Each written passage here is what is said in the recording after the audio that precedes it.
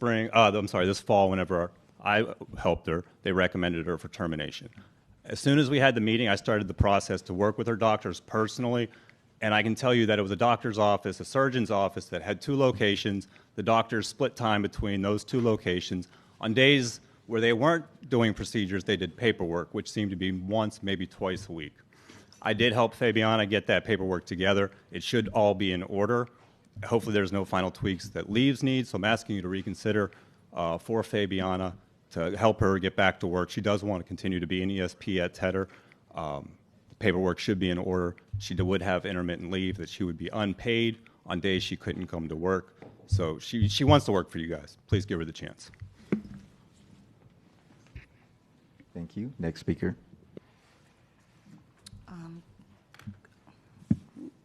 Good morning. My name is Michelle Benner Smith. I have been teaching for over 27 years in private and then public school districts. The last 10, I have worked in Broward County School District. I have no history of discipline. I have been rated highly all the years in the district, never below proficient or highly proficient, and have worked in a Title I school with exceptionally high ELL, English language learners population. I have generations of student parents request me as a teacher. 2 examples is I have a student in my class this year that I had her sister who's now in high school, one that's in middle school, and now I have the kindergartner. Parents and students know and trust me, and I've been given difficult students on many occasions that I've been very successful in my class due to the dedication and effort that I put in my job. My ability with students that have IEPs and behavioral problems led to the administration placing 8 students in my class 2 years ago, with a 90% ELL student population as well. 2 unidentified severely on a spectrum, and 2 assistants that were excellent. My scores were comparable or even higher than the other classes without IEPs and with 1 or 2 special needs. This, I guess, is why it led them last year to put 22 students in my class with 16 IEPs and 90% A1s and A2 ELL students, and 3 very high need students that were not yet identified that were severely on the spectrum. In the beginning, I was given a new assistant who refused to do her job and spent the majority of the day on the cell phone or the computer. I reported incidents of her walking out of the classroom, leaving to walk and talk socially with one student or all over the campus, and even walking out during testing. I knew the position was not ideal. This student even choked her, pulled her hair, and injured both of us, poking us in the eyes. In December, I attended a meeting with the ESE coordinator and the district and his mother. It was made clear that this child should be placed in a 1-to-3 or 1-to-5 ratio student-teacher classroom. I was told he would be moved by January. Obviously, this did not occur. My original assistant started to refuse to do tasks I requested even more. I have witnesses. She left. Just to summarize, in a 30-year career, she had a student outside of her door for 60 seconds where the student thought he was going home and waited. Another teacher got him, and now you're suspending her for 30 days without progressive discipline. Thank you. Thank you. Next speaker. Madam Chair. Hello, my name is Fabiana Smith. All I have to say is I have a degree for early childhood education. I really enjoy teaching. I really enjoy seeing the children, their work progress, become higher and higher. I worked for Ms. Benner for 1.5 years. I enjoy working with her. She's nothing but an excellent teacher and an excellent person, always saying thank you and, you're welcome. Saying thank you and asking you to do something, not telling you, asking you. And we comply with it, and we work fairly well. All I gotta say is I really enjoy the kids, and I really love working with them, and that's all I have to say about that. Next speaker. Good morning. My name is Celerine Samuels Pink, and my name was placed before you for a 3-day suspension on a day that pretty much looked like this. It's September 18th, and we had just gotten a delivery of new science textbooks. In addition to a lot of other roles, I am the textbook coordinator on campus. I gathered 10 to 12 students from the PE class to assist me with unloading, transporting, packing, and labeling the books from one end of the campus to another. When the bell rang, I was called by one of my colleagues who I usually have lunch with to plan with her for civics since she's not able to plan with the rest of the team. I spent my lunchtime going over resources and pacing and lesson delivery strategies with her. As we left her class to go and retrieve the students from lunch, as we both normally would, it dawned on me that it was not, in fact, a blue day, but instead a gold day. On gold days, I have a different lunchtime.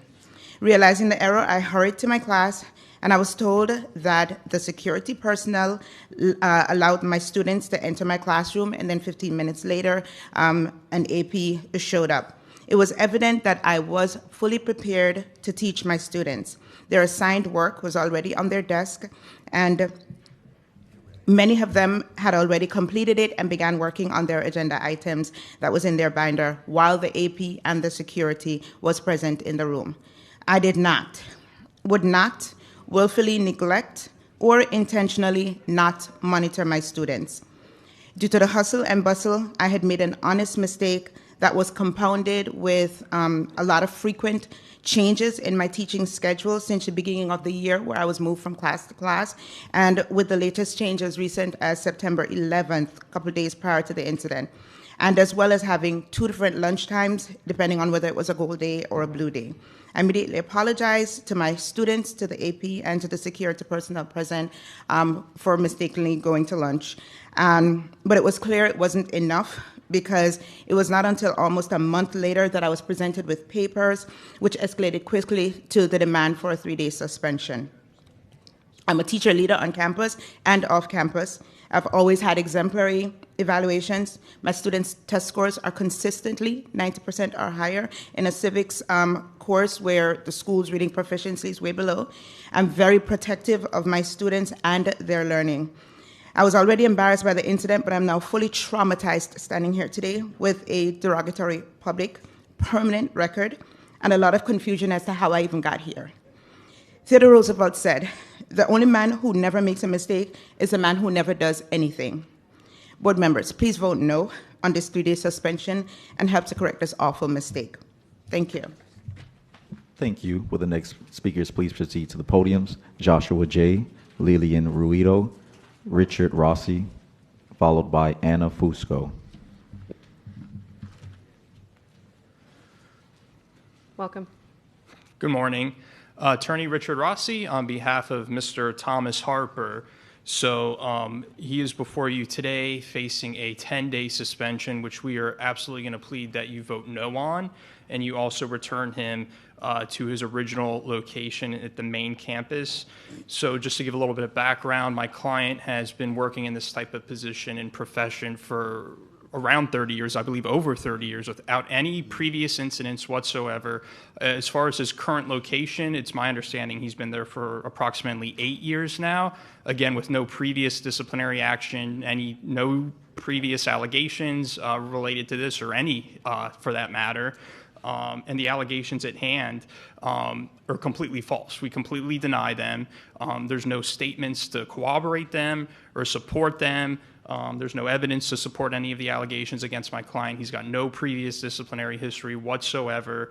This is a process that's been dragged out for roughly 7 to 8 months now. We came before the board back in November with the same plea before the board to vote no on taking any sort of disciplinary action, specifically the recommended suspension against my client. And we're here before you again today as this process continues to basically drag on and cause my client substantial harm. So again, our plea is that no action be taken, disciplinary action against my client whatsoever, suspension or otherwise, that he be returned to his original location of employment, which is the main campus of Sheridan Technical. And again, that's based upon the fact that these allegations are completely false. Again, we deny them, and there's nothing to substantiate them, no witness statements, nothing whatsoever. And he has no prior disciplinary history or similar allegations whatsoever on his record as well. Thank you. Thank you. Joshua J.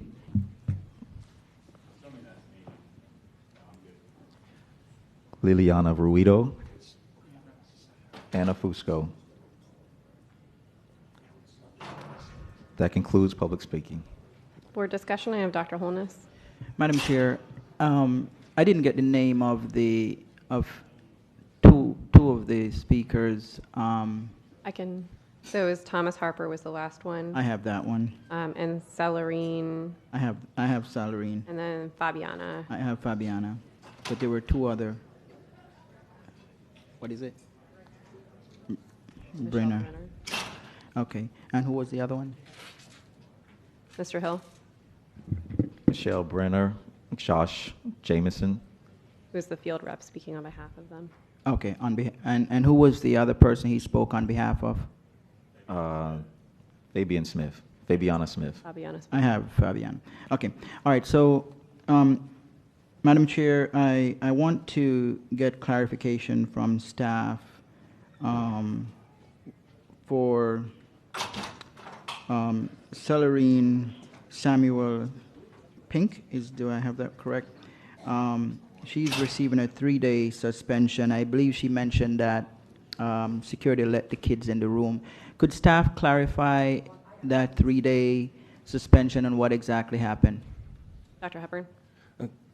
Is that the correct name? I think that was a different name. Salary. Ms. Pink? Okay, go ahead, Ms. Parente. Perfect. Heather Parente, Director of Professional Practices. So this employee attended a due process meeting on October 10th. The allegation was that she failed to report to her 6th period class for more than 30 minutes. During the due process meeting, she stated that, she was provided with all copies of all the statements. She acknowledged that she made a mistake, and she explained that she was confused by the schedule. The date of the incident was 9/18. However, that schedule had been in place since August 11th. Okay, so question, has she conformed to that schedule before, right? And with not being late or for class, so she's followed that schedule before? So the schedule was in place as of August 11th, and the incident occurred on September 18th. Okay, so she had followed that schedule prior to this incident? That is my understanding. Otherwise, we would have had additional incidents listed. Okay. All right, Madam Chair, I have another question for Fabiana. I believe it's Smith for Tedder Elementary. The issue is attendance being absent. Could you explain what exactly happened with this individual? Let me just pull it up. Fabiana Smith. Dr. Hepburn.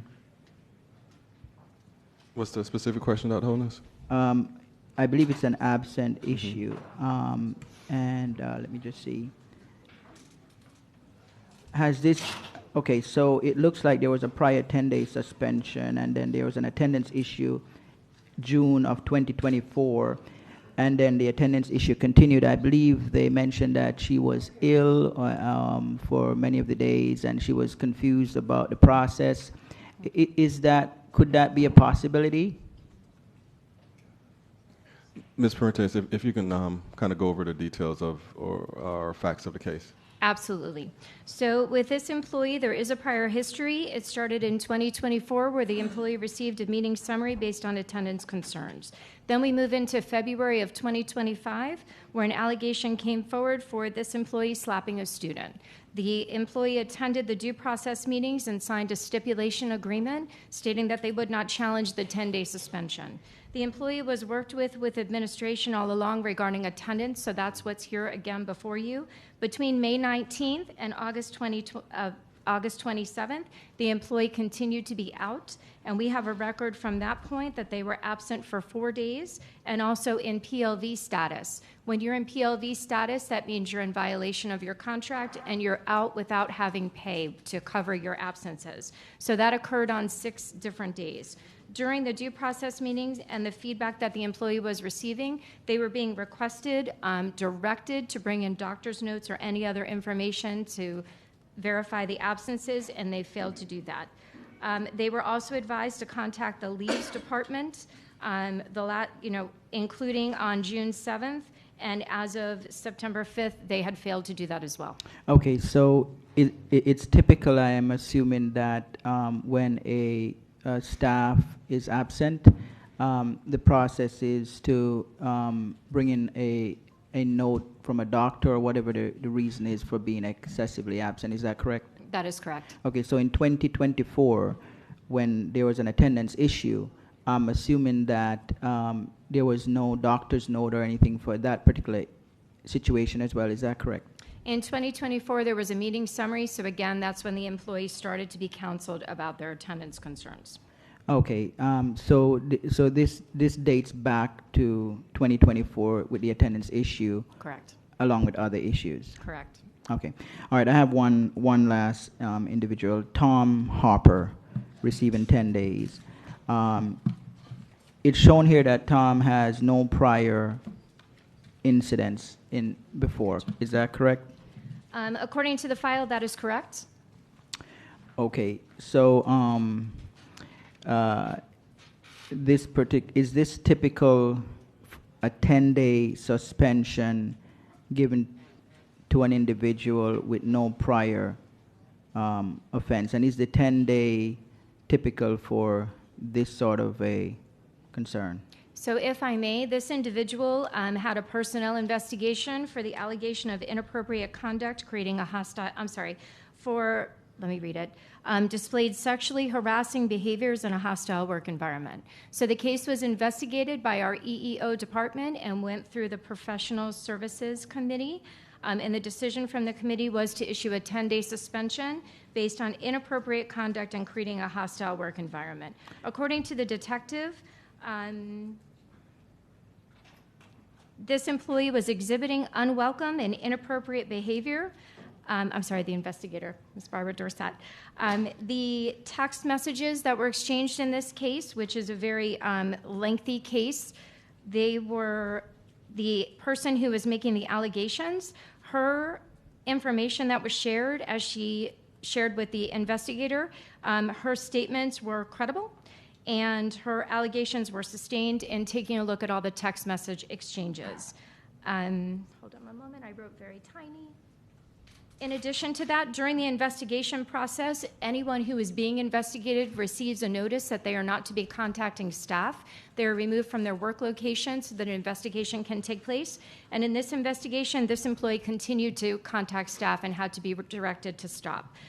Following the recommendation of a 10-day suspension once PSC was closed, it is our understanding from the employee that the gentleman still had access to the videotapes that shared in technical college and was still keeping an eye and monitoring the videos of this employee that brought this case forward to us. So coming out of this PSC was the recommendation of a 10-day suspension as well as moving his work location, and he was directed by his supervisor to not access videos that no longer pertain to him while he was reassigned pending the approval of this recommendation.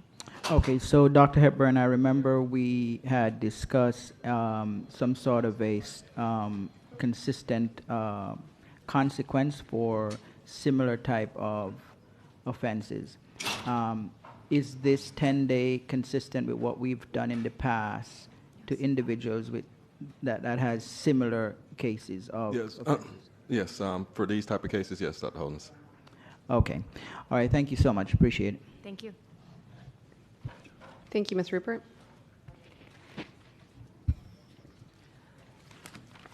Thank you. My question was actually for clarification for Ms. Smith, and we just recently heard that, so that I'm good for that. And then I did want to comment as a preview on another item that we'll be discussing today, One of the names on this list is Richard Smith for falsification of time records.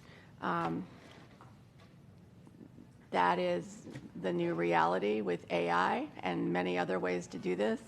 So I will discussing that further as in a neutral way for a department later on. So thank you. Thank you. Any other board discussion on H2? Ms. Hickson? Thank you. I'd like to ask about Ms. Samuels Pink. Was there any discipline other than just automatically going to a 3-day suspension? Dr. Hepburn? Ms. Parente. Thank you. Heather Parente, Director of Professional Practices. Consistently throughout the district, when a staff member fails to supervise students, we have issued 3-day suspensions.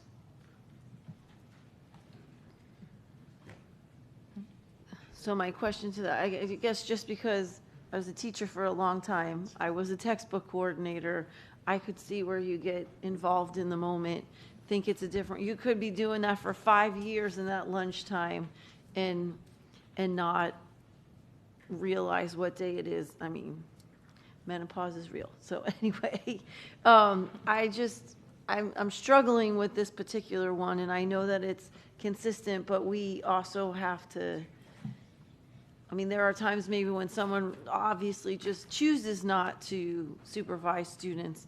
That's different, and I don't know how to identify the different ones. This one just doesn't feel like we should go straight to 3 days. It feels like it should be a warning to me. Would you like to make a motion? Yes, I'd like to make a motion to remove Ms. Samuel Pinks from item H2. Second. Moved by Ms. Hickson, seconded by Dr. Holness. Ms. Hickson, would you like to move her to a different date? So I guess I don't really want to remove her. I just want to make a suggestion to change I guess I'll change my motion. Okay. I'd like to make a motion to change the discipline for Ms. Samuels Pink to a written reprimand. Second. Motion made by Ms. Hickson to change the discipline for Ms. Samuels Pink to a written reprimand, seconded by Dr. Holness. Public comment on the motion. Dr. Natalie Lynch Walsh, Plantation, Florida. I support the motion.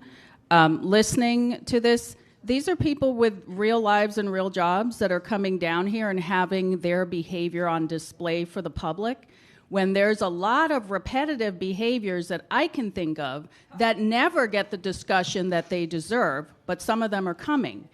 And so all of these little people are being raked over the coals, and I believe her when she said she forgot. There are people here that can't do the same thing that's in their job description twice in one day. Anybody could make a mistake and forget where they're supposed to be. I think we've all done it.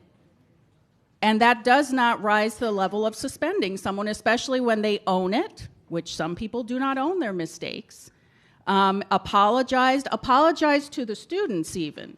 So I support it. It's a reprimand. If it becomes habitual, that's a different story, but it doesn't sound like that's what this woman would ever do. Thank you. Additional public comment? Thank you. Thank you so much for I've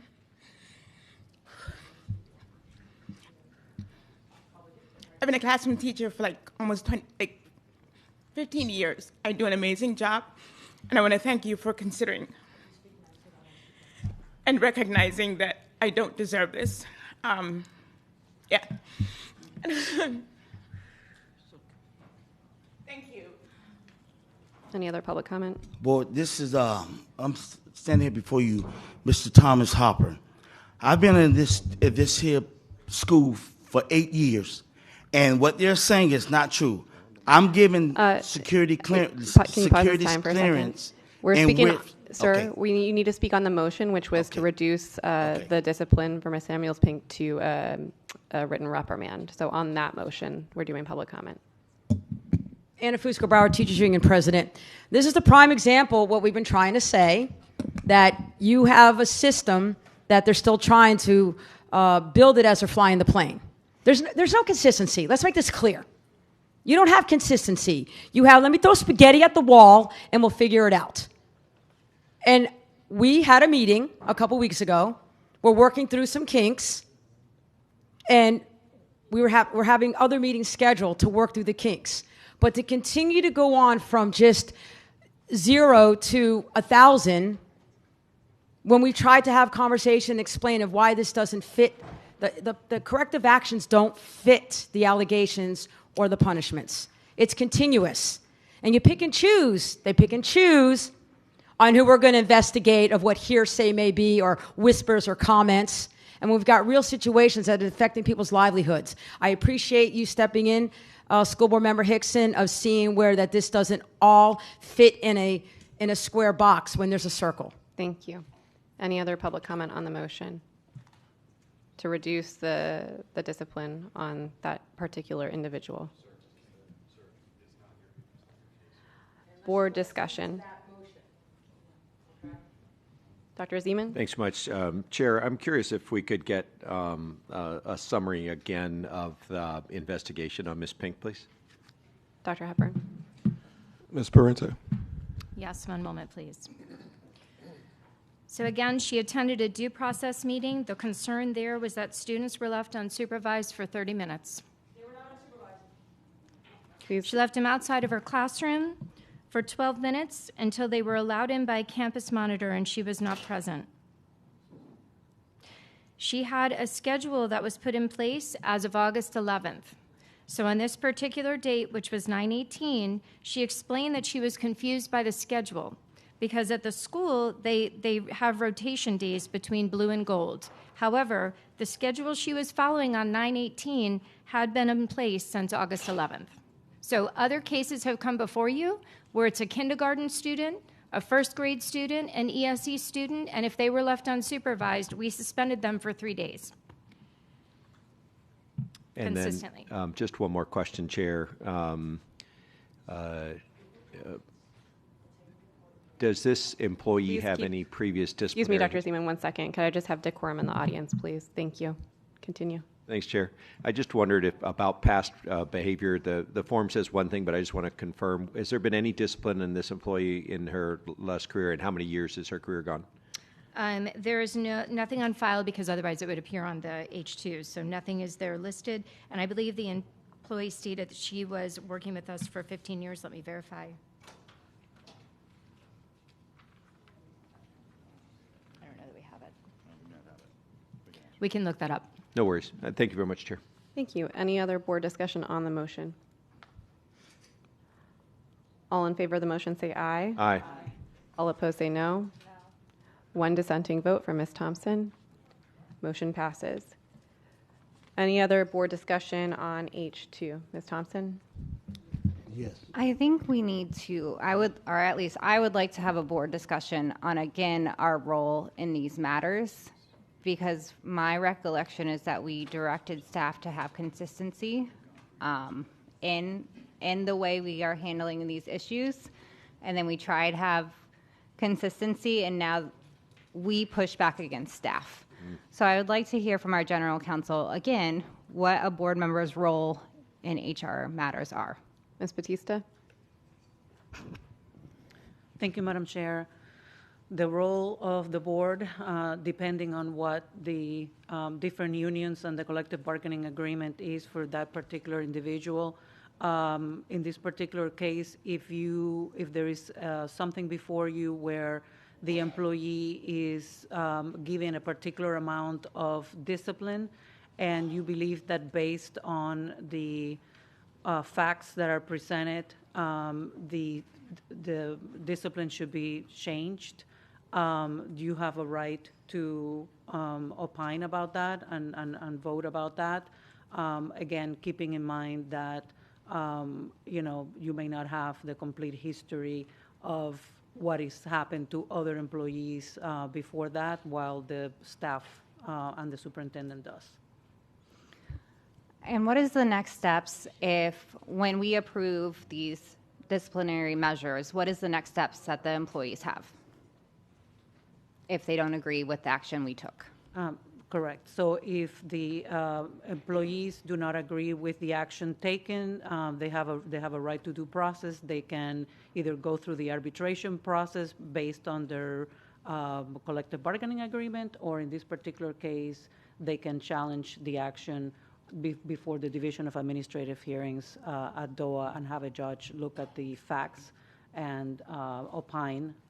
You have several actually cases on another item before you today where the ALJ opined that the 3-day suspension was appropriate, and in that particular case, even the judge said that termination would have been appropriate for that particular individual, even though that's not what the board sought in that case.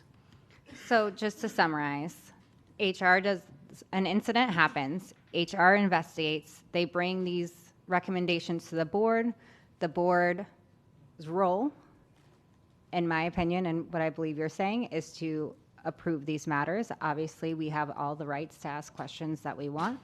If the employee disagrees with the process or the consequence, they have a judicial option, and then that could come back before us again. That is correct. Okay. So I would like my colleagues to really reflect on what they want to see in this process.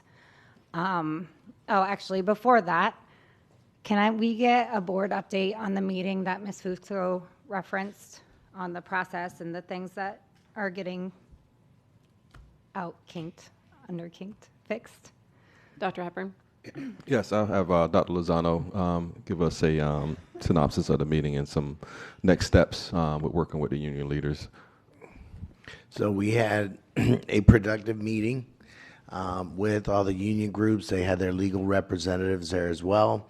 And we had our legal representative, Dr. Hepburn attended, Dr. Fulton, Mr. Sullivan, and myself and professional practices team. We discussed the current issues. We discussed looking at incidents and appropriate consequences. We discussed bringing consistency to processes in the areas that we disagree. And then at the end of the meeting, it was determined to put a work group together involving all individuals to address the situations that came up in that meeting. So I can have Heather Parente give you the specifics on the development of that work group. Thank you, Dr. Lozano. So our first meeting with this work group is going to be this week on the 18th. And we look forward to being able to share with all of our supervisors in the district, continue to share the guidelines, support their work. We want to make sure, and the concerns coming from the meet and confer and the union leaders, is consistency throughout the district. So guidelines are available when it comes to conducting such things as a due process meeting, but we certainly want to hear any other feedback they have, adjust any details that we need to, and make sure that we're very clear, consistent across the board. Thank you. So I just wanted to very quickly explain my no vote. I believe in this process. I believe we have HR professionals that review and do deep investigations, and there is a role and a option for employees to take the next steps if they don't agree with what we say. I also think it's important to note that there are people who are on this list who are unable to come to these meetings. And so the fact that we pull people off or we change things based on the fact that they are financially or physically able to come here, in my view, is problematic. That's all. Thank you, Chair. Thank you. Before I move to round two, is anyone new want to speak on H2 before I move to board member second comments? All right, Dr. Holness. Thank you, Madam Chair. So, Madam Chair, I'd just like to comment on a few things. And Board Member Thompson, I do recognize the concern that you have. But what I'll say is, I know that when HR does an investigation, as a board member, I meet with HR before we have these meetings. In fact, I was talking to HR probably an hour yesterday about all of them. So whether you show up or you don't show up, I am very familiar with everything that's here. So I'm not sure if showing up gives any further advantage. For me, I try to look at every single case, and I spend a lot of time meeting with HR before we actually have the meeting. My understanding is that when HR does their investigation and they bring before us what they recommend as consequences for particular offenses, the board has two options. The board has the latitude to decide if the punishment matches the offense or if it does not. If it does, then the board says, yes, move ahead. And then the employee has the option from that point to take the next steps, right? To appeal or and to try to defend their case. If the board does not agree that the consequence matches the offense, then the board can do one of two things. The board can vote no on the item, or the board can recommend a different punishment for that particular offense. So, Ms. Batista, what I've just stated, is there anything inaccurate in how I understand the process?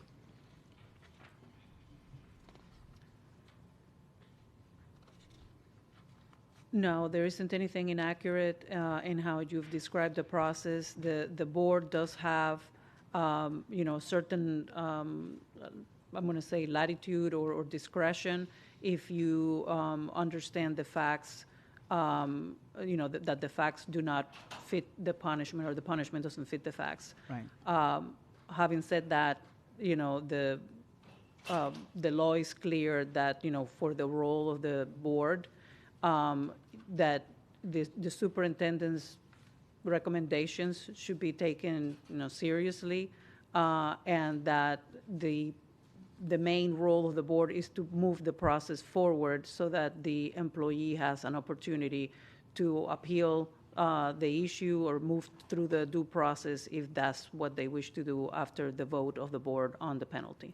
Okay, but is it fair to say another obligation of the board is to, based on the facts presented, not trying to change the facts, is to determine if the particular punishment that we're voting on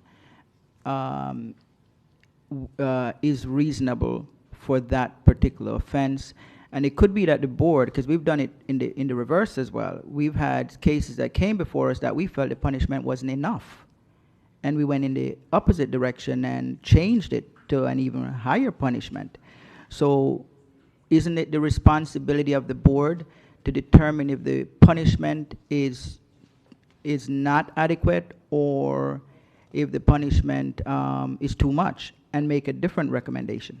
So if the board feels that the punishment is not sufficient, and you have had times when you have asked the superintendent to go back and look at the facts again to try and give a different, higher punishment. Right. So when you do that, the employee needs to receive new notice of that higher punishment. So it's different when you go down in punishment versus going up in punishment. From a due process standpoint, you need to give new notice to the employee if it's a higher punishment. Again, the superintendent and the superintendent staff is in the best position to make that determination because they have the whole history. They are doing this on a daily basis across the district, so they would be given deference in what they're bringing before the board. Understand. So the bottom line then is the board does have the option to determine if they believe the punishment matches the offense, and if they don't, they can vote no on the item, or they can then have the superintendent proceed with further action if it's a higher punishment, or make a recommendation. Correct. Okay. Ms. Hickson? Thank you. And generally, I agree with what Board Member Thompson has said, but I think we also as a board gave direction to the staff about consistency, and that's what they're doing. So I do appreciate that, but there are instances that come up that we as board members have to look at the whole situation and realize that there's a human element that sometimes gets missed in that consistency part. And I wouldn't want to make changes to everything, and there's still discipline here. I just think that in this particular instance, I could see myself doing exactly what this teacher did. I forget things on a daily basis. I walk in the grocery store and with a list in my hand and wonder why I'm standing there. So I just think that, she was sorry. It wasn't something she did on purpose, and that there is some discipline, which would be the written reprimand. But I think jumping to a 3-day in this particular instance, and maybe that's a discussion we have with staff, that they could look at the whole circumstances before they jump right to that initial 3-day, depending on what those circumstances were. But you can't just say everything has to be consistent and not allow the human element in there, because we all could see ourselves in that exact same position. If someone just went to their car to get something and left the kids, that's to me a whole different situation than someone who honestly just got wrapped up in something else and lost track of what was happening. And again, if it happens a second time, this isn't a discussion a second time, it's just that it was her first time. And I think that we all should put some human element into it. So I'm not suggesting this change because I don't think staff did what we asked them to. You 100% did what we asked you to, but it comes back to us so that we can look at it and decide if that's the route we want to go. So I don't necessarily disagree, but I think every instance has some circumstances around it. So thank you. Thank you, Dr. Zeman. Chair, did we have Michelle Benner from Tedder Elementary School speak today? Yes. That's the case that stuck with me a little bit. To my read of this case, there was a teacher who is on our list that asked an assistant teacher to watch a child. The assistant teacher didn't hear that, and the child was left alone for 1 minute or so in the hallway.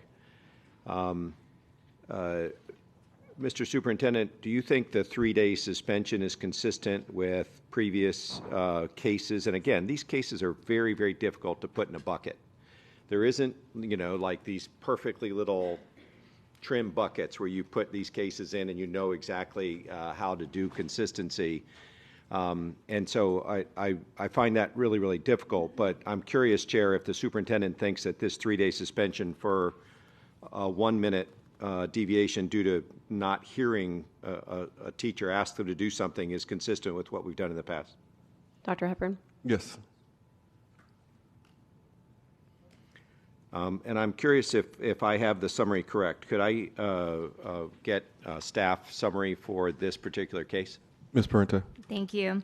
Yes, this teacher attended a due process meeting August 12th, and the allegation was that on May 28th, in the first floor, middle of the hallway, a kindergarten class, it was reported that when transitioning from one room to another, 1601 to room 1615, a student stepped out of line as the class entered the classroom. They remained unsupervised in the hallway. When the employee came to the disciplinary conference, they stated that they acknowledged that they were unaware that the student was not in line, and it stated that they did not know the situation. They did not know how the situation occurred. They did ask that the teacher assistant supervise the student, however, apparently didn't hear her, and there was video footage showing that the student was left outside in the hall. Terrific. And Chair, am I right that it was 1 minute of time that the student was alone in the hallway? Dr. Hepburn? Ms. Parente. Let me go back and look. The student was left unsupervised in the hallway, and after about 1 minute, a staff member observed the student and escorted them to the classroom, is what the document reads.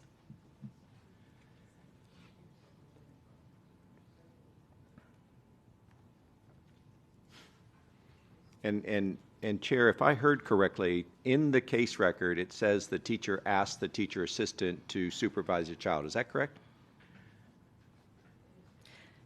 Ms. Parento? Yes, thank you for that. Let me continue to read. So during the due process meeting, the teacher acknowledged that they were unaware that the student was not in the line and stated that they did not know the incident occurred. The teacher stated that they had informed their teacher assistant to supervise the student. However, the video footage showed that the teacher assistant did not exit the class and instead was in the room 1601 during that time.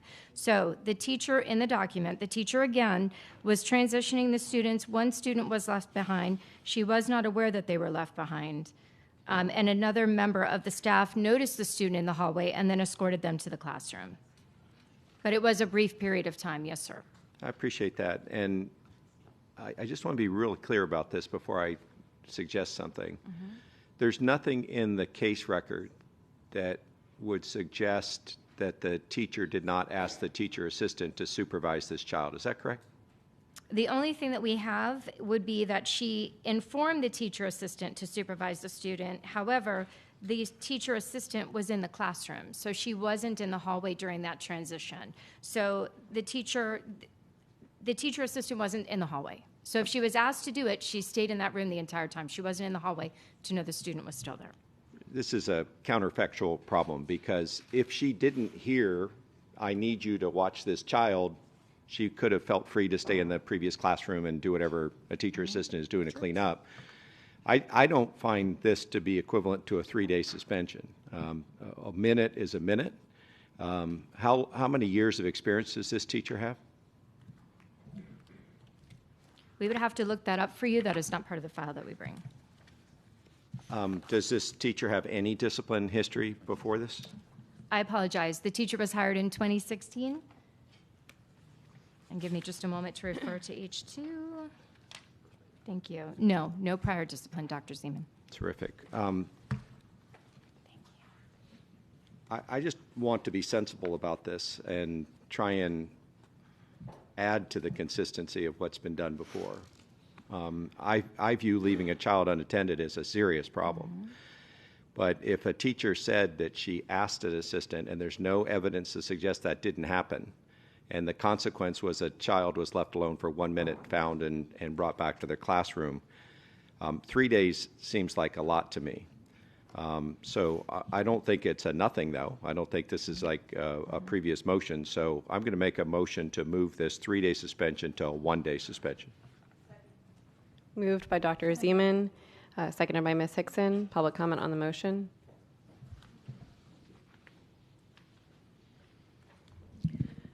Dr. Natalie Lynch Walsh, Plantation, Florida.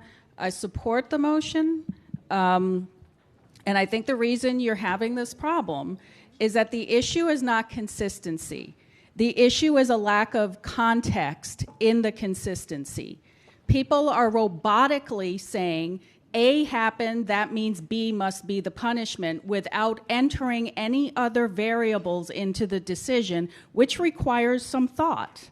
And that doesn't seem to be part of the consistent process, which we all know processes around here are not consistent. You guys have a due process problem. You got Anna Fusco and Lisa Maxwell to practically hold hands at the podium to tell you you have a due process problem. And I can certainly tell you and have that you have a due process problem because there is no consistency.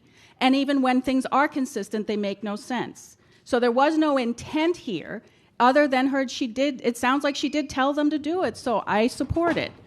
Intent, context matters. My name is Dr. Trudy Germanovich. As a former first grade teacher, I'm appalled by what's happening here.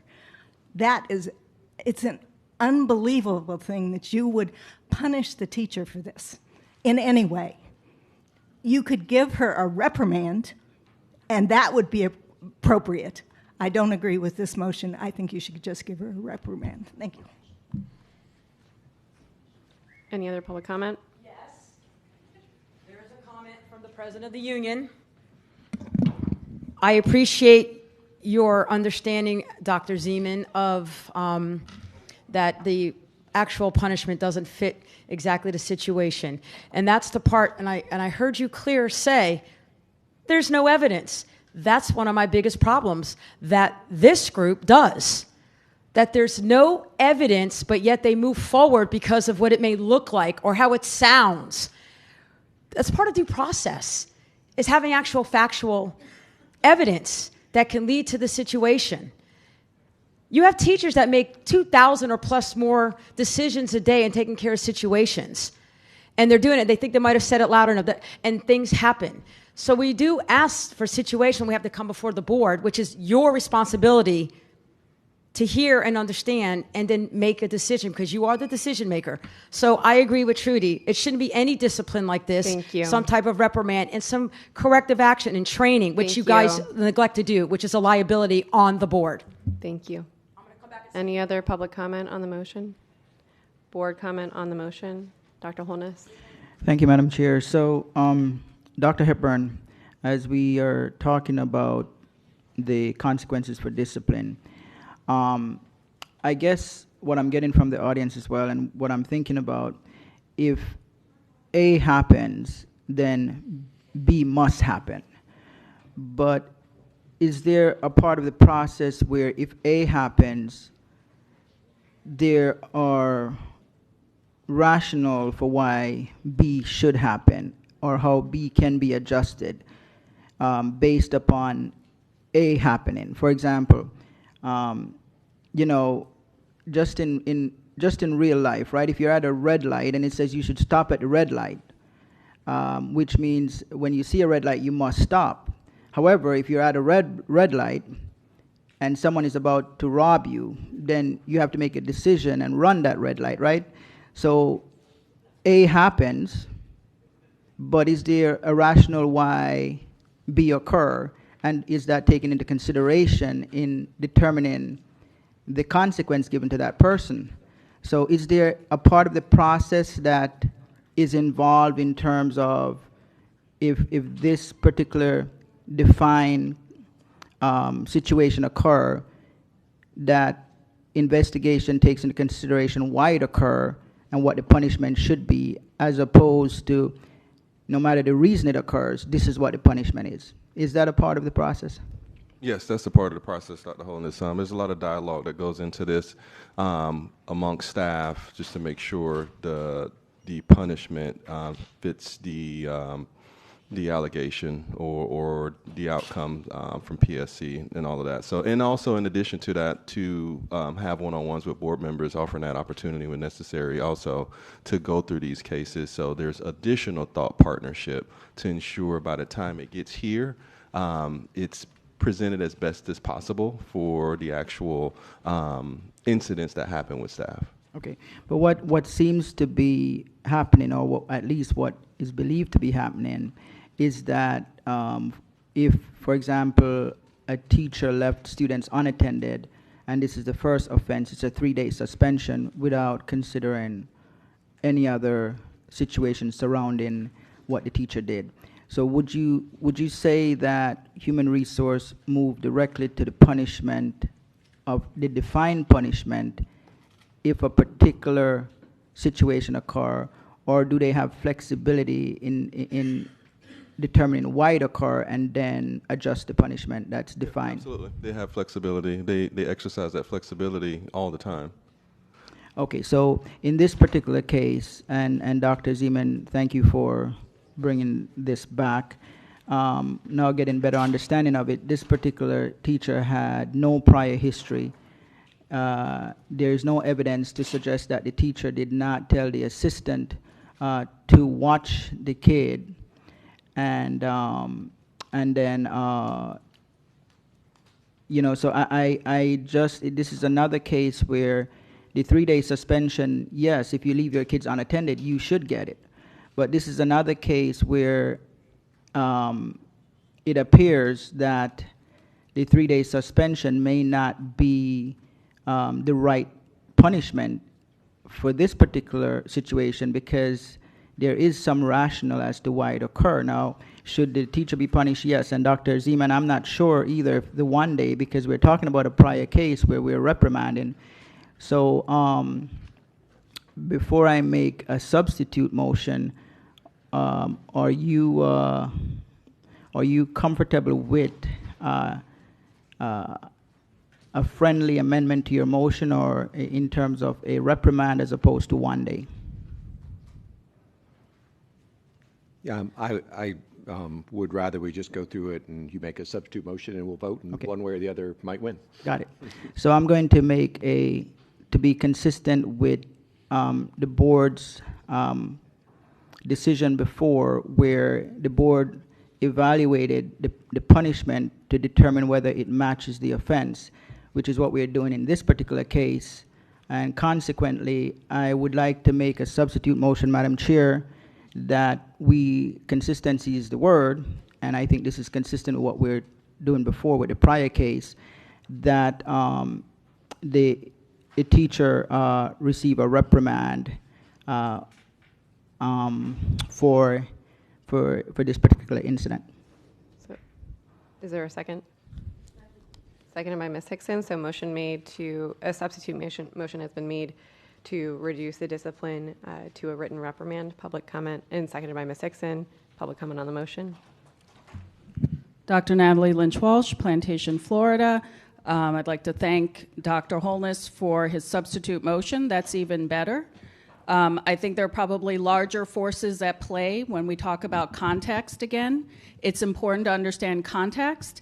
And since Florida Statute 1001.425A says that the board provides for things like suspension and dismissal, you have a discipline matrix. I don't know if you've ever seen the discipline matrix for employees, because that's where you can fine-tune this one time instead of every time we have these meetings where corrective action comes up and adds an hour to the meeting as you try to do the right thing, because staff has taken context and intent out of the decision-making process. If we saw such a matrix or saw the thought process, then maybe we could trust it. But I fully support the motion for a reprimand. And I did ask last time that these things be audited, and that didn't happen, and that's one of the reasons we're back again. Thank you. Ms. Batista? My name is Dr. Trudy Hold on Germain. 1 second. Oh, sorry. Yeah, just a couple of points.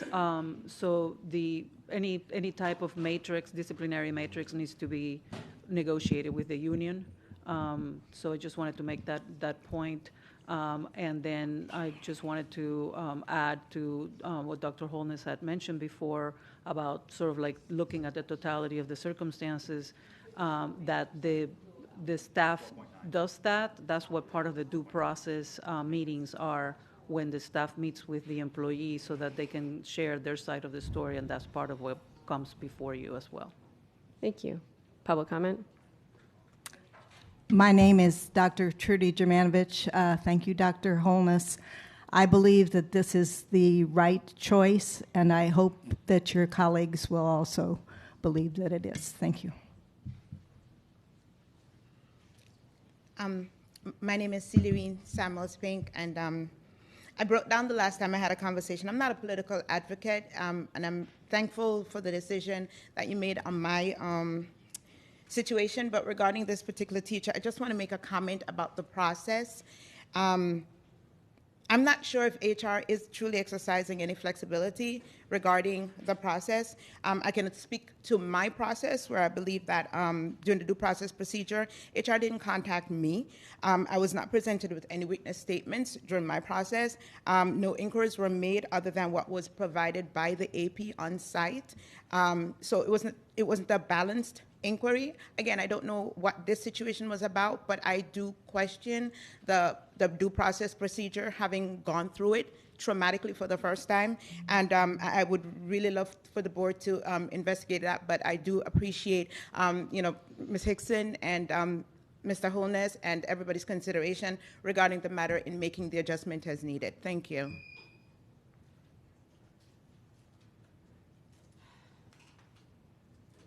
Anna Fusco, Broward Teachers Union President. Well, you heard it, but yet you've got board members up there that say, we want to keep in the faith of the staff, that keep coming back and putting it on you. We have asked to hold off on going forward with putting discipline on the board so we can get the process pristine. But you didn't direct that because you want to have faith in the staff. I'm not standing up here saying things that aren't happening if they aren't happening. I've never done that. You guys know me up there. I come with facts myself, and I've never been misleading. There is a process with new people that are trying to figure it out. And it is not consistent because they don't run the due processes. You do understand that. They do not. So I support that we change this discipline, and I'm asking for further to not have any more disciplines come to the board till we Thank get it you. under control. Thank you. Any other public comment? Good morning, Rachel Daly, Pompano Beach. I'm going to piggyback off the previous speakers. I can tell you the process is very flawed. They reassign you. They don't tell you why you're there. You don't know what you're there for until you go and speak, and then they give you the information. There's no preparation. So you're sitting there trying to figure out why you're there. The lack of communication with HR is very minimum. They treat you like a criminal, and sometimes 90% of the people have done nothing wrong. So it's very, very flawed, and I support the investigation of looking into the process and ensuring that there's equity across the board, because it's definitely not equity. And I'm speaking from personal experience. Some things they sweep under the rug, and they close out in 3 weeks. Others, it takes months. Thank you. Any additional public comment on the motion to reduce the discipline to a written reprimand? Board member discussion on the substitute motion. Mrs. Alhadeff? Thank you. I just want to, the maker of the motion, confirm that he is speaking to Michelle Benner, and it is a written reprimand, and also training would also be a good idea to add. Okay. Board Member Alhadeff, before I answer your question, Dr. Hepburn, what kind of training is available, if any, as a part of a consequence to an employee that has left students unattended? That would be definitely school-based training with their administrator. Just going over the protocols of supervision, active supervision, being in front of your door, knowing who to contact if you do need to leave your area or your classroom. That's a school-based leader training with their employees. Okay, and how do the board or you receive documentation that this training occurred? Yeah, we could just create a form and a doc for the employee and also the school leader to acknowledge that that happened. Okay, so Board Member Alhadeff, I will accept that friendly amendment to it, that this employee has some training to understand the importance of ensuring kids are safe regardless of who you tell to watch them.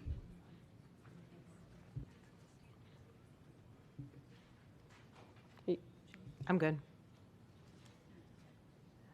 So an amendment has been made. We need a second for the amendment. Second. Ms. Batista. So the second would be, you're making an amendment to the substitute motion, so there needs to be a second to your amendment. Second. Thank you. Seconded by Dr. Zeman. She can't second her own amendment? Okay. Ms. Alhadeff, you're done? Okay. Ms. Thompson? Thank you, Chair. I have a question for the General Counsel. Is there any laws related to supervision of our children? Ms. Batista? Through the chair, yes. There are several statutes and State Board of Education rules that do speak about student supervision and reasonable supervision being appropriate as a teacher, yes. Thank you. And then I'm assuming we have video cameras in our schools, obviously. So did the staff review how long this child was left by themselves? Yes.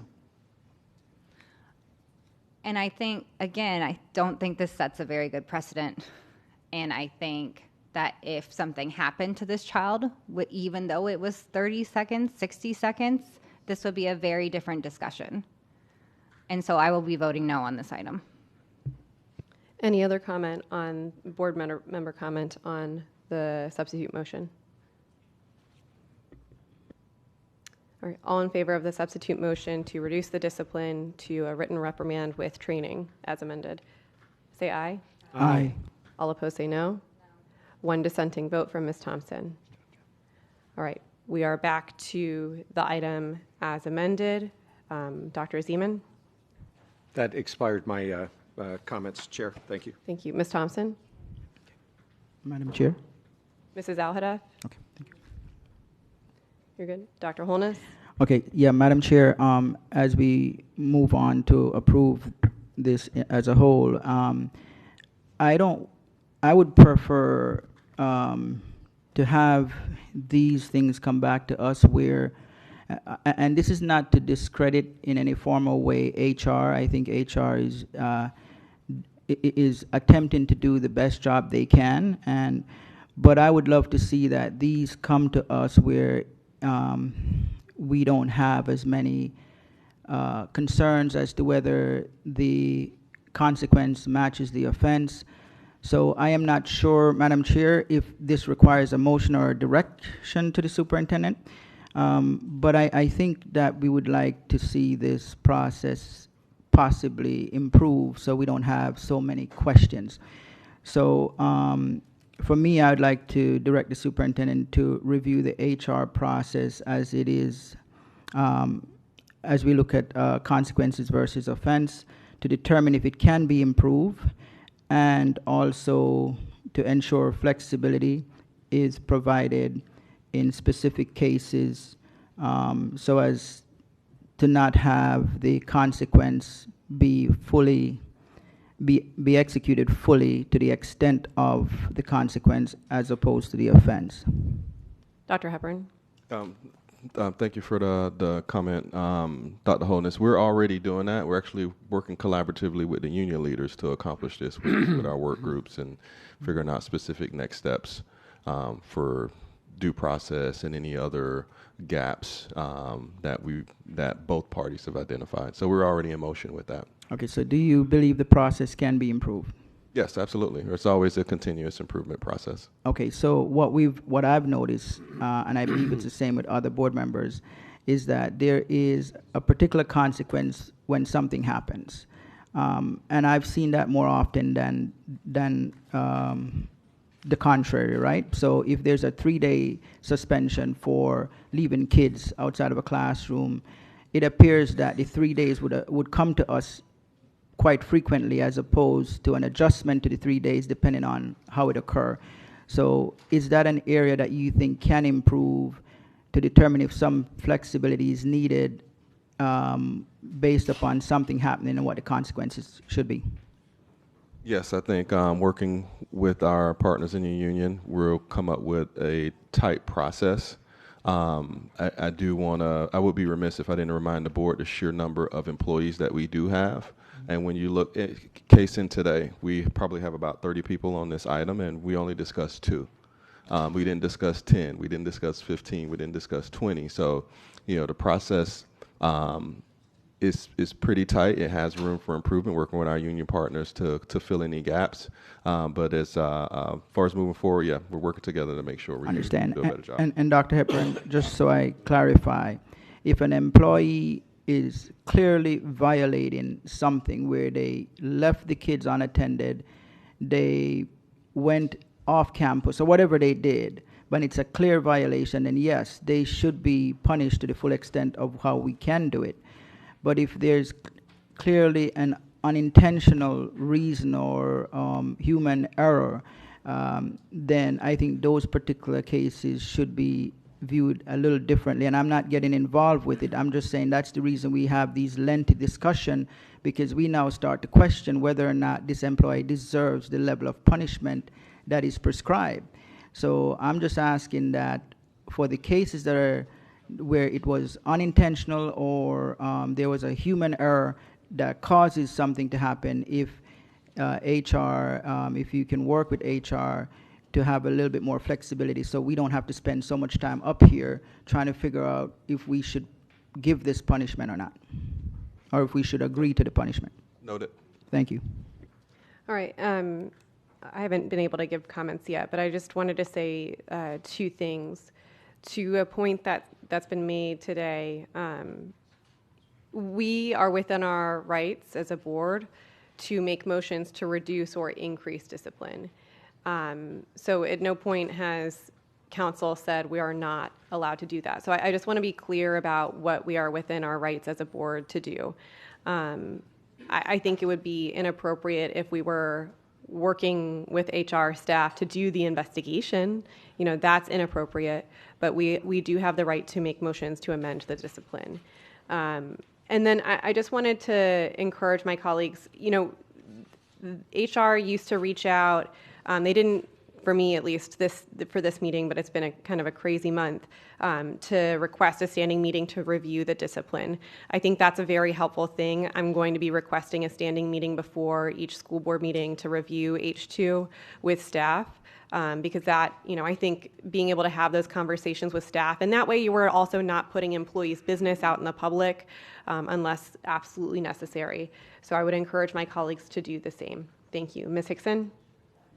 Thank you. And I just want to, I guess, end the discussion saying, I just want to remind us and everyone and the public, really, staff did exactly what we asked them to do. We said, be consistent and zero tolerance when it comes to students. So I don't think this is really about staff not following the directive of the school board. It's just that when certain things come up, it makes you as a school board member pause to say, does this really make sense? So I just want to be clear that as one board member, I don't think staff is doing anything out of the ordinary of what we asked them to do. We asked them to be consistent and to have zero tolerance when it affected students. So I appreciate very much what you do. It's just when it comes to us and we look at it, and even when people come up and tell their story, it just gives you a different perspective. And then we have these discussions. So I take advantage every month of the discussions with HR, and a lot of the things we discuss get changed before it comes here. So, but again, sometimes I miss those little pieces of it, and someone comes to share their story, and it makes you pause to say, oh yeah, that doesn't make sense. So thank you for doing what we've asked you to do. I just want to be really clear. They're not going rogue in any way, shape, or form. They're doing exactly what we asked them to do, and thank you. Thank you. Any other board member discussion on H2? All in favor of H2 as amended, say aye. Aye. All opposed, say no. One dissenting vote from Ms. Thompson. Ms. Batista? On voting no on H2? So this is about discipline. This is not about hiring. Hiring. Got it. Yes. Thank you. All right. Now is the time of the agenda where we take public speakers. We have split the general public speakers to incorporate a morning session. Each registered speaker is reminded to present their agenda comments in accordance with policy 1020. Natalie Lynch Walsh, and then Delvin King.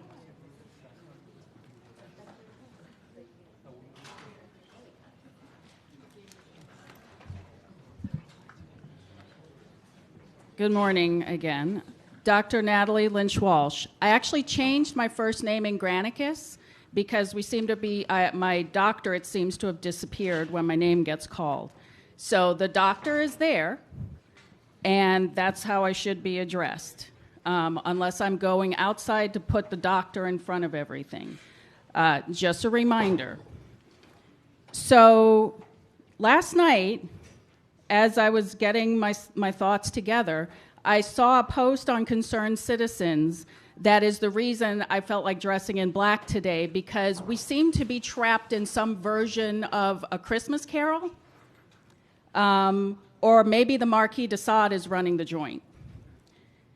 Did you guys direct the superintendent to send families communications that their kids, because of the meal charges, they can't participate in extracurricular events or activities if they don't pay up? And pay up by when? Was this appropriate to send out right before the holidays? Just a thought. Because now you're getting beat up on Concerned Citizens for appearing to be the Grinch or Ebenezer Scrooge. Unnecessarily. Who does this? And that is directly about children, and you still haven't solved the problem. So just a thought. So in other news, if you guys are not going to cover 1070 later today at your 4:45 p.m. time certain, please let me know, because I can only sign up for 4 items, which I did. And if that's not going to be one today, as it should not be, because it should get looped, please let me know sooner rather than later, because I don't know when you're going to discuss the DD items, and I might want to speak to that. My name literally means Christmas, so yesterday I sent you guys a Christmas present, and I hope you don't return it, because I am desperately trying to get the board on the right path when it comes to 1070. I sent you my analysis updated on 1070, and it being currently an invalid exercise of delegated legislative authority. Just because your superintendent has poor judgment does not mean you need to follow him into the abyss. Nobody put a gun to his head and said, please remove this woman from committees. Nobody did that. He did that on his own. And he did that because of a flaw in your policy.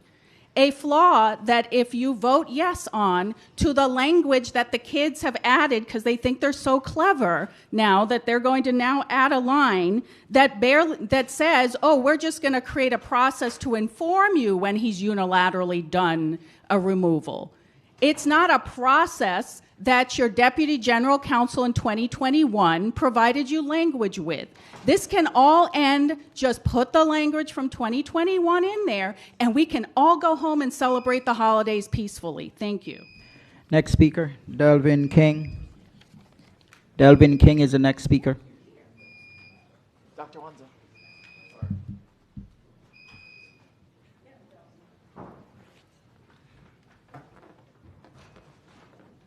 Go ahead.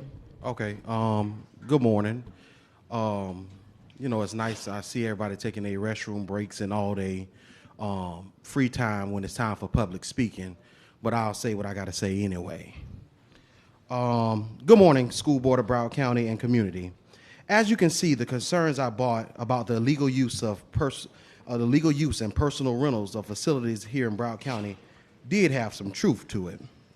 But the bigger issue is the Office of Facility Planning and Real Estate, under the direction of, I see now it's just Chris, because Rachel was removed. Everything going on from the handy building leasing foolishness to the legal facility use comes out of that office. In my honest opinion, Rachel Daly is the leader of all of this. She is the brother of someone who was, she's a sister of someone who was just arrested. She dropped her son off to participate in some of these basketball tournaments, not to only say that her son attended Blanchila High School and was on the basketball team under her brother, let alone Rachel Daly owns and operates multiple businesses that rented facilities here in Broward County, which she took her name off of and put it in her sister's name. Again, she attempted one time to rent out Pompano Beach Elementary School to charge $50 a car for parking at the Pompano Beach amphitheater events. For her to be over facility rentals, she know every rental that goes on throughout the district, and she can't dare stand there and say she did nothing wrong. After seeing all of this, it reminds me of the words of Metro Boomin. Take me through there, take me through there. Take me through there, take me through there. She don't know what she doing. Rachel Daly just giving it out. Thank you so much. Thank you. Next speaker, Liliana Rudo.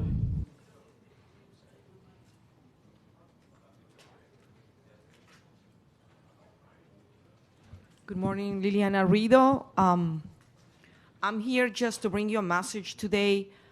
During this holiday season, I would like you to reflect in many, many points. And one of the points is,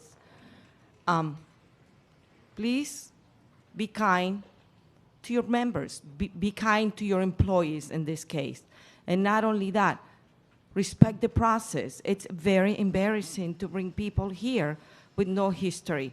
I'm very happy about the motion that you guys put on the floor and it went through, because how can you put people through this process when you don't have enough evidences? So that's one point that I wanna ask you to reflect on the employees. You wanna keep your employees in the classroom. You want to keep your employees happy. They already have enough pressure as it is. So another part that I would like you to reflect is, remember, for you to be so demanding and so strict in so many areas, then you know what? You need to act accordingly, because it's very obvious that you're bringing people here who has no record. The only thing they have done is love, care, teach, give, and give, and give, and give. And by you bringing them here, it's an embarrassment. Everybody out there watches what your guys are doing to them. I'm sitting here. I am a teacher myself of 24 years, and I taught every single grade level. And when you work with young kids, you remember you are multitasking in the classroom. You're doing 200 things at the same time, but at the same time, they're human. They're not robots. So having conversations with employees before you expose them or before you suspend them is a big deal. If you want to keep them in the classroom and you want them, to continue this job or doing this job that it's very hard, to be done lately. So I'm going to ask you during this holiday season to reflect and think before you act and before you take action against good humans, good people. They have family, they have people who are watching after them, and ask yourself one thing. Ask yourself, how will I feel if this would have been done to someone in your family or to your own self? So you don't know how rough it is until you are in it. So again, I'm going to ask you to reflect on your employees and treat them with decency, love, and respect. Thank you. Anna Fusco.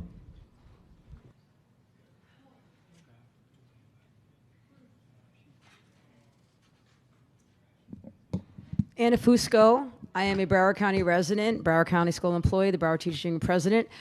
I am speaking as all of them. I'm happy to hear that my colleague over here asked you guys to reflect. We ask that all the time. I ask you guys to care. You need to care. That's the number one reason why things go south, is people don't care. As I watch people slouch, don't understand what really happens, we don't get to see all of the evidence. Your name's on it. You guys sign off on things. Why would you not want to know every single thing that you guys put a check mark on and said, I'm approving it to go forward? You're elected by your constituents in every group that you represent in Broward County. So to sit here and hear any of you make some of your comments makes me cringe, especially when you are a former Broward County School employee. It's amazing. Yes, we have cameras in all the schools. Yes, it can watch everything. We should have a plentiful amount of security that walks the halls, that there should never be a moment where if a teacher thought that they made the comment to have somebody watch and they didn't hear it, that there's people walking around, checking around the schools at all time. There are multiple facets that can always be preventative that these type of situations don't happen.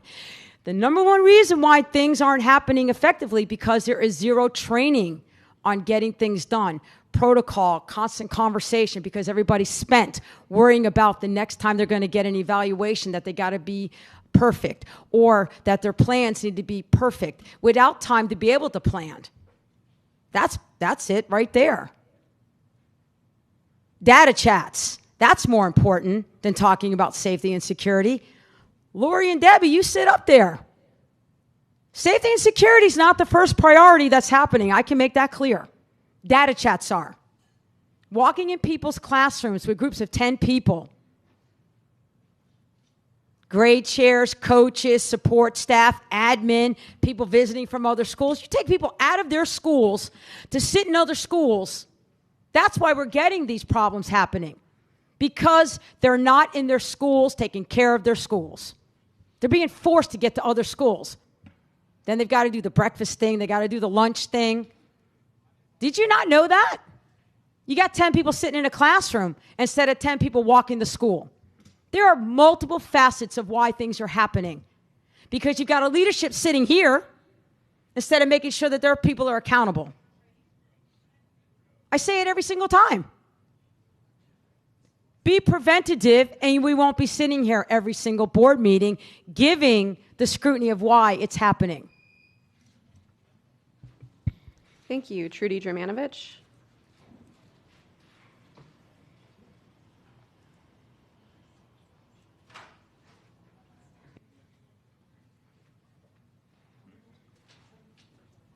My name is Dr. Trudy Germanovich. After the incredibly insightful material presented by the North Area Advisory, I began looking for related items on social media. I'm reading a written comment for a teacher who has multiple jobs in order to just make ends meet. I am in opposition to the amount of testing, which, this is what she wrote, I am in opposition to the amount of testing which is being required by the district. My name is Jordana Egan, and I am in the 19th year as an educator in Broward County. I also serve as a cooperating teacher for student interns. Our current testing demands are not sustainable, not developmentally appropriate, and not aligned with what we know about how children learn. This is not progress monitoring. This is instructional theft. Kindergartners, 5-year-olds, are required to take 59 tests. Research is clear. Young children learn through play, exploration, movement, and conversation, not by sitting at computers clicking bubbles. Leading child development organizations warn that excessive academic pressure elevates cortisol, increases anxiety, and reduces intrinsic motivation. We are not building confident learners. We are creating children who associate school with stress. Teachers want meaningful data, but the data we're getting, especially through Performance Matters, is unreliable. Glitches, inconsistent scoring, and errors requiring retesting or manual corrections steal instructional time. Across a year, these interruptions add up to months of lost teaching. The results of this overtesting culture are visible. Children overwhelmed, teachers exhausted and leaving, families frustrated, enrollment declining, and going to other charter or private schools. As someone who trains future teachers, it's heartbreaking that the message they receive is that teaching is now about collecting data points. That is not why they entered the profession. Our students deserve classrooms where curiosity is encouraged, not interrupted for yet another assessment. They deserve teachers who have time to plan and teach. They deserve an educational experience grounded in sound developmental practice, mental well-being, and authentic learning opportunities. I am asking you to reduce the testing load immediately and meaningfully. Return instructional time to the teachers in their classrooms. Prioritize children's mental health over excessive metrics. Allow teachers to teach. Our students are human beings, not data points, and they deserve an actual education, not an endless series of tests. Thank you. I now turn it over to the superintendent for his report. Thank you, Madam Chair, Vice Chair, board members, and our BCPS family. Hopefully having an awesome morning. As we approach winter break, I want to take a moment to speak directly to our students, staff, and families. This is a well-deserved time to rest, reflect, and to definitely recharge. I encourage everyone to enjoy the break safely, spend time with loved ones, and return refreshed and ready for the work ahead. On behalf of all of us, I wish you a peaceful, joyful, and restorative winter break and happy holiday season.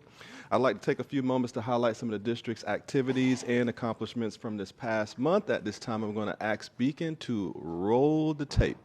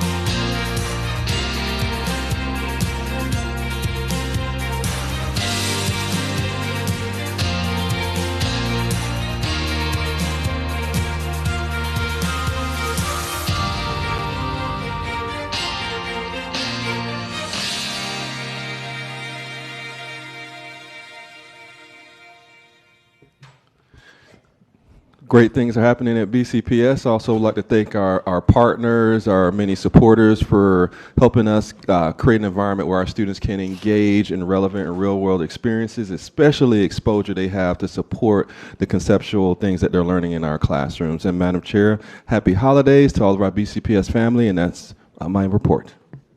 Thank you. We will now go to updates from our district partners. First, Broward Education Foundation. Good morning, everybody. James Knapp, President and CEO, Broward Education Foundation. Good to see everybody. I just wanted to start by saying thank you to everybody who came and supported our Broward Education Foundation Hall of Fame event. It was one of our best events yet. It generated a great amount of revenue that's actually going to get to go back to the students, but it also brought in some new partners. And grateful to everybody who came and those who couldn't still sending their well wishes. Just wanted to say thank you for that. And then the second piece that you'll be getting information on, and not just getting it just yet, will be the Idea Expo is going to be January 31st. I know that that's been something that has been a little bit better attended here in the last couple of years, because the Idea Expo is the greatest minds that I think that we have in the country are sitting right here in our Broward County Public Schools, and allowing them to kind of expand those minds and share with each other and do best practices and things like that within what it is we do. So that'll be January 31st. You don't have to remember it or write it down. You guys are going to be getting that invite. But I just wanted to say thank you and give you guys a heads up on the January 31st. Please let your districts know. We're going to hopefully be able to get you a list of how many schools from your district are sending people. And we're really excited about it. So that's January 31st. It's going to be taking place again this year at Fort Lauderdale High School at 7:30 in the morning. I know it's a Saturday, but that's the only way that we can actually get it all in, to make sure that they get the chance to convene and get with each other on sharing ideas and thoughts. Thank you guys so much. Thank you. Broward County Council PTAs, PTSAs. We did receive a written report.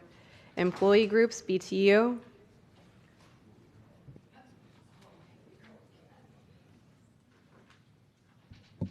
Broward Teachers Union President, first of all, I would like to share that Broward Teachers Union does wonderful in negotiating, because we rocked a $2,150 raise for the Pembroke Pines Charter. No touch their insurance, affordable family plan, affordable child plan. But our Broward County Public Schools wants to come after our insurance and put it on the backs of their employees. You've already gone to impasse. The Broward County Public Schools called impasse. You called impasse, unheard of, on 2 union groups already, because you want to chokehold the insurance, because your budget is in the red of what? I keep hearing all these different numbers, 40 million, 60 million, 80 million. Which is it? So you guys have a poor budgeting practice, and you want to put it on your employees. And you hear how our employees have to work 2 or 3 jobs just to make ends meet. And then you come in with a 0 raise. I'm suggesting you take some guidance from the Pembroke Pines Charter on how they were able to budget. Oh, and I forgot, an 8% increase on the referendum, which we're going to be asking to bring out the funding of where the referendum dollars are, because taxes are up there and we haven't seen an extra dime.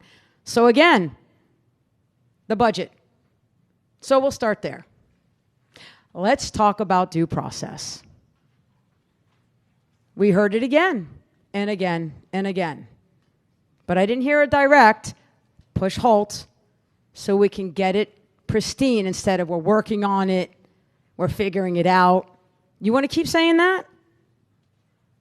It's on you. The statute's clear. The statute is clear. Let's go to the next piece. Testing. Are you aware of how much testing the students do in the Broward County Public School system compared to actual instruction? I'm asking you to get an audit on that. Dive into it. It's extreme. Every day I've been consumed more than ever in my career of 10 years as union president about the testing. I'm asking you to pull some of it off of the plates of our students. Our teachers are overwhelmed. I cannot fathom how our students are. We know that they need to show what they've learned, but if we're just barely getting through to be able to teach to take the test, which is what's happening, because again, excessive data chats, excessive of putting board configurations, this group of people that need to walk through the classrooms to see what we're teaching. You know how you can see what a teacher's teaching? Teacher up there, teacher, teacher, teacher, teacher, teacher. You teach. You walk in my classroom, it doesn't matter what I have written on the board. It matters what you're watching me do to the minds that I'm in there teaching. I've asked it over and over again to pull off. You want to come for our insurance. You don't want to offer a pay increase. I've got teachers that are trying to make ends meet. Let's not even talk about our employees that make $15 an hour. But you keep imploding on them more and more and more and more. Take something off of their plates so they can keep their head above water. And I am saying it publicly because it has to be coming from the 9 school board members, 0 raise, and let's make them pay into their insurance when you still have 6 schools. S-I-C-K. Sick schools. They need the insurance to get some preventative. I promote the acupuncture and the massage therapy and different types of wellness to help keep them healthy. But when you walk into a school, because again, you've cut back on school. You said you weren't cutting. We know there's less custodians. We know there's less security. I don't care what you tell the public. We walk to schools. Go ask a teacher what it's like in their schools. If you have less employees, but the demand is still there, what are people going to get done? Run down. I'm asking you to rethink of what you're bringing towards your employees and give your high executives some better direction on making it work. Thank you. BPAA? SMAB? FOPI? COPA? PBA? All right. Thank you, everyone, for your presentations. Could I have a motion and a second on JJ10, please? So moved. Moved by Dr. Zeman, second by Ms. Hickson. Do we have any public comment on JJ10? Yes, we have Greg Rossman is the only speaker registered. Thank you. Good morning, and thank you for the motion to bring this up.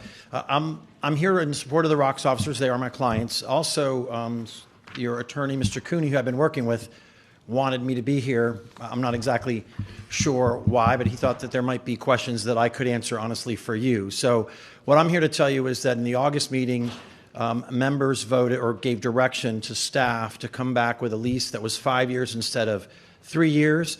And member Al-Hadef, thank you very much, made that motion. And then there was a separate motion for the renewal to be at the exercise of the officers as opposed to the school board. And those are the two issues that we worked on essentially, and took a couple months. Actually, the first versions I was sent were 3 years and had no changes. So it took a while to get there, but we got there. The only other comment, so the ROCS officer is very satisfied with what's there.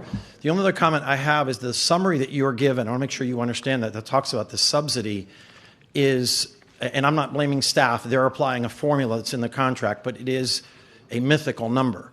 That is not the amount of utilities the officers use. They have trailers. That amount is more than a 2,200 square foot home in Hollywood with a pool uses in a year. So I want you to understand it is, they just take, it says right in, it's 2-23, I believe is the item, talks about just taking the entire electric utility bills of the district and dividing it proportionally by the number of students, and I guess they count the officers maybe as a student. I'm not even sure because it's not even clear.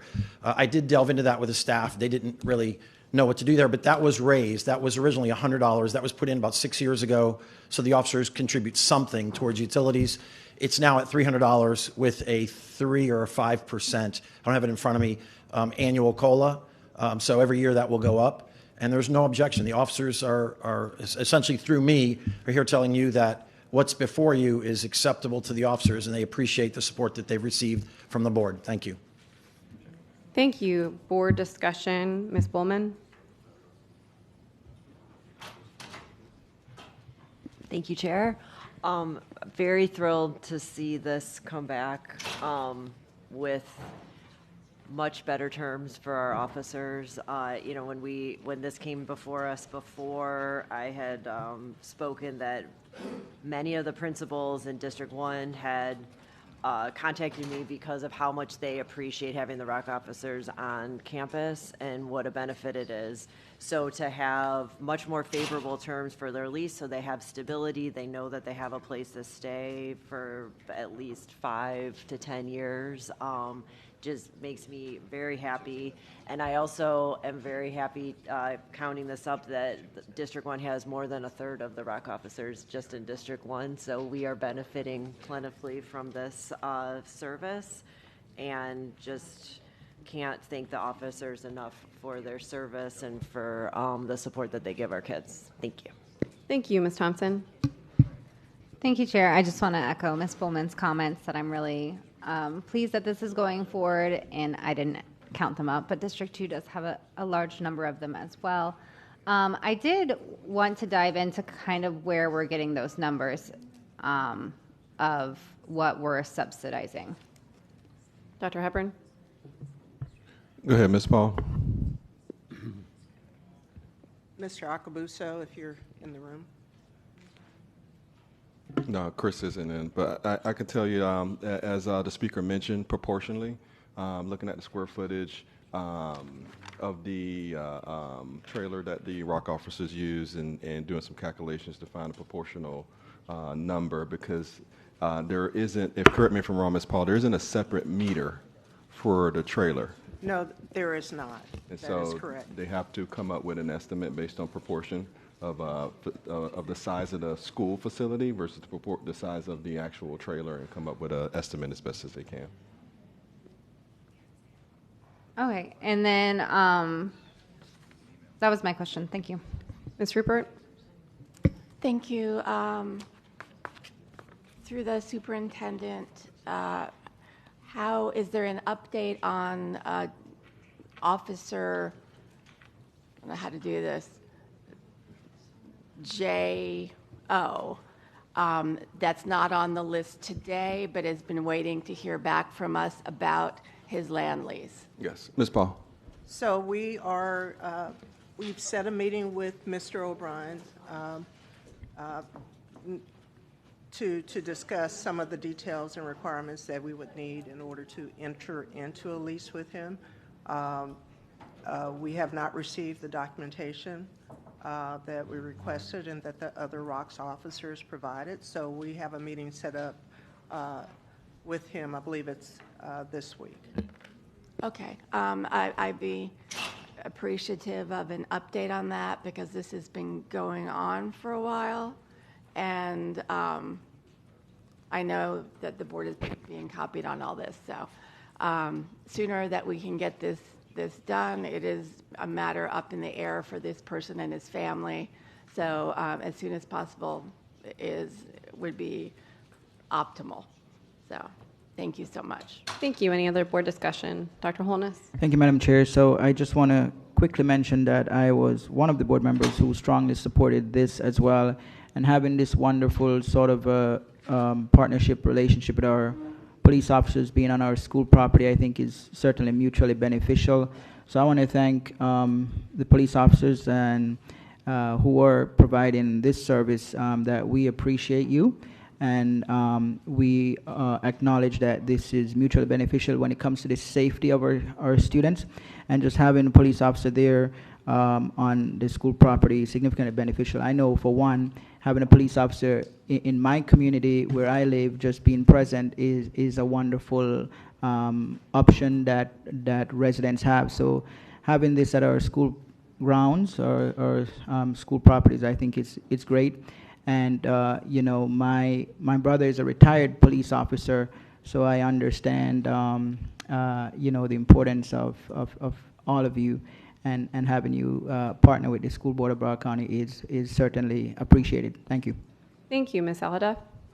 Thank you. I also would like to thank all the ROX officers. This is an additional layer of safety protection in our schools, and I'm happy that we were able to give you an agreement for 5 years, so there's some consistency and continuity. Thank you so much.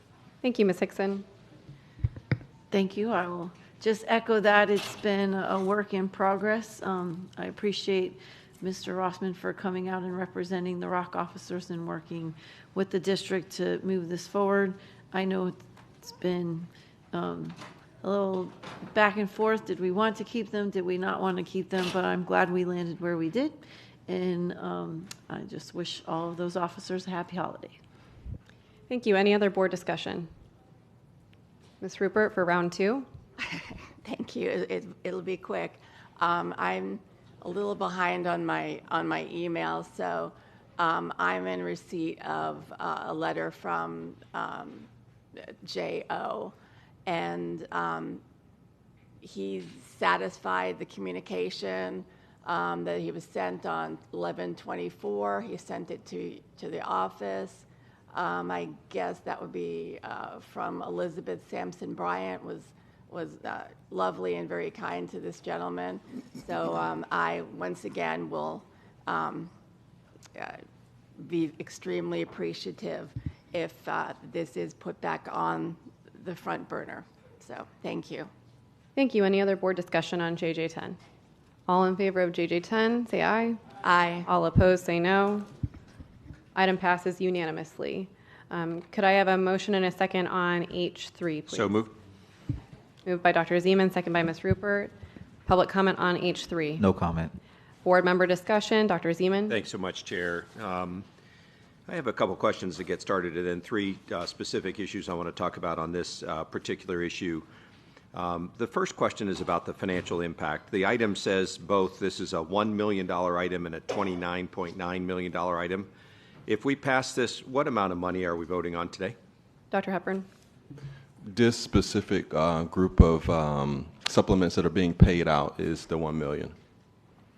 Maybe could you put that in the context of the $29.94 million that we already have approved in our budget for this year?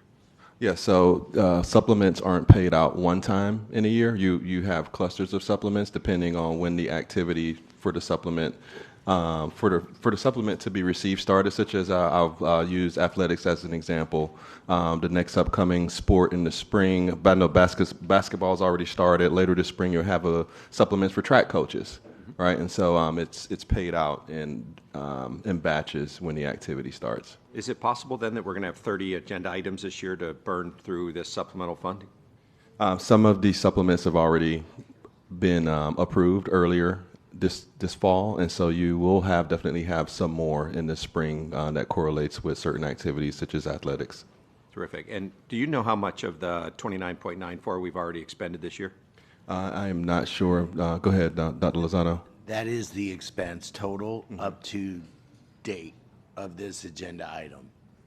We've expended the $29.9 million from July 1 through this item being put on the agenda.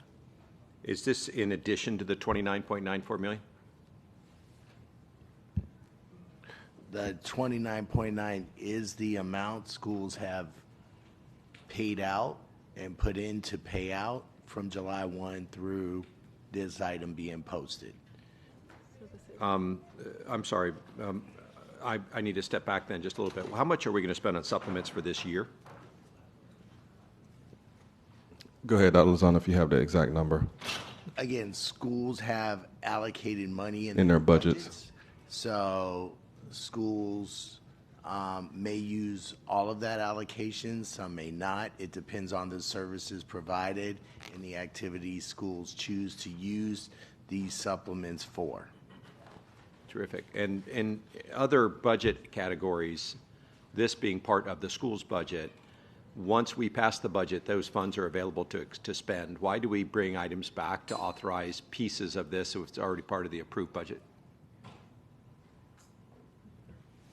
So basically, it's a pass-through of school board approval, but through contract in Appendix F of the contract, for example, there's allocated activities that schools can implement anytime throughout the year with a range of money that the school principal can allocate to the staff member who leads that activity.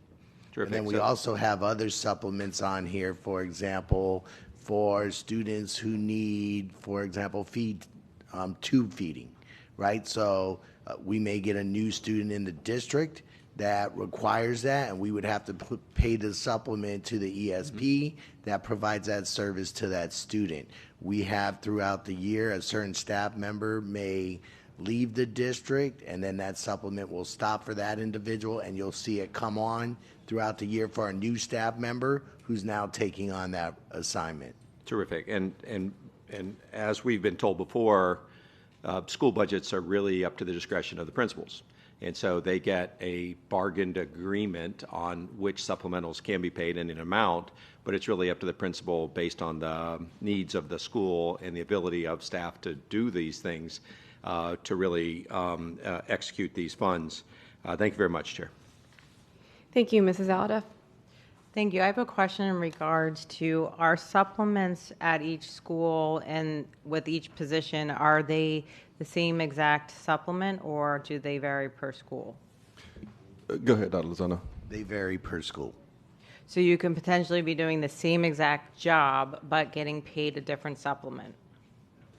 No. No. So, for example, there are some supplements that you can split apart if multiple people are supporting that activity. So, trying to find a good example.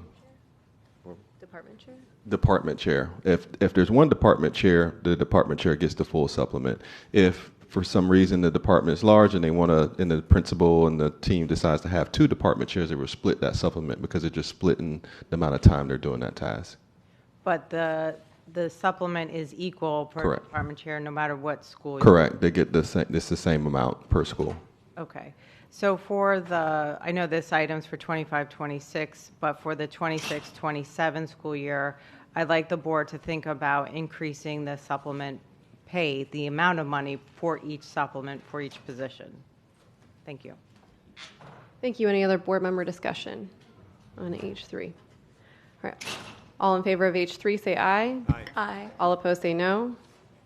Item passes unanimously. We will now go to our time certain. Can I have a motion and a second on DD1? So moved. Moved by Dr. Zeman, seconded by Ms. Rupert. Public comment on DD1. Yes, Madam Chair, we have two registered speakers. First speaker is Dr. Natalie Lynch-Walsh. Second speaker is Rachel Bailey.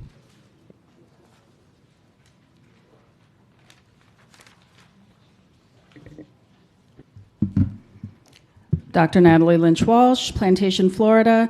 So the, let's just say, audit committee input on things facility is not the same without the person that's been on the facilities task force since 2011. However, keep in mind one of the findings initially from RSM is that there was no long-term planning process when it came to roofs or the buildings underneath. So what was happening as part of the SMART program is that 30-year roofs were being put on buildings whose useful lives were over. And that is not changing. So I'm happy to see that that finding will continue going on until it's resolved. That's at least one checks and balance on what is currently going on. Thank you. Rachel Bailey. That concludes public comment. All right. Board member discussion on the item. I have Ms. Rupert. Thank you. My question was answered. Dr. Zeman. Thanks so much, Chair. I was kind of hoping just to take full advantage of the work that was done here and try and get a summary that we could share with this board and with the public of what the most significant conclusions from this audit was that would be of broad interest. Okay, Executive Director of Audits, Mark Magley. I'm here with Matt Blundell, who represents RSM, who conducted the audit, so we'll allow him to give his input. Sure. So this audit was originally completed several years ago where we looked at the roofing program, had, I believe, 9 original observations. Many of those have been closed, but the 2 that remain open are the finality of what Dr. Lynch Walsh had mentioned with the strategic long-term plan to combine efforts to make sure that roofing and other assets are consolidated. There is a tracking of that, an inventory of that, and to make sure that decisions are being made with the full amount of information relative to the facilities condition assessment of all parts of the building and all the assets contained therein. So, as shown in the follow-up report, there's been some progress made, significant progress made. There's Office of Capital Programs is utilizing consultants to do much of this work and has a plan for consolidating all that information into what would eventually be or will eventually be the long-term plan that will inform future decisions related to capital investment at the various locations. The other piece that remains open is related to the sub-permitting process within the building department. So one of our original findings there was related to the fact that it was a very manual process, required a significant amount of back and forth and paper rather than electronic records. It is still a manual process. However, and they are still going through the roofing binders for the sub-permitting piece of this. But they are in the process, the building department is in the process of utilizing a software vendor to holistically update basically their entire permitting and plan review process, not only for roofing, but for everything. And so they are making progress along with that, as I understand, as it was conveyed to us, and expect that to be live within, I believe, the first quarter of next year. Terrific. And Chair, I'm fascinated with this being 2025 and we're still doing things with paper. One of my colleagues is frequently talking about how much paper we use all over this district, but to me the bigger issue is really about accuracy and speed with which you can review things. When is our cutover date from paper submissions of all things to our building department to going digital? Ms. Paul?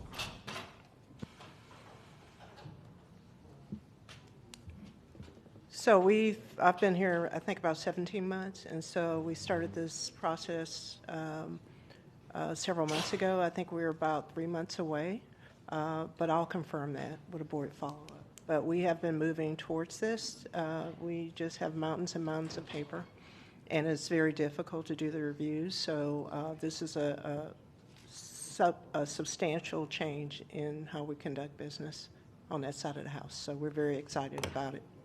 Terrific. And I was doing work with the city of Fort Lauderdale when they made the same cutover. What was fascinating is once they did that, the speed with which they could do work and the accuracy which they could do work dramatically improved. Two things that I know Broward County Schools would like to score some additional points on. Thanks, Chair. Thank you, Mrs. Alda.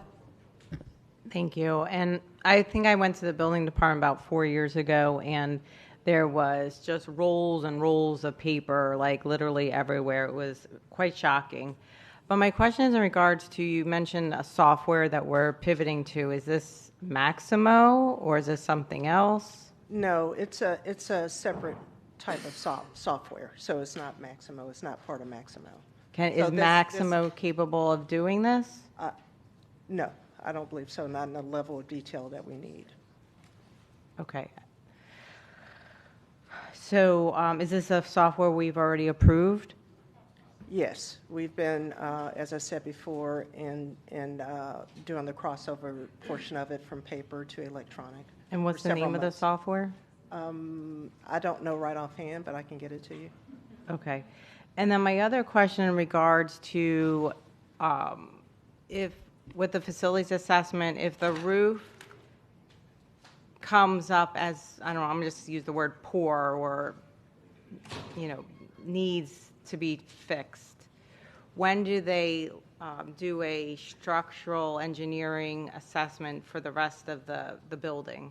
So there was an assessment that was initiated, I think, several years ago, and so that is part of the compilation of all the inputs into our FCA, and Bureau Veritas is doing that crossover into the FCA. And so that's why we entered into a 3-year contract with them to include all aspects of our buildings, to include structural roofing assessment. I believe that's being done by Bluefin, and our historical information on our building. So it's a quite elaborate process. Okay, I just want to make sure, because after the Rickards roof collapse, I do remember we did do the structural engineering, but that was years ago. And you know, here going into 2026, I just want to make sure that with this new assessment, if there is issues with the roofs, that we are doing new structural engineering assessments. So that's as I said before, that assessment has been ongoing of the roofs. That is part of the FCA or inputs into the FCA. And our ultimate goal is to get just a total picture of where we stand in every single facility we have in the county. Right. I guess I just want to make myself clear. I know we've done some structural assessments, but I just want to make sure that moving forward in 2026, if there is some red flags that come up with the roofs, that they're doing new structural engineering assessments on the Yes. building and not relying on the old ones from when the Rickards roof collapsed. No, absolutely. And part of that process is that we are identifying issues that we have. And I don't know if Ms. Coley is here. She's our Executive Director of Construction Services, if she's in the room. But we are actually taking action on those findings as we go forward. Thank you. Thank you. Any other board discussion on DD1? Seeing none, all in favor of DD1 say aye. Aye. Aye. All opposed say no. Item passes unanimously. Could I have a motion and a second on A4? So moved. Moved by Dr. Zeman, seconded by Ms. Hickson. Public comment on A4. No comment. Board discussion, Ms. Rupert.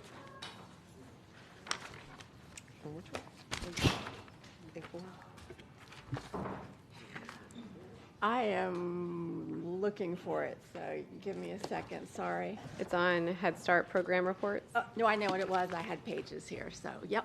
I am ready to ask the first question. It's on page 156.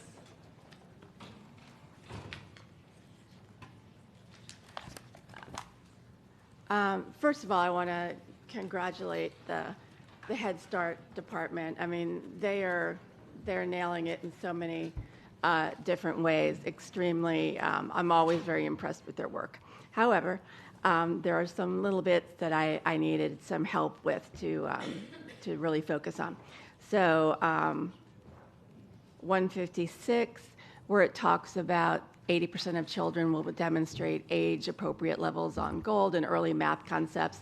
A few of them, especially 20B and 21A, did not sustain the increase that they had wintertime and into the springtime. So I wanted a little information on why it decreased from winter to spring. Dr. Hepburn. Ms. Bailey. Thank you. I'm Sharonda Bailey, Director for Early Childhood Education.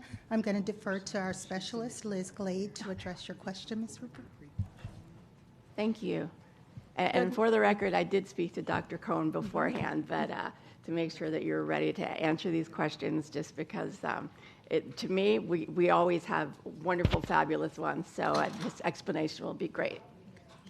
Hi, good morning, everyone. My name is Elizabeth Glade, and I'm the specialist for Early Head Start. So the program that we use is Teaching Strategies Gold, and it's based on a developmental continuum from birth up to grade 3.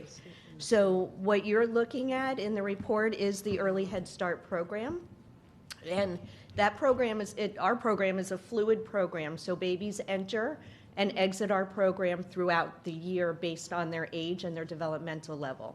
So my children that are in the program, when they turn 3, and if there's a seat available in a 3-year-old classroom, they will move into that classroom, therefore opening up another seat where another 3-year-old or another child that's under 3 will take the child's place.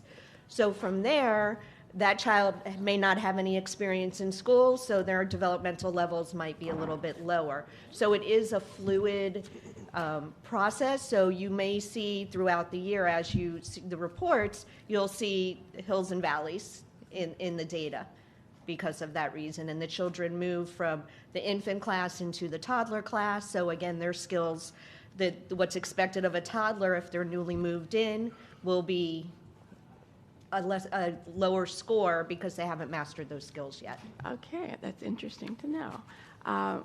Page 157, same question, really, especially in the 12A, recognizes and recalls. It dipped down a little from winter to spring, same thing, both categories for age 2 to 3 and 1 to 2. So I'm assuming that's the same. Yes. That's the same answer. Yes, and then we have on the back of the report, Yeah. it does have a statement. Gotcha, okay. Stating that, which we will be sure to add to all the pages. Good. That'll be great. Thank you so much for that. Absolutely. And on 161, my only comment there is the expected outcomes for 80%. We were maintaining them, I guess, between as the younger ones were kind of blowing it away. And then when it came to the spring, they did come down, and obviously we need more growth there, most especially in age 2 to 3 progression, joining into songs and games, so which we know is really how you reach those students. So I expect when the next come in, this will be a beacon like it always is. So thank you so much. Thank you. Thank you. Any other board discussion? Seeing none, all in favor of A4, say aye. Aye. All opposed, say no. Item passes unanimously. Do I need to state who's on with Ms. Rupert, Ms. Hickson, Ms. Leonardi, Dr. Zeman, and Mrs. Alhadeff on the dais? Could I have a motion and second on C1? So moved. Second. Moved by Dr. Zeman, second by Ms. Rupert. Any public comment on C1? No comment. Board member discussion, Dr. Zeman? Thanks, Chair. I appreciate it. On this particular item, it was a process question more than anything else. This was a case that we adjudicated, voted on, then was appealed to the administrative law judge. I was just hoping to try and get a little insight into the administrative law judge's decision on this case. What is it that they were interested in learning, and what is it that we did that allowed them to fulfill this this suspension? Ms. Batista?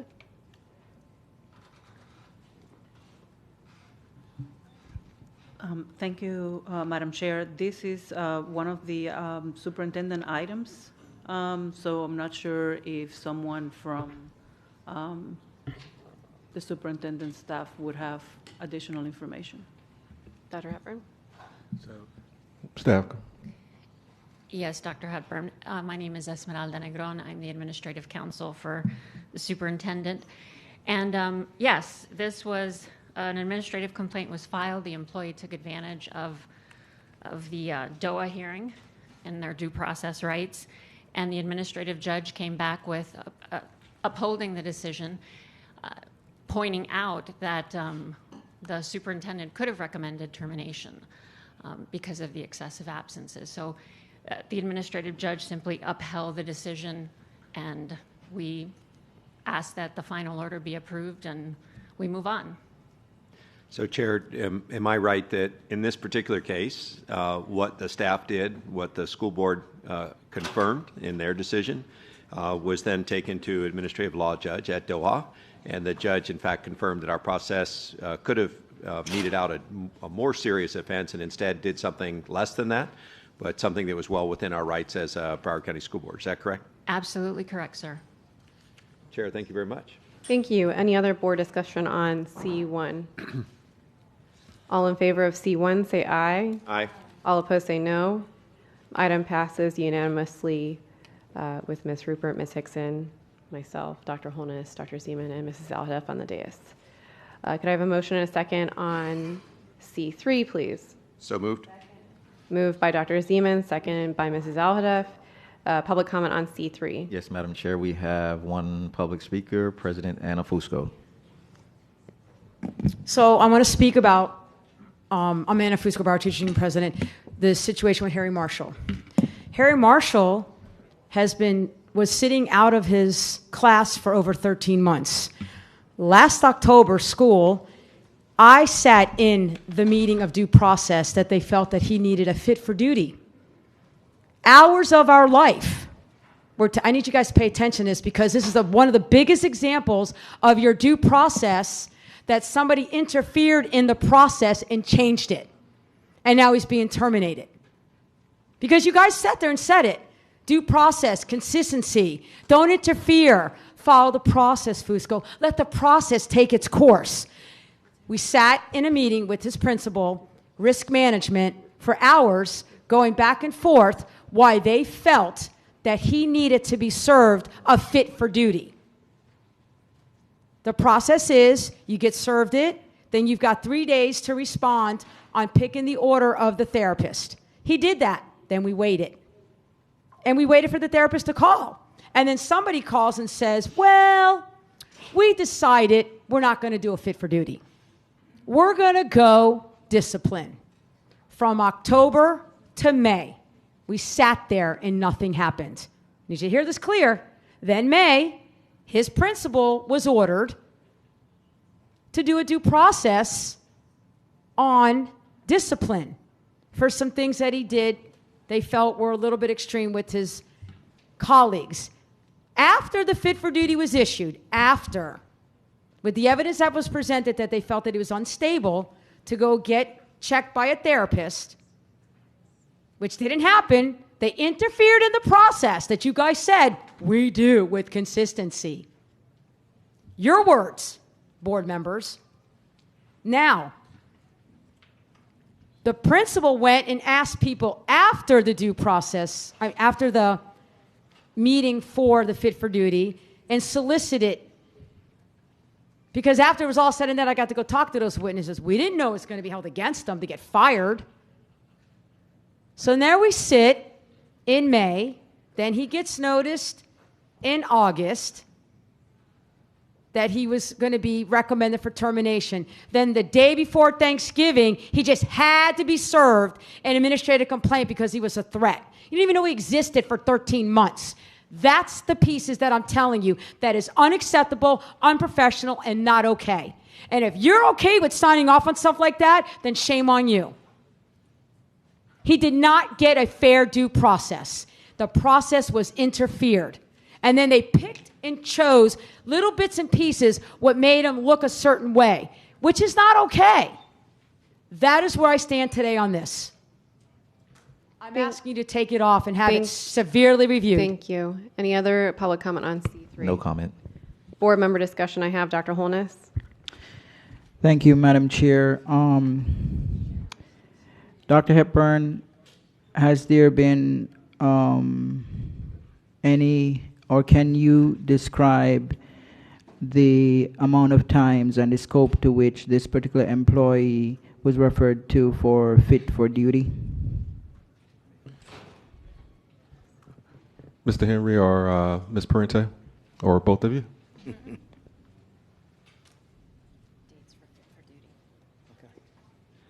Can you repeat the question, please? Good morning, Aston Henry, Director of Risk Management. Okay. Mr. Henry?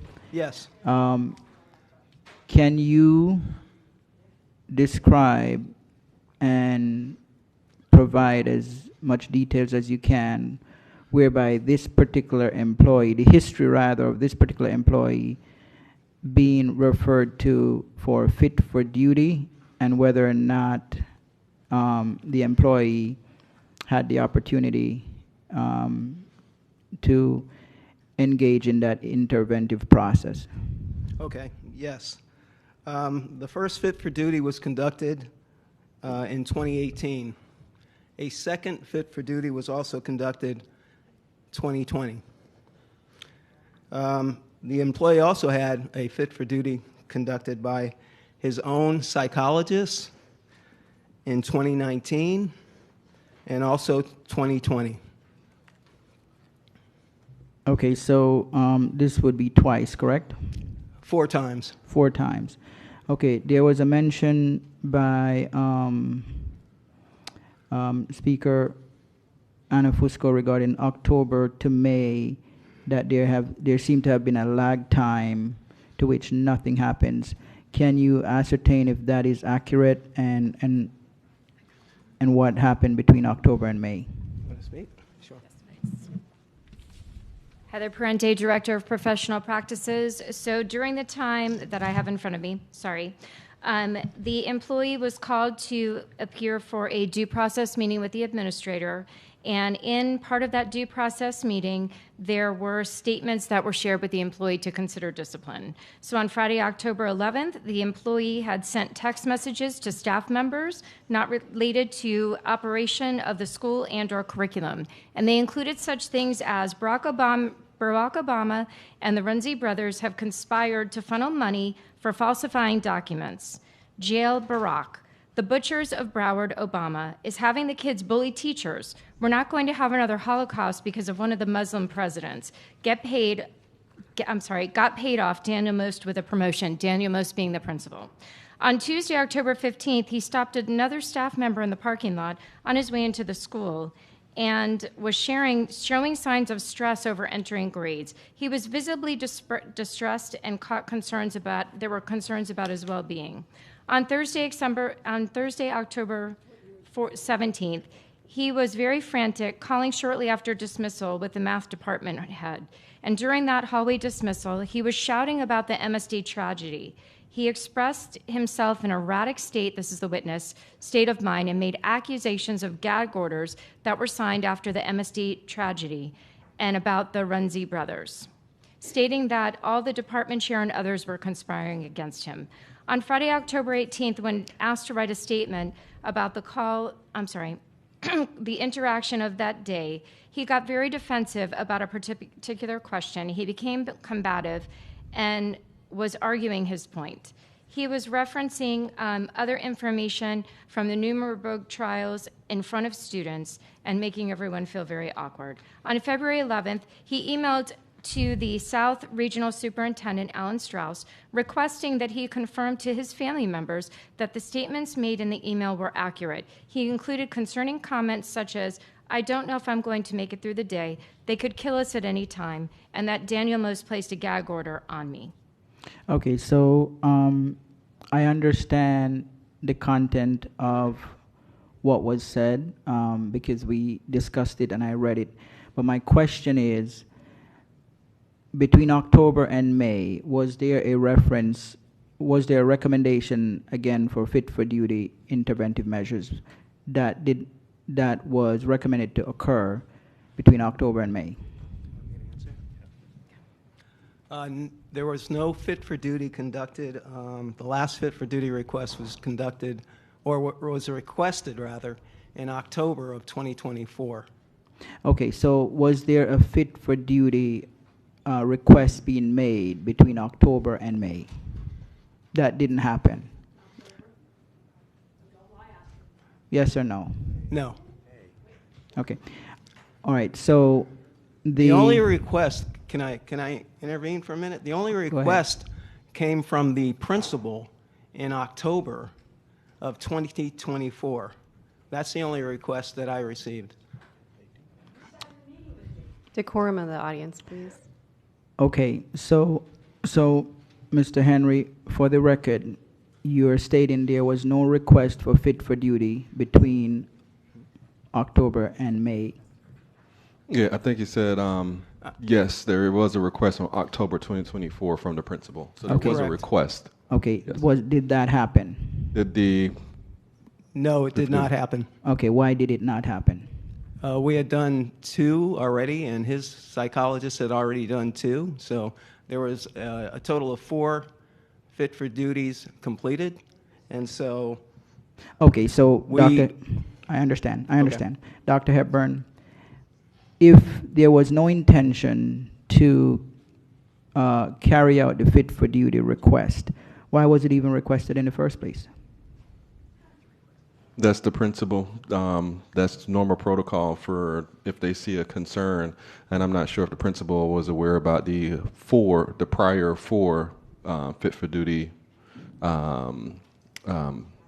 assessments. Okay, so was this individual at that particular school when the prior 4, was the principal at that school when the prior 4 fit for duty assessment were I'm seeing, Mr. Strauss, if you can elaborate.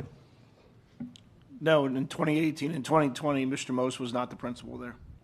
Okay, was the principal that's there when this fit for duty assessment was requested, was he there when any of the 4 fit for duty assessment was requested?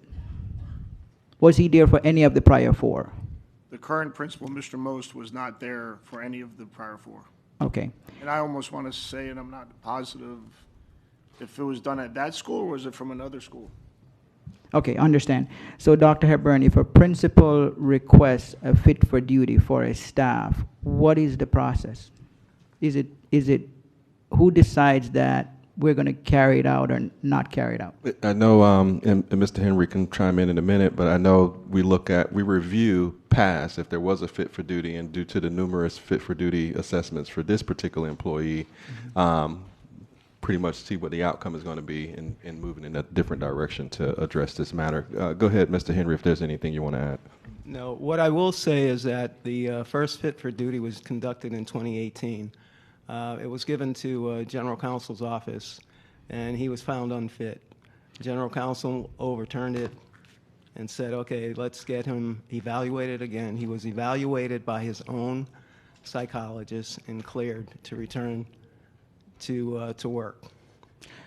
In 2020, he had another fit for duty conducted, and he was cleared.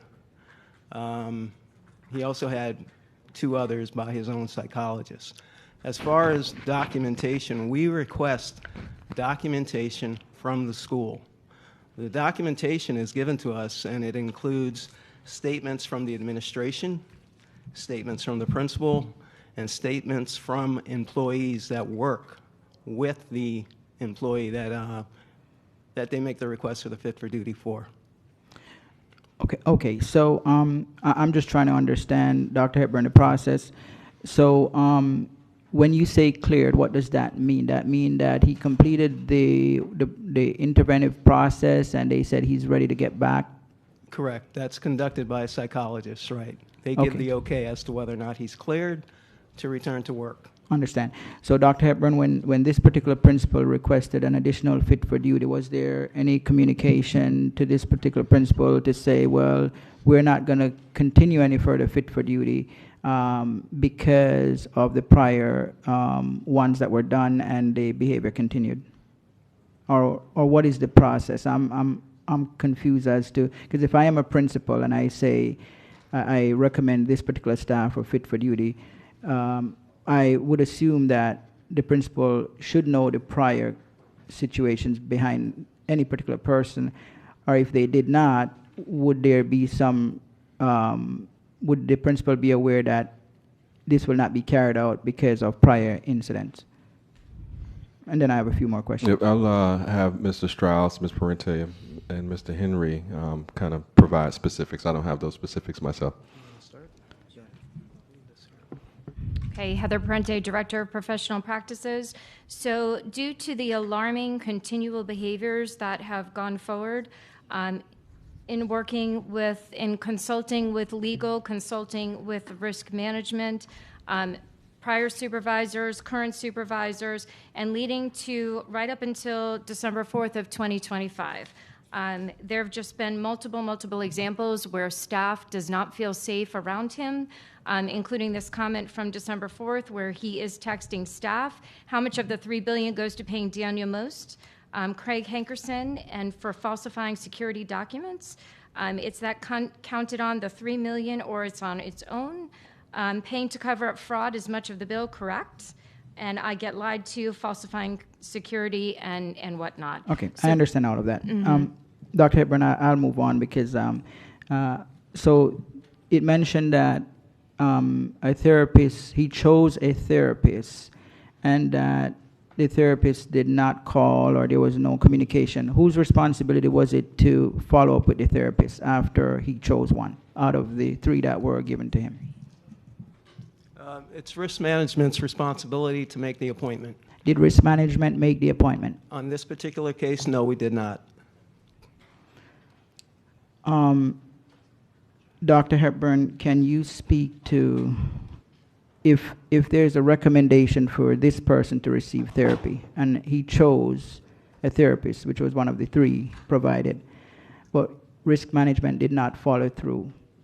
Can you provide your feedback on that? Because that would seem to me as an important part of the process before we terminate this particular individual. Well, the team can add any additional information from what my review is that the process has gone through several times over the years, and the outcome or the employee's activity or actions have not changed, and hence why we're bringing it in this manner instead of continuing with the same process over and over without any improvement. Right, but was there a therapist provided before? Is fit for duty different from being provided with a therapist? Well, I think what the resolution here is that we've gone through several iterations of a fit for duty and support, and there has been no change, and now I understand. Instead of the fit for duty, it's coming to the board for discipline. I understand, Yes. but the question is fit for duty different from the option of a therapist that was then exercised? Is it the same thing or is it different? I have to ask Mr. Henry or Ms. Parente. It's the same thing. I mean, it's a fit for duty whether he goes to his own psychologist or a psychologist assigned by the district. Okay, so fit for duty means he goes to his own psychologist, and then the other option is the district assign a therapist. No, we always, if we are called out to a school with a concern for a fit for duty, it is our responsibility to provide a list of psychologists to the employee and his representative so that they can make a choice in regards to which psychologist they want to see. So we have a list, an approved list that we utilize. Okay, so we have an approved list of psychologists that we use to determine when there is a problem with an employee, that may be his mental health or whatever it may be, and that employee then have the option to choose what's recommended, correct? To choose from the list, correct. Understand. And in this case, he made a choice, but we didn't follow up. On the third one, yes, we made a choice, but can I clarify as to why we didn't follow through? As Dr. Hepburn said, he had 4 psychological evaluations. And the concern that was brought to me by the principal, and it's stated here, it says that he continues to state his students have been poisoned and killed, and he has been forced to sign a gag order. It also says he claims money has been stolen from him and embezzled by the district as well as state officials. He says administration is trying to kill school staff. So because of those concerns, I said, listen, we've done 4, he's gone through 4 psychological evaluations. I think I need to refer this to general counsel, and that's what I did. I also referred it to employee relations. I understand. Because it's a continuous process, so I just wanted to address the process. I understand. My question is simply why we didn't exercise the option of the therapist. That did not happen when we, I mean, there's no reason for us to recommend a therapist if we thought that, you know, there's no hope and we should end it. So we did recommend an additional step, which is therapist, that we didn't follow through on. And I mean, I understand everything that happens. I'm just stating the facts, right? Dr. Hepburn, for this particular individual, since the individual chose the therapist, moving ahead, is it possible that this individual, if this doesn't pass today, can be given the option of seeing that therapist that he chose, and at the same time be taken out of the classroom where he's not with students? All of that depends on the action of the board today. Okay, because how long has this employee been working with the school district? How many years? Ms. Parente, you have that info? Esmeralda, do you know when it started? One moment, please.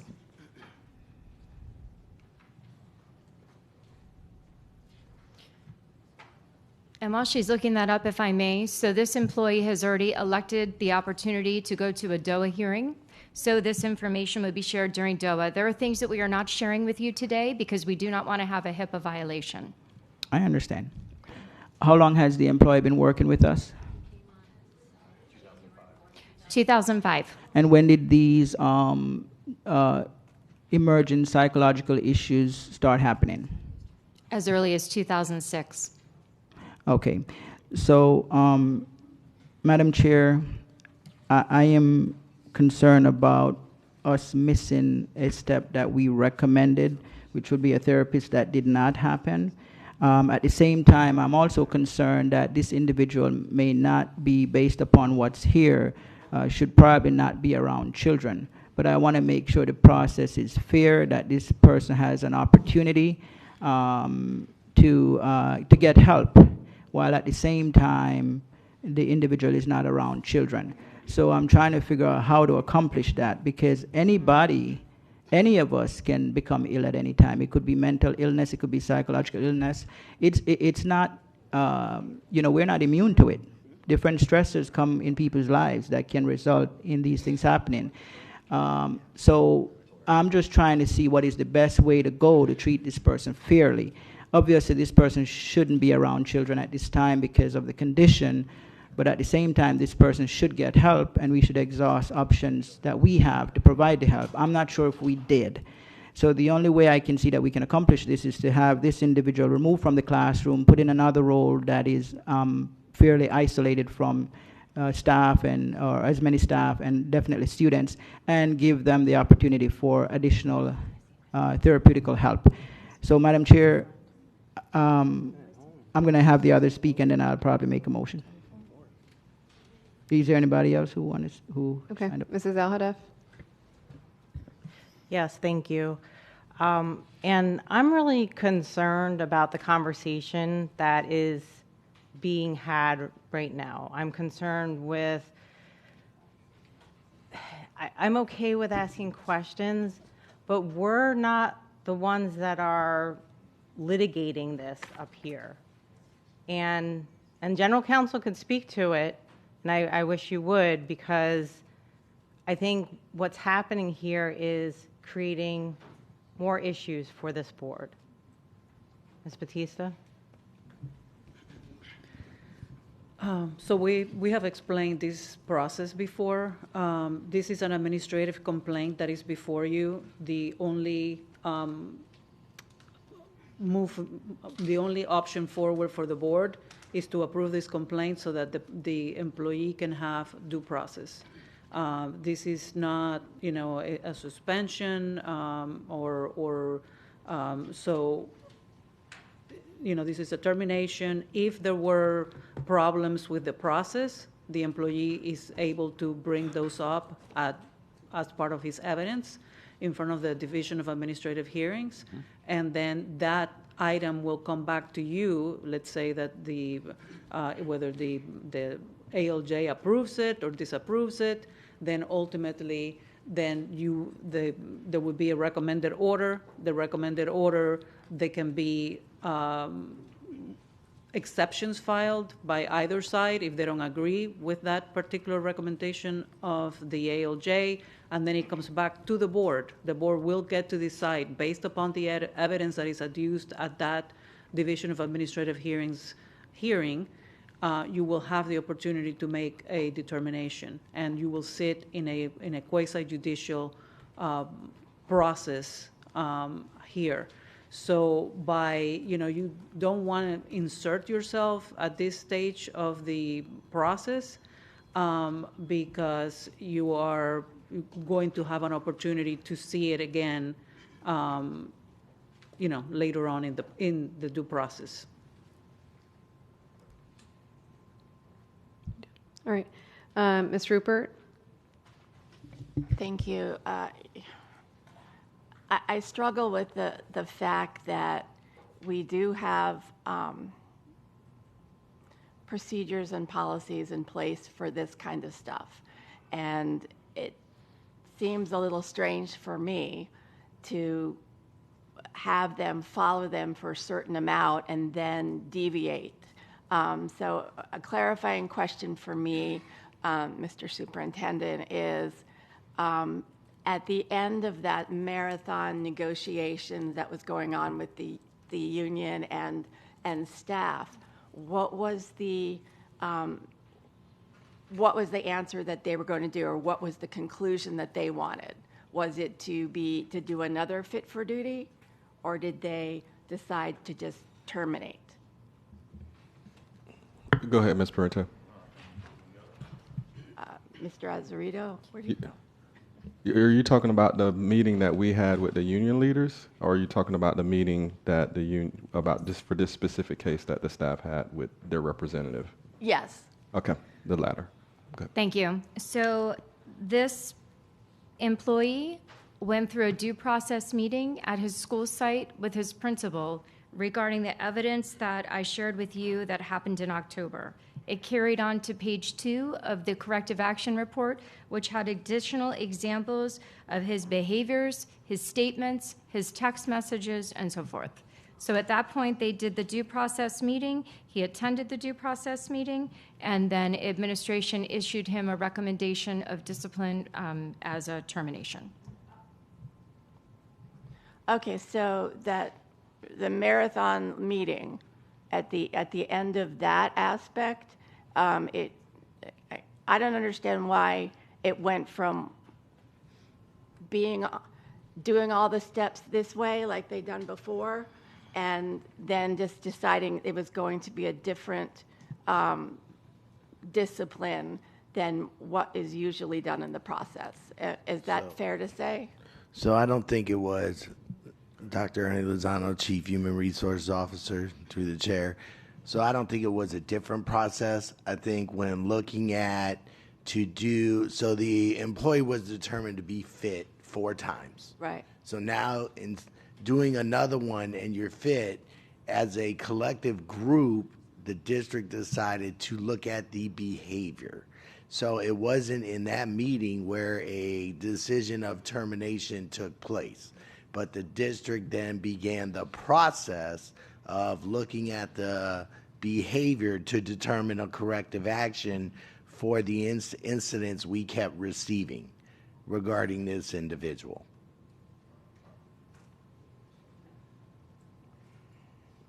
I'm having a big problem with this.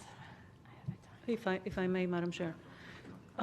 So, you know, in this particular process that was followed here, if you follow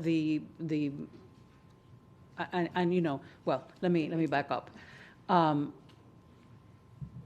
If you have an employee that has undergone a fit for duty examination and the result is that the person is fit and they return to either the classroom or whatever job they have and they continue to exhibit some problems, then you cannot necessarily say that this is as a result of a mental problem or something that would necessitate an ADA accommodation because the person has been shown to be fit for duty.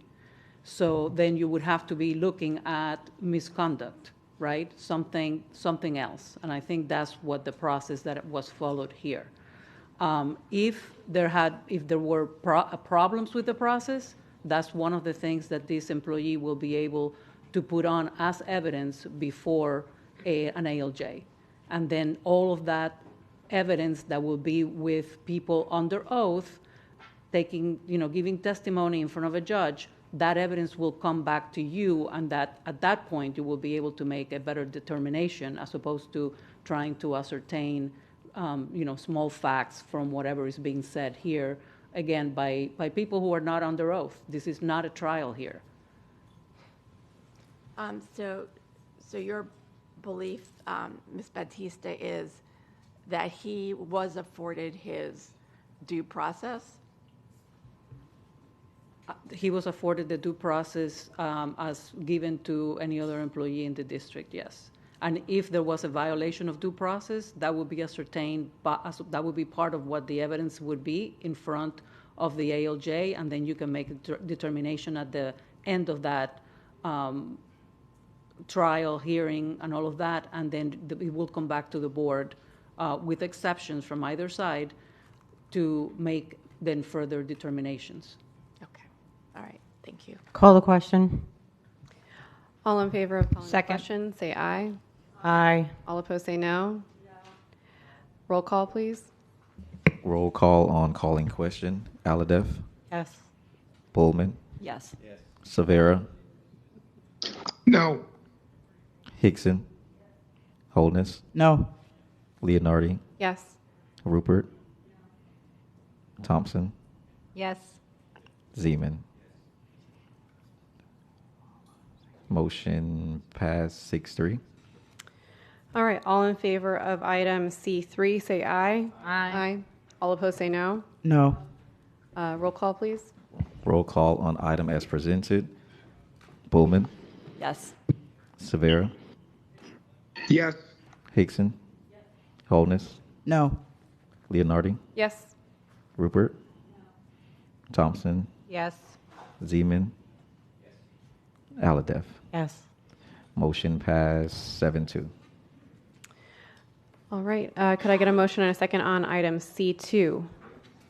Moved by Dr. Zeman, seconded by Ms. Rupert. Public comment on C2. No comment.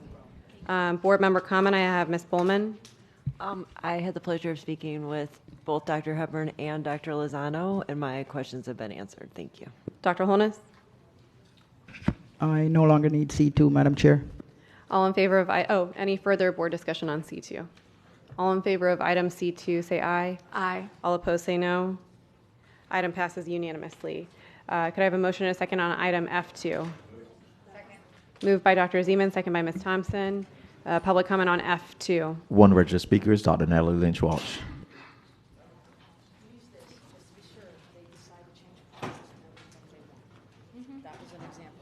I don't doubt it. Good almost afternoon again. Dr. Natalie Lynch Walsh, Plantation, Florida. You may recall when I was the chair of the audit committee last year that the audit committee tore through the financials, tore through the concept of the fund balance and reporting and when. And then in response, you now get these things called budget reports instead of interim financial statements. But that being said, there's a lot of red on these things. And it doesn't seem to make sense that your expenses can be greater than your revenues, which means you're operating at a loss, and then in come the TANs. You're running on TANs in this district, because were it not for the ability to get TANs, you'd be insolvent. But what also doesn't make sense, and there are a lot of asterisks on that one page with the projected fund balance, it doesn't make sense that we're using, it's like you never have budget amendments anymore. Those things have disappeared. I saw a phantom one a couple months ago that spoke to the Broward Estates roof repairs versus replacements, but it doesn't look like you actually approved it. And there's a lack of clarity on whether that actually got approved. But that's a to be continued. In terms of budgeting, remember the $35 million, and then people came for the superintendent, and then that stopped in terms of scheduling. There has to be some common sense here. The instinct cannot be to take money away from teachers and kids. That can't be the first instinct, because my first instinct would be to take the budget and gut the central office for all things that are non-essential, whether that be people that are skating along, that have jobs we don't even understand or comprehend and aren't adding value or duplicate other staff, or software that you don't need. Streamline the whole thing. But my background's in accounting, not education, so it's a different mindset. On the other hand, it would never occur to me to nickel and dime and go for graduations. I honestly don't think you guys thought that one through. The graduations happening in gyms, and I hope that also includes the 3 largest schools, because then we would have inequity. But these are the types of recommendations, and I know you guys all were on board with the gyms because I listened to it, but I don't think you thought that one through. You're trying to save $500,000, and that is less than what has been wasted with that handy lease. Already less. And then don't get me started on the $10,000 that they wasted to justify Hepburn's move to remove me. So with budgeting, and by the way, I did a public records request for any communications between BCPS and the state regarding the general fund. So let's hope I receive nothing, because that'll be another problem. Thank you. No more comments. Thank you. Board member comment, I have Ms. Rupert. I'm good. Thank you. Dr. Zeman? Couple things that I think are worth talking about this. One, to our Chief Financial Officer, thank you for this format. This is clear, it's easy to understand, and every month we see this and we approve financial statements when it comes before the board. I just want to confirm, Chair, that our negative year-to-date balance in our general fund is negative $80 million. Is that correct? Dr. Hepburn? Ms. Johnson. Romaneer Johnson, CFO, through the chair. Yes, that's correct. Terrific. And Chair, also, isn't it the stated and approved policy of Broward County School Board to end the year with a 5% fund balance on the general fund side?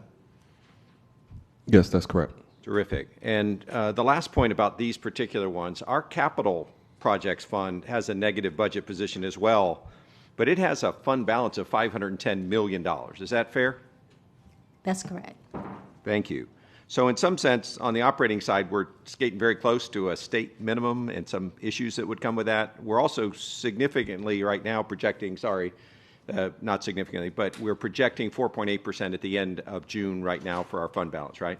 That's correct. And when the community calls me and says, you're $94 million short, I try to remind them, actually, we're just $94 million decrease in revenue this year. Is that fair? That is correct. Terrific. And last week at the workshop, we asked the superintendent to come in and give us estimates of 3 things that we've already done by his memo. One was a hiring freeze for the balance of this school year. The second was, I'm sorry, I'm going to get these right here, and I wrote them down.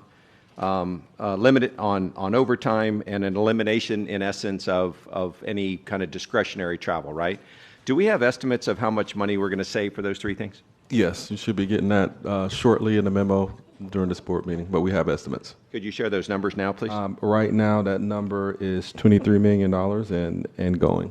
Terrific. And do we know how much we have to save this year in order to end at the policy that the school board has committed to, 5%? How much more do we have to take out of the budget beyond the 23, I think you said, Mr. Yes. How much more do we have to save this year in order to get to our 5%? About 30 to 40 more million. Okay. Yep. So when the community thinks about we're getting smaller in some sense, like we're going to go on a budget diet of some type for the next 6 months or so, it's a $30 to $40 million problem on a $2 billion operating base.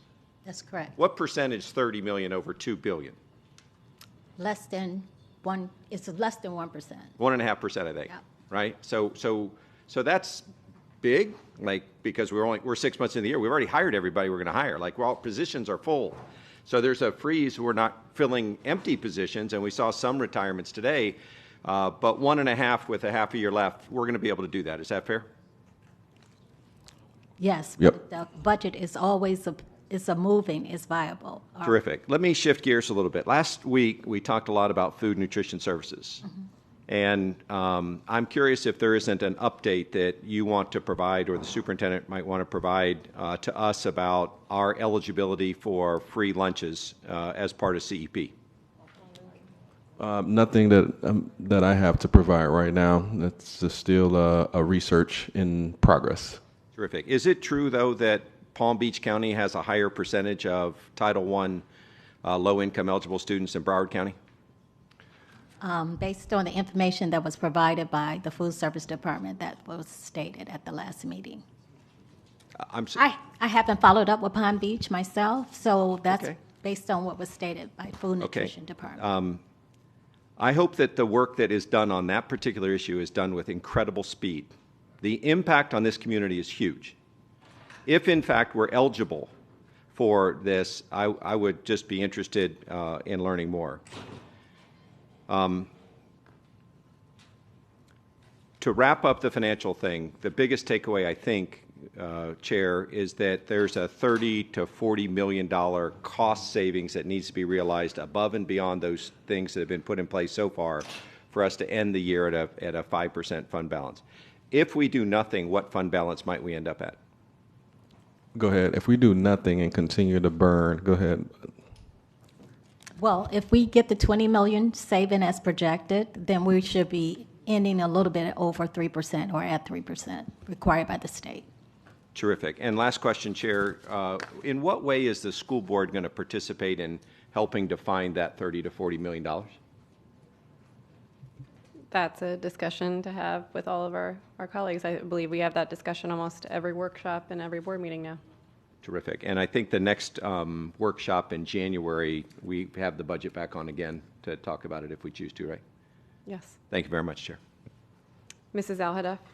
Well, thank you, Dr. Zeman, for bringing this up. But I want to push a little bit farther because I just want to make sure I'm crystal clear in understanding for 2025. Are we going to land with the additional cost savings, Dr. Hepburn, you're bringing forward to us above 3%? Yeah, so what the cost savings that we've identified as of today that you'll receive, that will have us at 3 or above. Okay, I like the above part Yes. better. Yes. Yes. No, And- I understand the policy Yep. is 5, and we want to be at 5, but And then in addition to that, too, we'll be providing a monthly update to the board via memo. So this will be one of the first, and then we'll continue because the team is continue to identify cost savings throughout this fiscal year. Some contracts will be coming back to the board to exercise our out clauses if it's not viable for students or staff. So we got a lot of options that we're looking at. okay, so we'll receive that memo today during Yes. the board meeting because this is our last opportunity to speak in 2025 as a board. So I'll wait to see what happens later today in the board meeting. Thank you. Thank you, Ms. Hickson. Thank you, and I just would like to ask the superintendent, we did give a directive about bringing back the supplements so we could look at them to see what could be sunsetted. In some instances, as we've heard, the supplements duplicate what's already somebody's job description. And I think it was supposed to come back in December, but we're at the end of December. So can you share with us where we are on that? No, we've completed the actual workshop item. It was on the last week's workshop, but we pushed it to January due to the time constraints that we had. So it'll be on the first workshop in January, and in addition, maybe some other things around the budget for that same workshop. Okay, and in that item, is there also job descriptions coming up that would be able to shore up the differences there and explain where that supplemental position falls into what job? So there won't be any job descriptions. The team is going through job descriptions and updating, and some of them are some of these issues are contractual too, which you'll learn more in the supplement. There's some recommendations from myself about supplements that we could possibly sunset, but that's going to require conversations with our unions because some of them are contractual and some of them are not contractual, but it will definitely involve conversations with our principals to really understand how they're being used, why they're being used, if the job description already includes some of these things. So we're going to have some discussions, but I'm also going to give recommendations about what I think should be sunset and the process of how, because some of them are contractual. The largest chunk is actually contractual. And so I'd ask when that item comes, could you at least tell us what position that supplement would fall into? I know the job descriptions would have to come back, but let's say it's an ESP, or is it instructional, or is it a speech therapist, so that we have a better idea of who's receiving it. Well, who's receiving I think you have that on the item, but the part where if we took away the supplement, who would be doing that job, I guess, is really what I'd like to see. So thank you. Thank you. Any other board members for round one? Round two, Dr. Zeman? Thanks so much, Chair. I wanted to understand a little bit more about the word contractual. My understanding about supplements is that we bargain with the unions for the amount of money that's set aside. A baseball coach gets $2,250, for example. Made up number, but it's roughly right. If the school has a baseball team and the principal has the money in their school budget and they decide to compensate a baseball coach, they pay them the amount that we bargained. Is that fair? Correct. So, but that the principal has the authority to use or not use all of the supplements? Correct. What part of this is contractual? The fact that the baseball coach gets, this amount of money, or that the principal must pay a baseball coach if they have one? Well, let's take the athletic analogy out.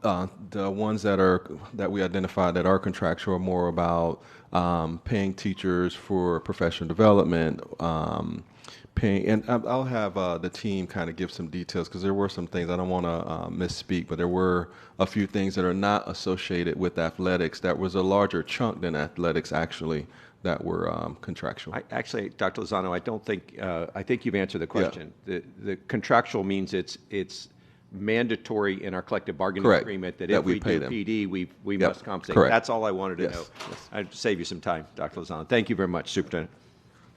Thank you. Any other board member discussion?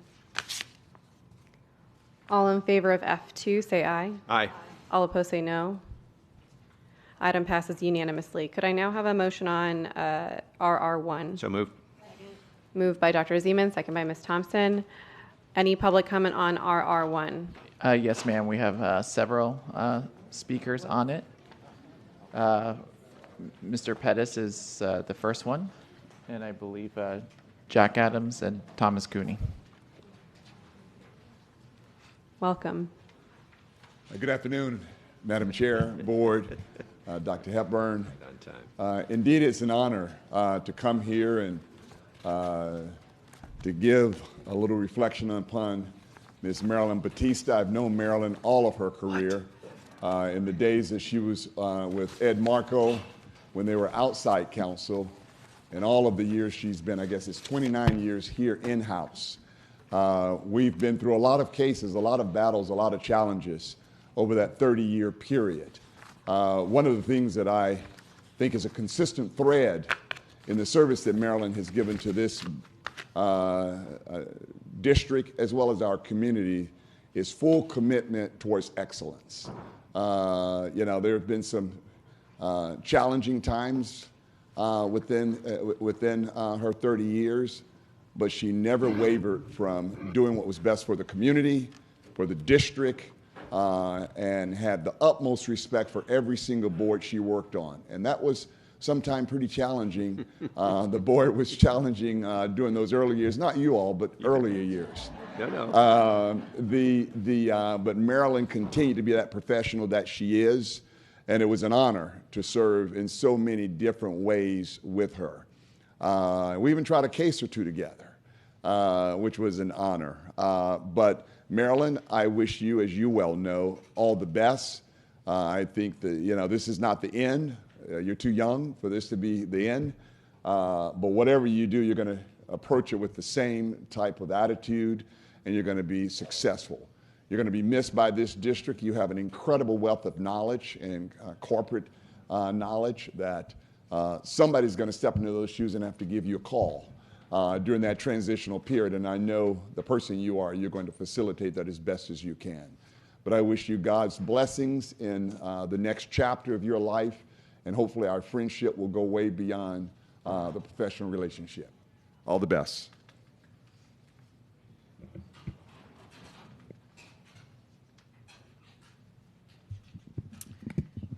So Marilyn, what can I say? I've known Marilyn Batista since before I worked with the school board of Broward County. I knew of her. I knew that every single time that we went to FSBAA and there were very hard questions that were asked by multiple people in multiple other districts, the answers came from Broward. Broward is literally the leader in terms of education law and the different circumstances that happen and what to do about it. I did not realize that I was going to be working with her at the school board of Broward County, but when I did, she did not change. She was the same. And that's a mark of true character, is to be able to remain the same, be able to have the same values, irrespective of what circumstance you find yourself in. And I know she's found herself in a lot of circumstances that could be categorized as challenging. So as our leader, I'm very happy that you have such a tact, finesse, grace, knowledge. I've already kidded with Marilyn that I could say the same words and she'll come in and say those same exact words, and for some reason the door's open. You know, that's the type of power that she has, and I'm so grateful that you are our leader. So we have a couple of presentations for you. One is a plaque, very nice crystal plaque, and it says, Broward County Public Schools presented to Marilyn C. Batista, Esquire, Board Certified Specialist, with heartfelt appreciation for your dedicated and distinguished service as an Assistant School Board Attorney, Deputy General Counsel, Interim General Counsel, and General Counsel in the Office of General Counsel from October 1, 1996 through January 9th, 2026. Thank you so much for your years of service.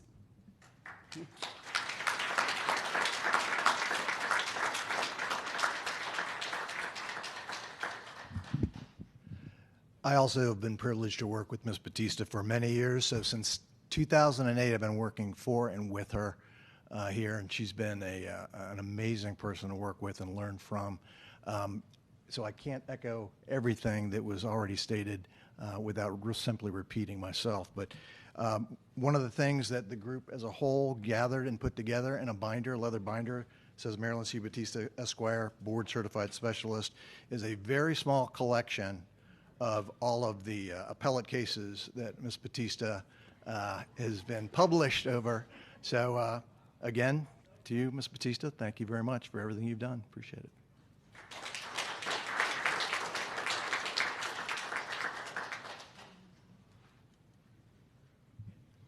And so as not to be redundant, my name is Maya Moore, and it has been my ultimate pleasure getting to know you and working with you and for you.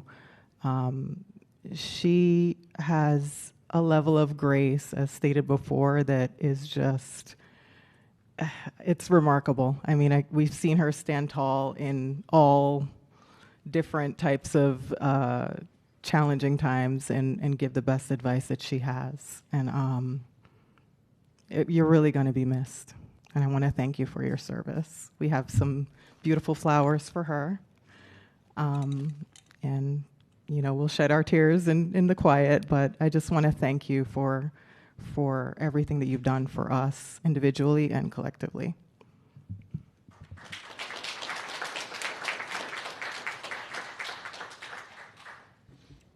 Do we have any other public speakers?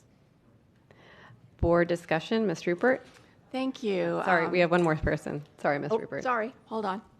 Hi, my name is Anastasia Proto-Papadakis. I have spent my entire legal career with Ms. Batista. I represented the School Board of Broward County since the day I got out of law school and became a barred attorney with Ms. Batista always in the Office of General Counsel. I can say nothing but good things about her. She is the most professional person I have ever had the pleasure of working with. Just an amazing amount of grace and class, and I'm really going to miss working with you, Ms. Batista, and I'm so glad that we've been able to develop a personal friendship as well that I hope that's going to carry us through these years, and I wish you the best of luck in everything that you do, because I know whatever it is, it's going to be great. Thank you.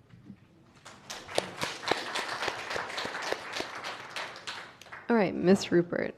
Thank you. It is a pleasure and a sorrow to see you leave.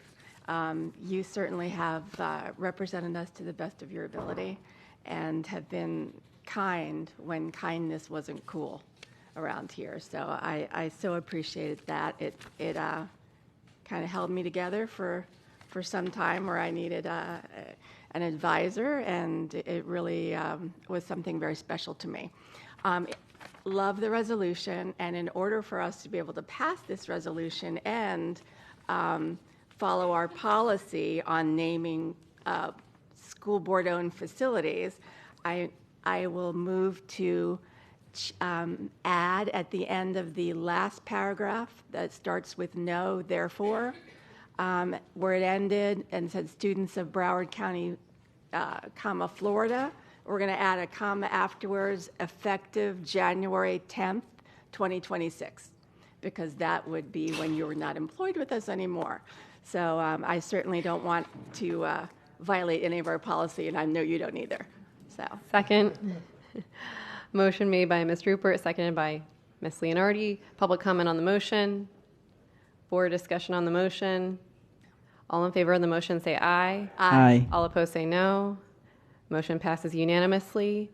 Mr. Brute, did you have anything else to say on the item, or on the item, no. About Maryland, yes. continue? Steve, sorry. I always get emotional when I do these things, so I'm going to stay unemotional here. And I look forward to you enjoying yourself, having that freedom, spending some more time with your family, and those moments you can't get back. And as graceful and much of a rock that we've needed over these years, I know that your family has missed you, and I know that whatever your second, third, fourth iteration of your life is going to be just as gratifying and enjoyable for you. So we will miss you. I will miss you personally. But thank you. Thank you for all that you've done for us. Thanks. Dr. Holness? Thank you, Madam Chair. Ms. Batista, you will be greatly missed by this board. I can see by your staff as well, and I'm sure by everyone. What I can say is I came on the board in 2022, and you've always, from day one, even when I had no experience, didn't know much about what I was doing until I had to learn, you were very kind and you were respectful. And you always take my calls. When I send a text, Ms. Batista will respond in an hour or two. I don't know how she does it with all the other things she has, but when I'm not in the Casey Wright building and I send a text, please give me a call. Within an hour or two, Ms. Batista would call, and she would not rush you off the phone. She takes her time. So, you know, my take on it is that you're a decent human being, and outside of all of the stuff that we go through, just the core of your character speaks volume. And I thank you, and you have left an indelible mark on all of us, and it was a joy working with you. Thank you. Ms. Hickson? Thank you, and I love this resolution. I think it's amazing. Thank you so much for your time and dedication to our district. You've spent most of your time, I guess, in this particular area, and I know that, you know, as someone who also spent a long time in Broward County Public Schools, it's part of who you are. It's part of what you think about every day, why you get up in the morning, and it just becomes, you know, your family. So I think this is a great way to honor and celebrate you. So I'm very happy to see it. I also want to thank you for accepting the challenges that I may have thrown in your direction with grace and with compassion, understanding that what I was asking, I really felt deeply about and wanted to do the right thing, and helping guide me around making sure I was within the confines of the law. So I believe I'm part of those challenges that were mentioned earlier. You know, I've also very much appreciated getting to know you personally. I really enjoyed our conversations that we've had, and I do wish you the best time with your family. That is more important than anything else in the world, and as Mrs. Rupert said, you can't get that time back. So enjoy. I hope you'll let us know how you're doing and come back to visit, and we will miss you very much. But thank you so much for your dedication to our district. Thank you, Ms. Thompson. I'm going to try not to cry. Sorry. I just think the words cannot express, I think, how lucky this district was to have you for so long. And I know we asked you to stay, and you very quickly said no, but I think if there was a way we could make you stay, we would. I just think you can tell how amazing you were by all the people in this room, by the presence that you bring to the boardroom. You've really taught me how, when people are maybe being not the kindest, how to respond to them with poise and grace and love of what you're doing. And I hope you have all the blessings in the world, and you get to travel and spend time with your son, and you move with him, because that's what he really wants. And I just think you're great. Thank you, Mrs. Alhada. Ms. Batista, so we've been through a lot through all of the years, a lot of ups and downs, but thank you for your professionalism and all that you have done for Broward County Public Schools. Thank you. Ms. Bowman? I just call her Batista. I don't know why you guys are all so formal over here, but so I watched you from afar before we were over here and really admired your lawyering. So it's been a pleasure to work with you. Your lawyers love you. It's very impressive. Lawyers have a bad reputation, but you're an excellent example. So thank you. And I barely ever cry about anything, so you're welcome. Try to follow that, Dr. Zeman. Well, I was. It's hard enough coming after Gene Bettis and Anastasia and the staff, Tom and Catherine, and my. Like Dr. Holness, I frequented Ms. Batista's phone and her email, and often it was Sunday night when we both had time where we could talk about things. And what I've always appreciated about you is for non-lawyers, you know, your patience, even though we were persistently trying to find a way to bend or break or violate some kind of law, you were always crystal clear about the lack of wisdom. And even in my questions, Jean, she would say, "That was cute, Ellen. Do you have a better one?" And I would try and reformulate the question. So I hope I learned. I know now I know a lot more about ed law than I ever knew before. Because often these calls were Sunday night, I appreciate your tips on cooking, on taking care of the kids, and the art discussions that we've had about things, and on international travel. Our conversations have been broad and wide. I hope everybody appreciates kind of the depth and the breadth of your knowledge. You're an amazing lawyer, and you're a world-class person. And I haven't worked with very many people that kind of are both of those, but you clearly are. Thank you. Dr. Hepburn? Yes, thank you. So, Ms. Batista, who, just call you Marilyn, thanks for, the support. I know we banter back and forth, trying to figure out what's best for the district and best for kids, because that's what great leaders do. It's been a pleasure. I've heard the word grace. You know what my word is for you? That's regal. She's one of the most regal individuals I've ever met in my life. Keeps it professional at all times, and always not afraid to be honest with myself or my staff when it comes to issues and how we should tackle those. One thing I will not forget, we trade mango stories all the time. If you guys ever heard about that wonderful mango tree that Miss Batista has at her house, they're amazing, but I talk about my mom's mango, so I owe her a Julie mango. I remember to bring that and get that to you. Yes, I know I owe you one. I get that mango to you. But thanks for your years of service. It's definitely commendable. A lot of people don't understand the work that we do, on behalf of the district and behalf of kids, and I surely know that the pressures that you've been under throughout your whole career, and it's commendable. And I know all of Broward County Public Schools students and staff, even the people who don't know that you've influenced certain decision making or made their opportunities better, don't know it, but we know. We know. So thanks for all your years of service, Marilyn. And yes, absolutely. Go off and enjoy family. So I would like us to vote on this item, and then I have some words to say, and we have clearly a presentation of a lot of wonderful things from Ms. Batista. So is there any further board discussion on the item? All in favor of RR1, say as amended. Chair. Oh, sorry. Go ahead, Mr. Cervera. Thank you, Madam Chair. Appreciate the opportunity to speak. Obviously, I'm in support of this resolution.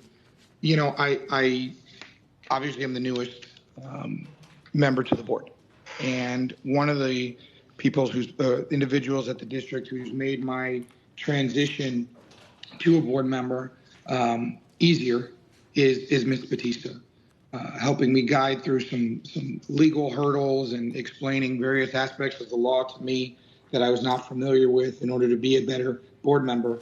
Ms. Batista was always there for me. Being a lawyer is hard. being a lawyer that works in the government and has to answer to elected officials is extremely hard. And Ms. Batista has always handled herself with grace and professionalism and enthusiasm. And I've always greatly appreciated that. Marilyn, you've been a zealous advocate for this district. You've been very passionate about what you've done. And you've made our jobs as board members easier. So as you ride off here, I wish you nothing but the best.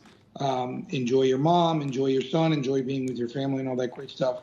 And again, I'm very appreciative for everything that you've done for this district. Thank you. All in favor of RR1 as amended, say aye. Aye. All opposed, Aye. say no. Item Q passes unanimously.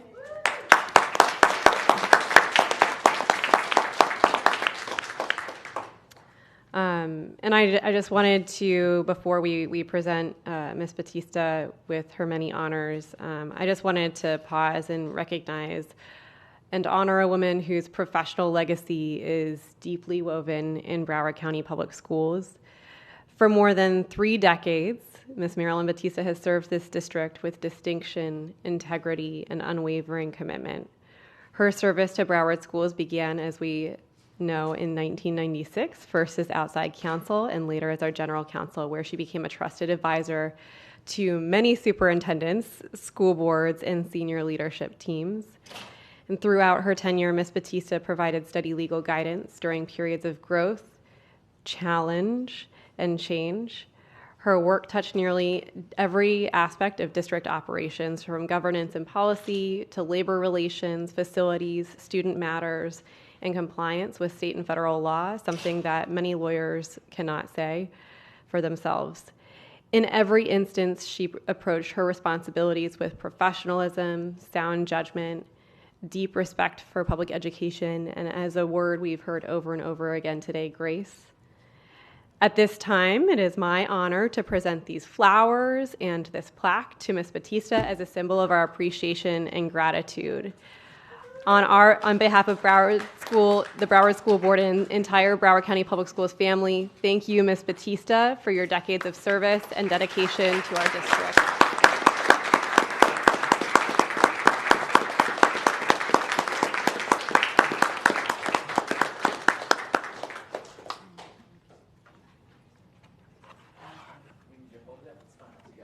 Woo! Oh, wow. Did we all get in? You want to recess for a photo? Yes. We'll now recess the meeting. John?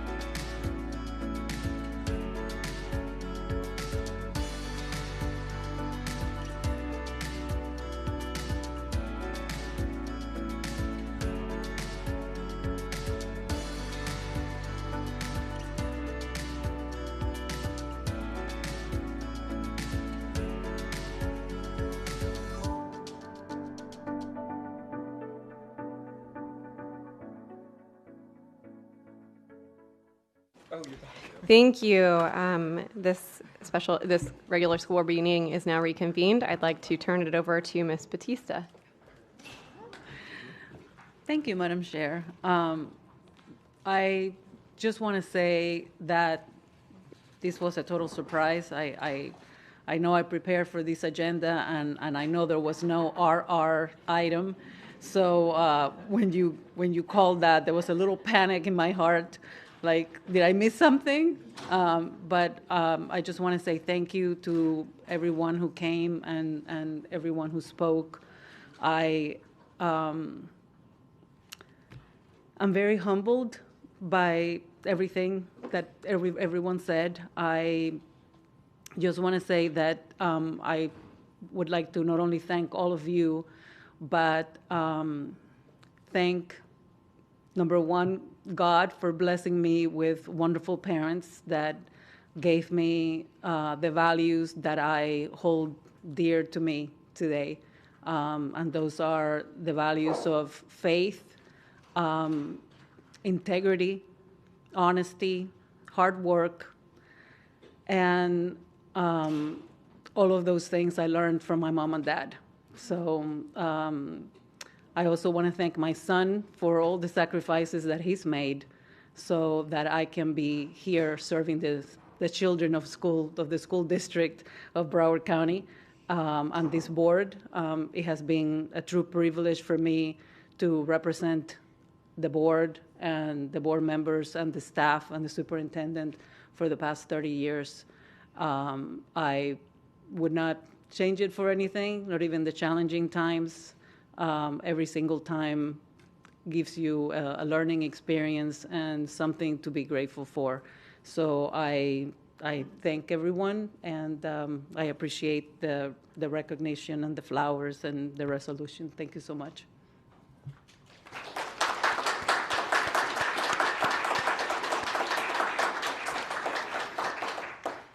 Well deserved. All right. Could I get a motion and a second on M1?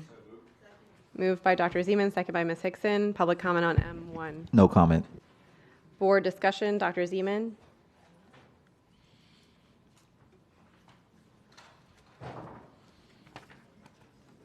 Thanks, Chair. I'm fascinated with these, and I'm curious about a whole bunch of things. Chair, when's the last time we had an application for a new charter school in Broward County? Dr. Hepburn. Dr. Wanza. Thank you, Dr. Hepburn. I have Ms. Collins, the Director of Charter School Management Support here, and she'll walk us through those responses, Dr. Zeman. Thank you. Hi, good afternoon. Through the chair, Dante Collins, Director of Charter Schools Management Support Department. I think, if memory serves me correct, it's been approximately 5 years. Terrific, and thank you and Dr. Wanza for the conversations this week about this particular set of applications. I note that both of them are K-8s, yes, which is a model that charters have really fallen in love with, not just in Broward County, but around the state. How many K-8s does Broward County District, Broward County District K-8 schools do we have right now? So I'll take that question. So district schools, I believe we have 7. 7. Terrific. And once the repurposing goes through its process, if it follows through as it has so far, how many will we open?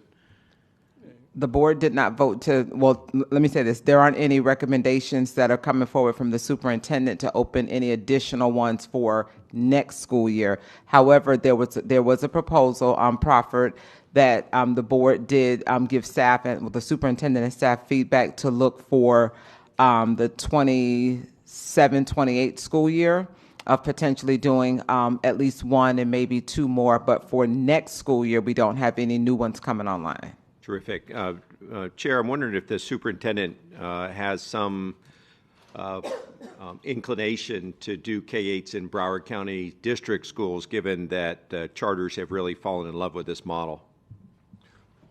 It is a desirable model, especially for families that have kids in multiple grade level bands, elementary and middle, and traditionally middle schools and elementary schools start at different times, which is often a burden for working families. Terrific. I also noticed in these applications, Dr. Wanza, that they have an expected class size of 18 to 1 or 22 to 1, depending on which grade you're looking at in the K-8 model. Is that consistent with our student-teacher ratio in district-run schools now? So, Dr. Fulton, I'm one of the region soups, so I have to answer that. But I do know that we typically do averages of the 18, 22, and 25. 18 at the PK to 3, 22 for the intermediate grades of 4 through 8, and then 25 at the high school level. Yeah, statutorily required. Mm-hmm. Okay. The reason I like talking about this is, you know, choice is not new. 20 years ago, we started charter schools in a big way in Florida. In that time, 50,000 or so students in Broward County have chosen charter schools. In an environment of choice, if you're running choice A and there's a choice B, there's a lot to learn from whatever B's doing. It's interesting that they advertise their tuition free. Maybe we should too, but maybe everyone knows that public schools are free. I don't know. There are some significant advantages, though, of district-run schools. Dr. Hepburn, do we charge anybody in Broward County Schools to get on a bus? That is in the negative. Dr. Hepburn, what percentage of our permanent faculty members are certified teachers in the state of Florida? 100%. Terrific. Who has better real estate in Broward County, traditional schools or charter schools? We do. Who has better sports programs, traditional schools or charter schools? We do. What is it we can learn from this application? I know we have significant advantages, and I know that we are just choice A. But the more we know about choice B and what they do and how they advertise and where they locate and what they do, I mean, this humane, I'm sorry, I'm going to drop the term here. Is it humane sciences? The specialty? Is that right? It's okay. I'm fascinated with that, and I'm not exactly sure what it means, but I'm going to read about it. But what they advertise for their programs, where they locate, how they do administrative positions, whether they move forward with sports programs in the futures in a whole way, we have distinct advantages, but it's really important to know what they are. Every time they apply for a charter school, every time they do something at charter school, I hope we sit down and think a little bit about it, and then think about it in a competitive environment, because we are clearly competing against charter schools and private schools and homeschools. And to the extent that we can kind of hone the message about what traditional public schools have in terms of advantages and ways in which we can look at what they do and say, if they're doing something better than us, we'll adopt that. I'm fascinated also with Jeb Bush, who started this charter school movement a long time ago in Florida. And the whole model of charter schools was for them to do innovations and for traditional district-run schools to learn from those charter schools so that we can continue together to make sure that we're serving all the students in Florida.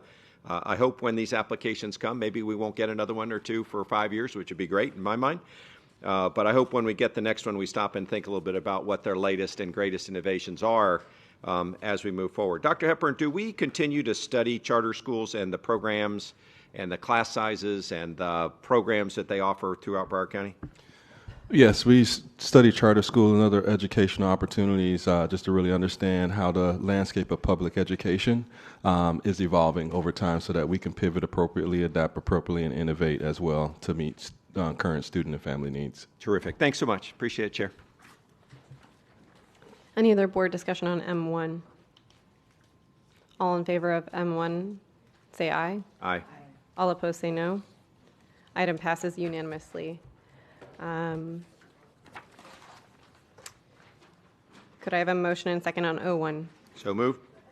Moved by Dr. Zeman, second by Ms. Rupert. Public comment on O1. No comment. Board member comment, Dr. Zeman. My question has been answered, Chair. Thank you. All in favor of O1, say aye. Aye. All opposed, say no. Item passes unanimously. Board members, I am advised that the General Counsel would like to request an attorney-client session. At this time, I'm requesting that all persons not scheduled to attend the attorney-client session please exit the room at this time. Ms. Batista? Thank you, Madam Chair. I would like to request the school board convene 2 attorney-client sessions in order to discuss litigation pending before the 17th Judicial Circuit in and or for Broward County, Florida, in the following matters.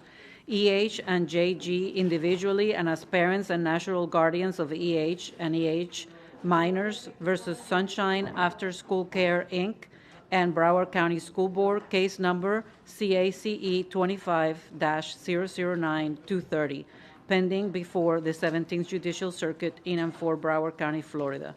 The following persons will attend this attorney-client session: school board members, Sarah Leonardi, Chair; Dr. Jeff Holness, Vice Chair; Lori Alhadeff, Morak McCarthy Bullman, Adam Cervera, Esquire; Deborah Hickson, Nora Rupert, Rebecca Thompson, Dr. Alan Zeman, Dr. Howard Hepburn, Superintendent of Schools; Anastasia Protopapadakis, Esquire; Kathleen Jack Adams, Esquire; and Marilyn C. Batista, Esquire, BCS.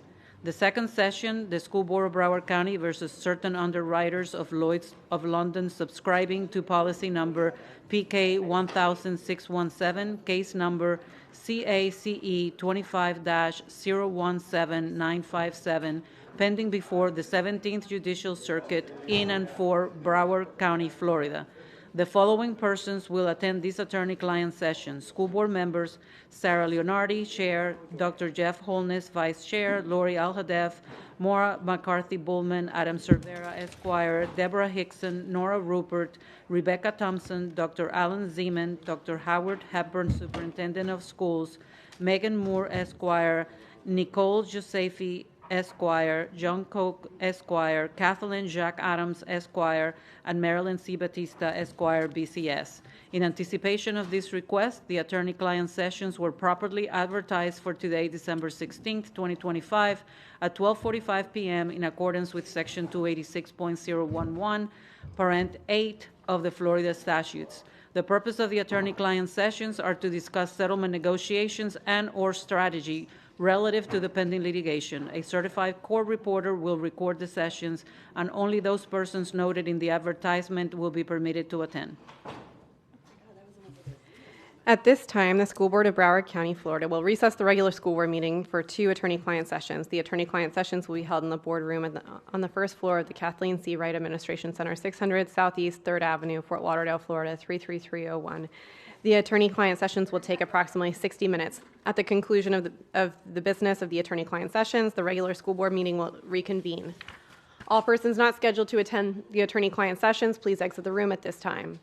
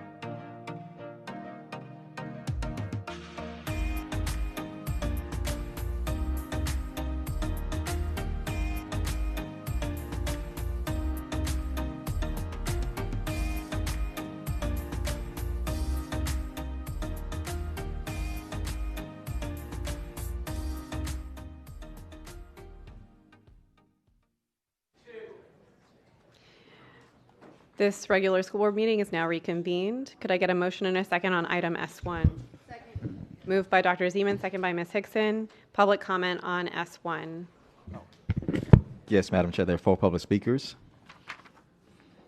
Carly Regala, Jody Perry, Dr. Trudy Germanovich. Close us out is Frank Carapana Jr. Named speakers, please approach the mic. Campana, sorry about that. You're good. Welcome. Thank you. Good afternoon, Madam Chair, school board members, Superintendent Hepburn, and Ms. Baptista. Thank you for allowing us this opportunity to speak on behalf of item S1, the renaming of the magnet program at Driftwood Middle School to the Frank C. Campana Academy of Health and Wellness. But to understand the significance of the name, it's important to understand the significance of the man. In the 1960s, Mr. Campana was on the founding administration team at Hollywood Hills High School, where he was part of the effort to integrate the new high school. He served as the principal at Hollywood Hills for 4 years and then chose, due to family obligations, to move to Driftwood Middle School. This would transform the Driftwood Acres community into the educational hub of Western Hollywood. Mr. Campana was the principal for 25 years. In 1986, I was fortunate to meet Mr. Campana when we both served on the district's at-risk dropout prevention committee. I was at Perry Middle School as the only at-risk teacher there. I didn't realize I was sitting next to an expert. He was not only someone who spoke in Tallahassee, he also spoke in Washington, D.C. about the importance of educational funding and working with children. He had a vision of student achievement that includes all students, not just their academics, not looking at their personal struggles, but understanding the entire child. Because of the programs, he started one called the Model School Adjustment Program. That followed kids from 5th grade through high school in the Hollywood Hills zone. They had a social worker assigned to them, one person, they had a main teacher, and they had an individual to monitor attendance. The longitudinal study on that program over a 10-year period found a much higher level of student graduation that had been in the program. When I went to Driftwood, he asked me to head an at-risk program that we came to call the School Within a School.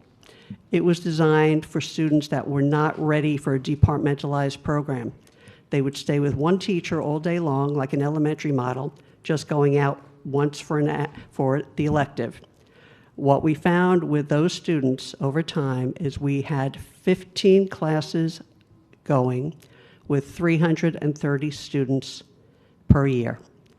Over the years, that program became a model, not just for Broward County, but it was recognized by the president as an academic program of promise for at-risk students under his guidance. We had people from all over the country and internationally coming and watching the school. Grace period? Finish your sentence, please. Thank you. Okay. I'm going to cut to the chase. This is very important to everybody in this room. This man must be remembered.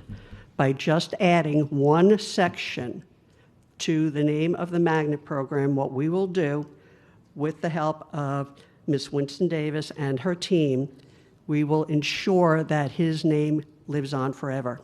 That way, all written communications, newsletters, websites, and banners will include his name, ensuring this man is not forgotten.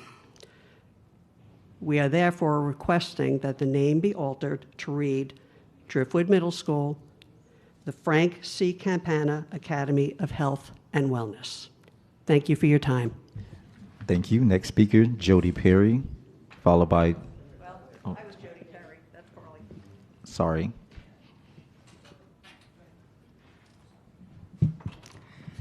Hello, everyone. Good afternoon. My name is Carly Rogala, and I am a proud graduate of Country Hills Elementary, Coral Springs Middle, and Marjorie Stoneman Douglas class of 2024. But most importantly, I am one of Frank Campana's 4 granddaughters. I wanted to take a moment to thank you for your time and consideration of this matter, and to thank those who've put so much effort into finding a way to remember my grandfather, especially Miss Jody Perry. Growing up, I quickly realized the impact that my grandfather had on the lives of many. We would be going up the elevator to a Florida Panthers hockey game, and someone would stop and recognize him as their principal from many years ago. But the most amazing part was he could still remember them by name, details about their families, and details about their lives. Therefore, I ask for your help in remembering my grandfather's legacy, one that extended far beyond the classroom into the lives of countless students and families. Thank you. Thank you. Next, Dr. Trudy Germanovich, followed by Frank Campana, Jr. My name is Dr. Trudy Germanovich. Frank Campana was an excellent example of a principal who truly believed in letting his teachers take the lead on what was best for the school students. He also encouraged his teachers to be lifelong learners and to attend conferences such as the Florida Educational Technology Conference. I was good friends with Wilma Passetti, who served Driftwood as the school librarian, PE teacher, and what was called a technology specialist, and we attended that conference together for several years. Technology was seen differently during that most of the time he was principal. He allowed teachers to collaborate and discuss how the technology was to be used with students. He was the guide on the side and never resorted to top-down decisions. Even though Driftwood had a sports emphasis, in recent times, they've also been known for their excellent environmental programs. These programs were guided by Linda Gonzatano and have brought national recognition to the school and the district. Because Linda Gonzatano was also part of the first U.S. women's soccer team, she was great at having the dual emphasis within the magnet program. For that reason, I would like to suggest that it would be nice to continue to have the environmental emphasis as well. I saw it was discussed at the school SAC meeting and rejected because someone said they couldn't offer an environmental elective. There are answers to this dilemma. First, a successful middle school should be using project-based learning, which could include any topic throughout the various curriculum areas.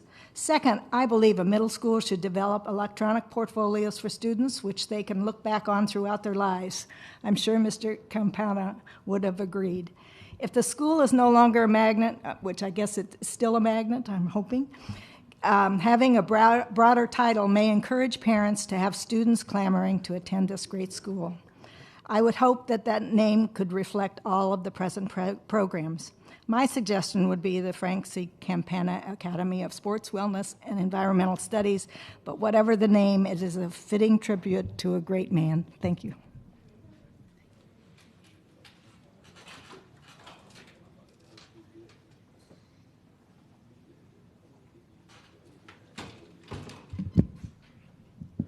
Hello, I'm Frank Campana Jr. I just wanted to say thank you on behalf of my family for this potential honor for my father.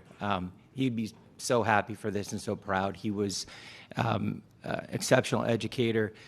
He wanted to make Driftwood a special place where students wanted to go, their parents wanted to send them, and educators wanted to be there with him and teach. He was a mentor to many of them and an extraordinary educator the entire time that he was in the school board for over 30 years. Just wanted to say thank you again. If he was here, he would be so happy for this honor. So thank you so much. Thank you. That concludes our registered speakers. Thank you, Ms. Pullman. Thank you, Chair. And thank you to all of the friends and family in the audience. As a representative of District 1, where Driftwood sits, I'm very proud to have this honor being bestowed upon someone who is clearly a visionary leader and just an amazing educator. I had the pleasure of speaking with Ms. Perry yesterday, and she gave me a history of Mr. Campana, and for all of, kind of the negative stories that we hear from time, in the press recently, I think this is an example of something that's extremely positive and a role model and an inspiration for so many educators. So obviously I support this. everybody. Hopefully you guys will too. But I also just want to say that I have had the privilege of going to the Driftwood campus, not when Mr. Campana was there, but more recently, and the legacy lives on. The programs are still there. They do amazing work. As Dr. Germanovich just said, Linda Gonzatano continues to impress me every time I go on that campus and see what they're doing to really educate the whole student. So it really is a model that we should be reproducing, and I'm just very happy to have Driftwood in my district. So thank you. Thank you, Ms. Hickson. Thank you. And I want to thank Ms. Perry for reaching out to me August 9th. She sent me an email saying she had been trying to get this done for the past 5 years.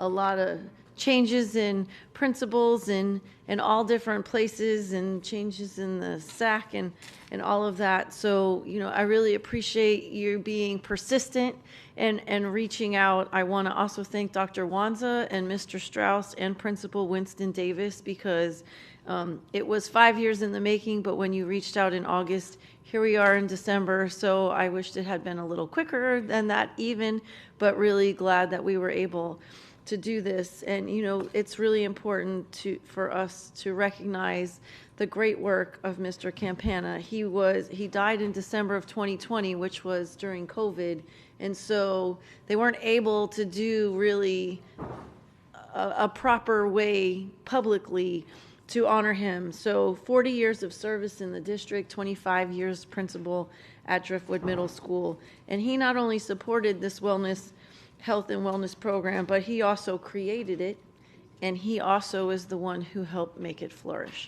So I don't think there's any better way for us as a district to honor someone who gave so much of his time and his service and dedication and love to our students. So I definitely will be supporting this. And again, I just want to thank all of you for coming today, but especially Ms. Perry for being persistent about getting this done. So thank you. Any other board discussion? All right, all in favor of item S1, say aye. Aye. All opposed, say no. Item passes unanimously.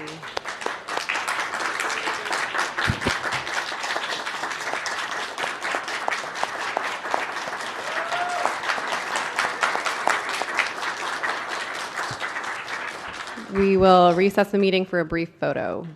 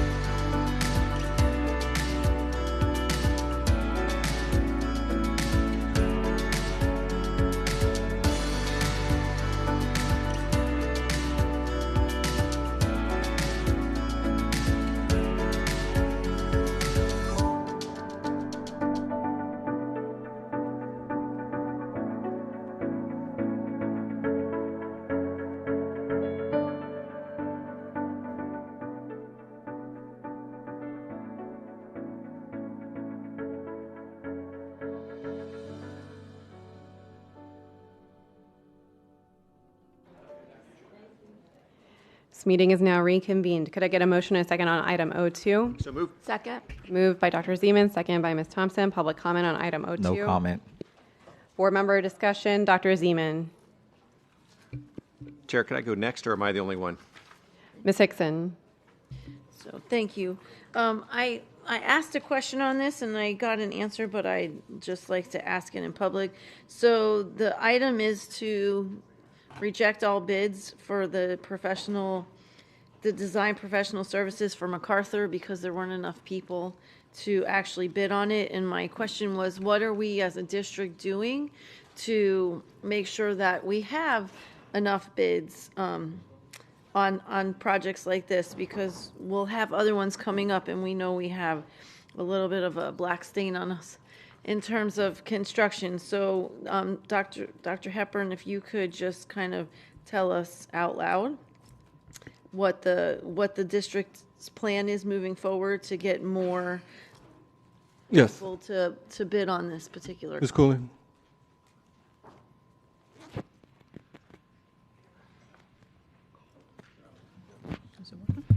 Good afternoon, Sonia Coley, Executive Director, Office of Capital Programs. In conjunction with procurement, we're doing outreach to try and solicit more vendors. Can you explain, because it went out once, and actually the answer I got was a little bit different, that you were going to change it to design and construction. It was the way that the bid for the South Broward pool went out. So if you could explain all of that. Okay, so with the revised procurement method, we're going to try and go in and do design build, whereas we go out and solicit a design criteria professional to assist us with preparation of the documents. We already have a criteria for the pool that we utilized on South Broward, so we will utilize that same method here and then put it out to bid for a specialized vendor, which would more so specialize in pool construction. And when would that go out? In January. Okay, thank you. It's important. This is a pool that the community had. It's gone down. I did speak with Principal Howard about it. He's very excited about it. They really want to build a swim program, but they also want to do a community swimming program, which will actually bring money to this district, because South Broward runs, I ran it for many years, the swim program at South Broward, and we know that, in South Florida, specifically Broward County, drowning is a huge issue. So I look at this more as it's more than just a pool that is at a school. It's really a service we're going to provide to a whole community, and so the quicker we can get that done, I think the better. So thank you.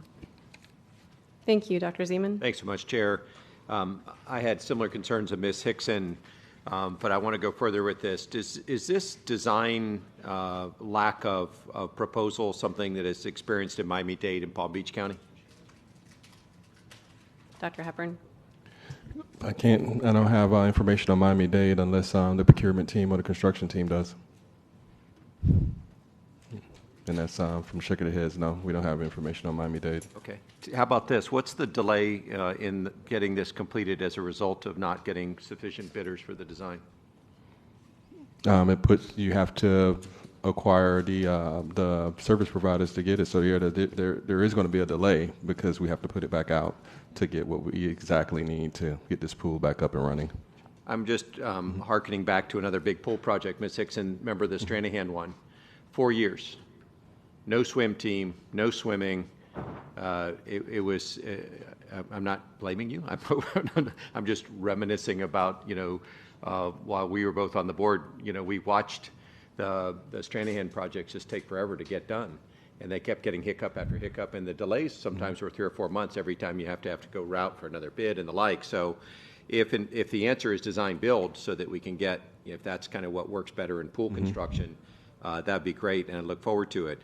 The unfortunate part of this is we went out for design and there's going to be some 3, 4, 6 month delay. And that's really unfortunate because that's 3, 4, 6 months of not swimming in the community and in the school. So I'm glad that we have a solution going forward. Thank you. Any other board discussion?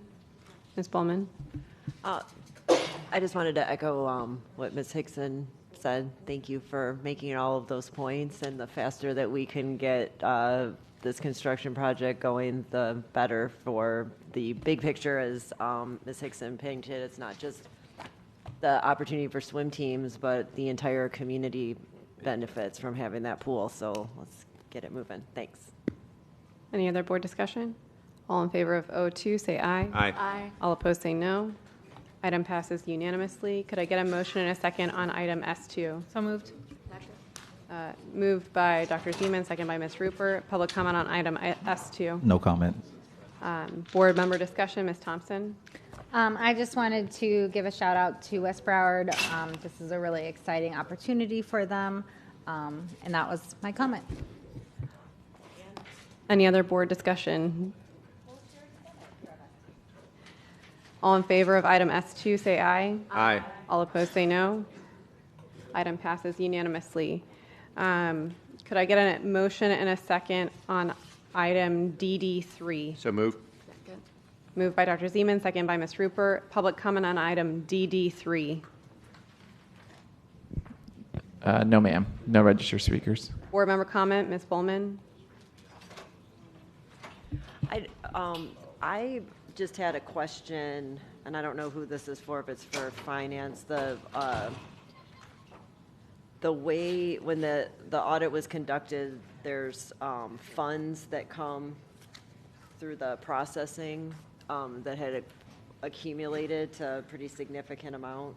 And I was just wondering what we're going to do with those, because they're being held in an account with the Business Services Center. And is this something that should be getting transferred to the general fund, or how? We're just looking for some guidance, because the audit was kind of looking for some guidance. Let's see, Ms. Andreo, if you're here, unless you just walked out. Oh, go ahead, Ms. Johnson. I'm sorry. Through the chair. Yes, we are looking at it. I think it's 1.5 million, and we're going to be doing that transfer to the general fund. Okay, great, perfect. Thank you. Ms. Rupert? I'm okay. Thank you. All in favor of item DD3, say aye. Aye. All opposed, say no. Item passes unanimously. Motion and a second on item DD2. So moved. Moved by Dr. Zeman, second by Ms. Hickson. Public comment on DD2. We have Dr. Nell Lynch-Walsh and Rachel Bailey.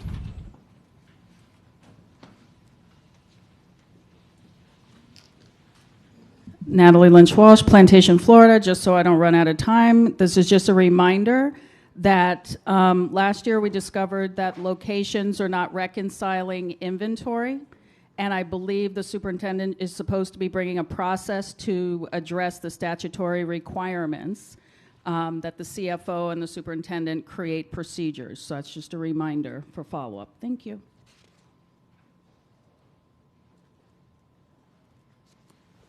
Any other, Ms. Bailey in the audience? All right, board member discussion. I have Ms. Rupert. Is this DD3? DD2. DD2. Oh, no, I'm okay. They answered my. All right, all in favor of DD2, say aye. Aye. Any opposed, say no. Item passes unanimously. Can I get a motion and a second on FF1? So moved. Moved by Dr. Zeman, second by Ms. Hickson. Public comment on FF1. No, ma'am. Board member comment, Ms. Hickson. Thank you. Just every month I like to say thank you to the grants department. This month we have $2,974,784 coming in through different grants, and I just want to say thank you. We really appreciate all the effort and all the great things that come to our students from these grants. Mrs. Alhadeff. Thank you, Ms. Hickson. But I do believe we have opportunity to find more grants and to apply for more grants.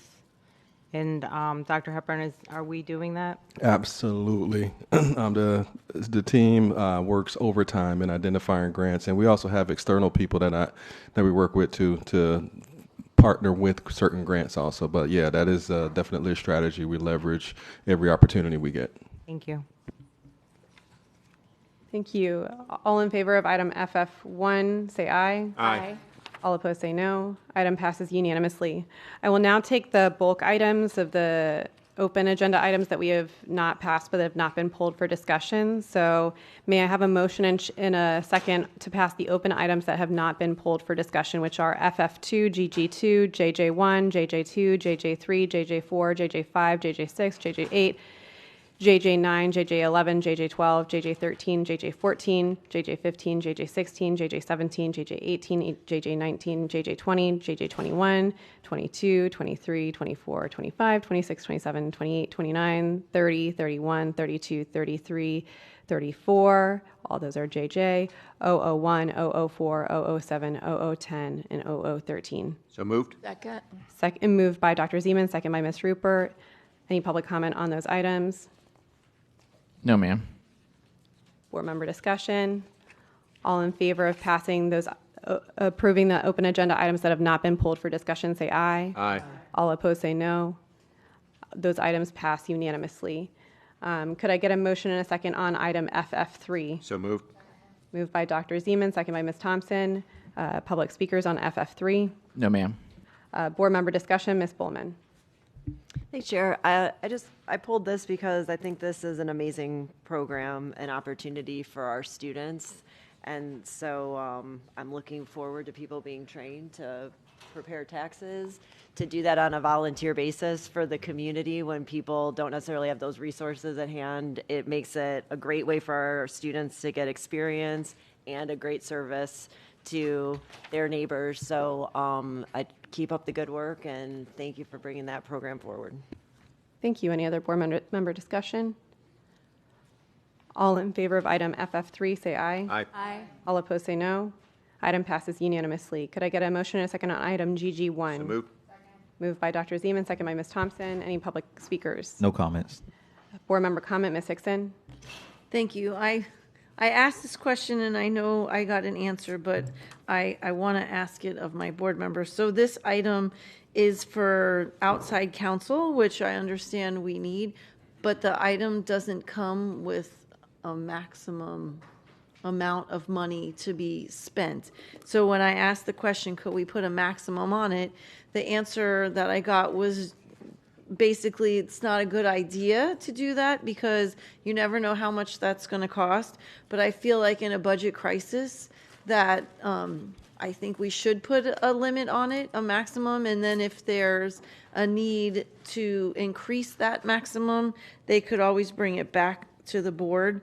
But I just, I have trouble voting on something that doesn't have a maximum amount spending on it. So I'd kind of like to know what my, so I'm going to make a motion, I guess. And Ms. Batista, if you could help guide me on what maximum, I know you don't agree with me, but what, if we were going to put a maximum, what would be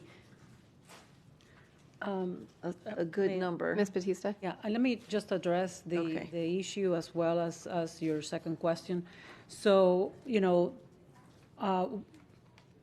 I think that having a maximum on any agreement is a good idea as a general rule, because, you know, litigation, first of all, this particular item, we are not assigning any cases under this agreement at this point to this firm, right? They're just there as a backup in the event that we do need to use another firm at this point.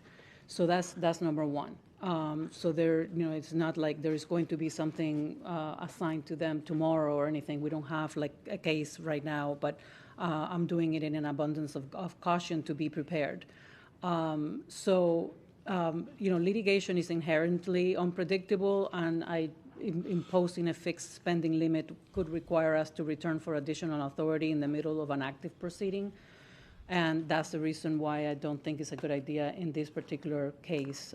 We do review invoices as they come in. We make sure that we're not, you know, being double billed, that there is integrity to the invoice, that we're paying only for that work that was performed by the firm, and we have those internal controls already in my office.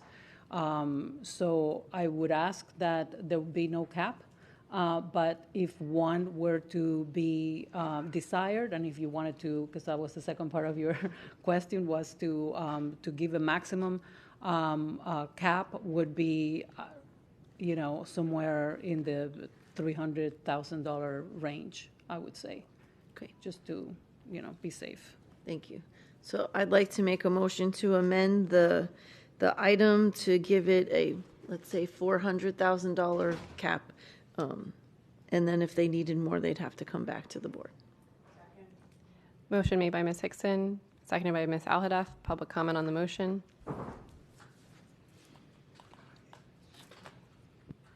Dr. Natalie Lynch Walsh, Plantation, Florida. I support the motion. Doesn't matter how nicely you ask for something, it's still fiscally responsible to cap it. Thank you. Any other public comment? Board member discussion? Dr. Zeman? Thanks so much, Chair. I'm very serious about budgets, right? I spent a lot of time building, managing, watching, and trying to come up with summaries of them. In this particular case, I feel like the Office of the General Counsel, while Ms. Batista was there and before, have always had the freedom to manage their external lawyers, and they've just done a great job. I'm not sure if the board is aware of this, but we have a mandatory hourly limit. I think it's $250 or some insanely low number. Yes, well, we have, not for this firm, yes, and unfortunately the rates are going up as everything else in life is going up, but yes, the rates, we have been able to maintain them at 200. Right now they're at 250, which is unheard of in this area. I just feel like I don't want to snatch defeat from the jaws of victory, and right now we are experiencing a victory. We can get $695 an hour lawyers to work for $250, and they are already doing that on the hourly basis. And our general counsel, and again, I'm not trying to make this personal, but the system of the general counsel has always done a really good job. The third point is that for any kind of serious litigation case, they often come to us, and we approve ahead of time the selection of the general counsel and the process that they're going to go through with an attendant tag that comes with it. And so while I love internal controls and I love budgets, and we are at a point of fiscal urgency, I think, I would say that Broward County Schools has done a good job of managing the external counsel. I'm sorry, Chair, do you know how many different lawsuits that we're involved with right now? Ms. Batista? The entire district? Yes, ma'am, including liabilities? Around 300. Yeah, so we're in the middle of active with lots of times, and I would hate to stop a case and have to wait a month and come back and say, oh, we just got to 398,000, we got to trip over. I don't want to. I want to keep moving and get things done, and I trust the Office of General Counsel under this one, previous and future ones, to be able to manage the external law firm. Thank you. And if I may, a lot of the expenses when you come to construction issues is really not the attorneys, it's actually expert witnesses that are very, very expensive. Ms. Bowman? Yeah, I think, first of all, you don't want to be in the middle of litigation. Sometimes you have a lot of deadlines. There's not necessarily time to come back to ask for more money, or you could be having trouble in court. And to Dr. Zima's point, there hasn't been any demonstrated irresponsibility with the way that the finances and management of outside counsel have gone to date. So I have confidence that the way that it's been working for a very long time will continue to work that way unless we see otherwise in the future. So I don't support a cap. All right. Any other board discussion on the motion? All in favor of the motion say aye. All Aye. opposed say no. No. No. Roll call. No. Roll call on the motion to place a cap on the item. Severa, No. Hickson, Yes. Holness, Yes. Leonardi, No. Rupert, Thompson, No. Zeman, Nope. Aladev, No. Bowman. No. Motion fails 6-3. All right. Back to the item. Ms. Hickson, do you have any other? Okay. Dr. Zeman?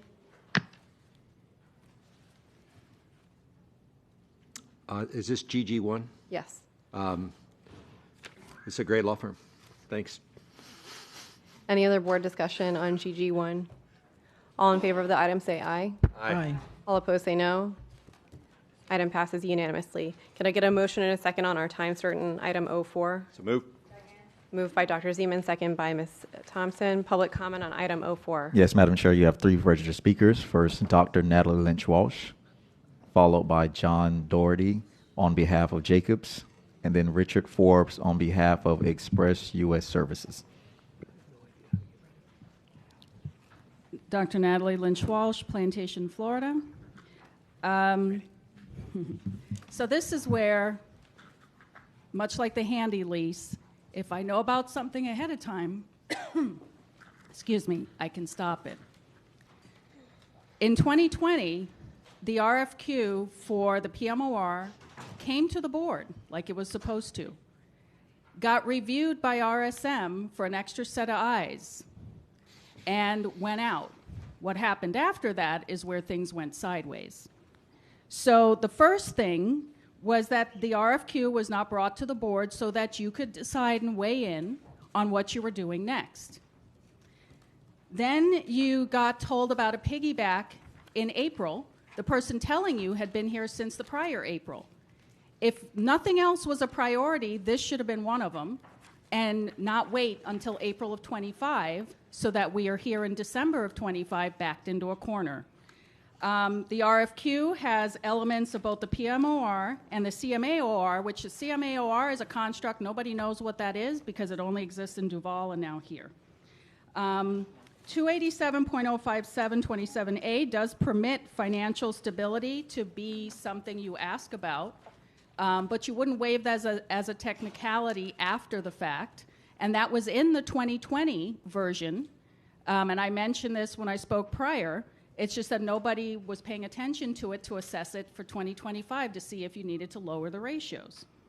And I'm probably going to, well, let me go down the list. So 287.055, which is a statute I've known about for at least 10 years, because this is not the first time that we've found ourselves here, requires qualifications to be evaluated. There's no getting around that. That is the strongest case for rejecting all bids.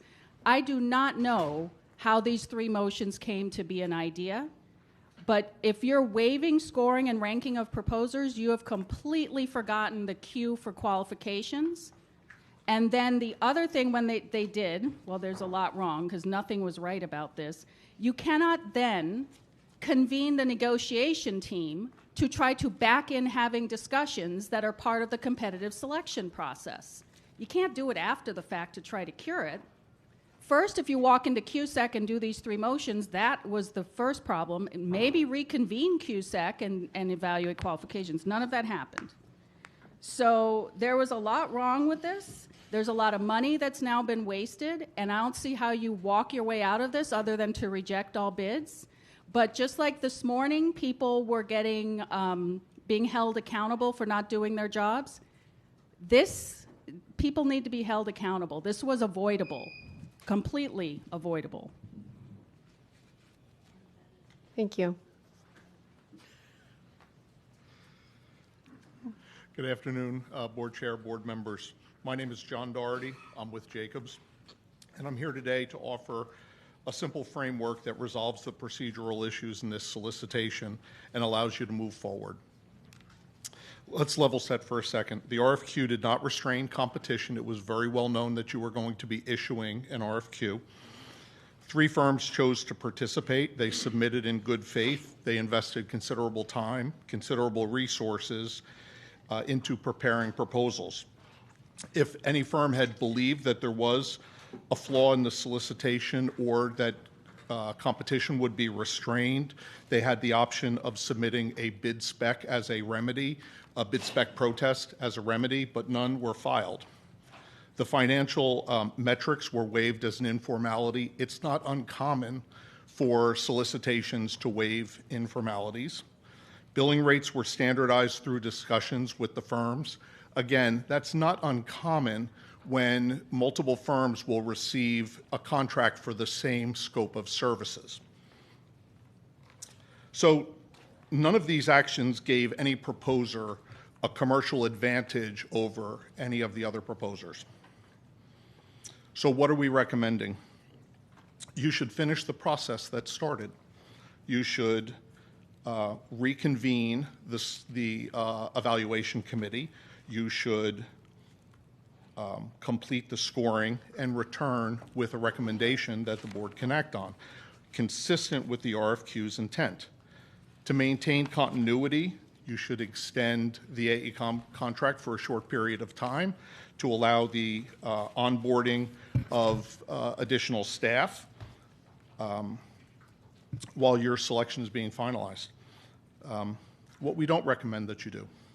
We don't recommend that you cancel and restart a procurement where the issues are procedural and correctable.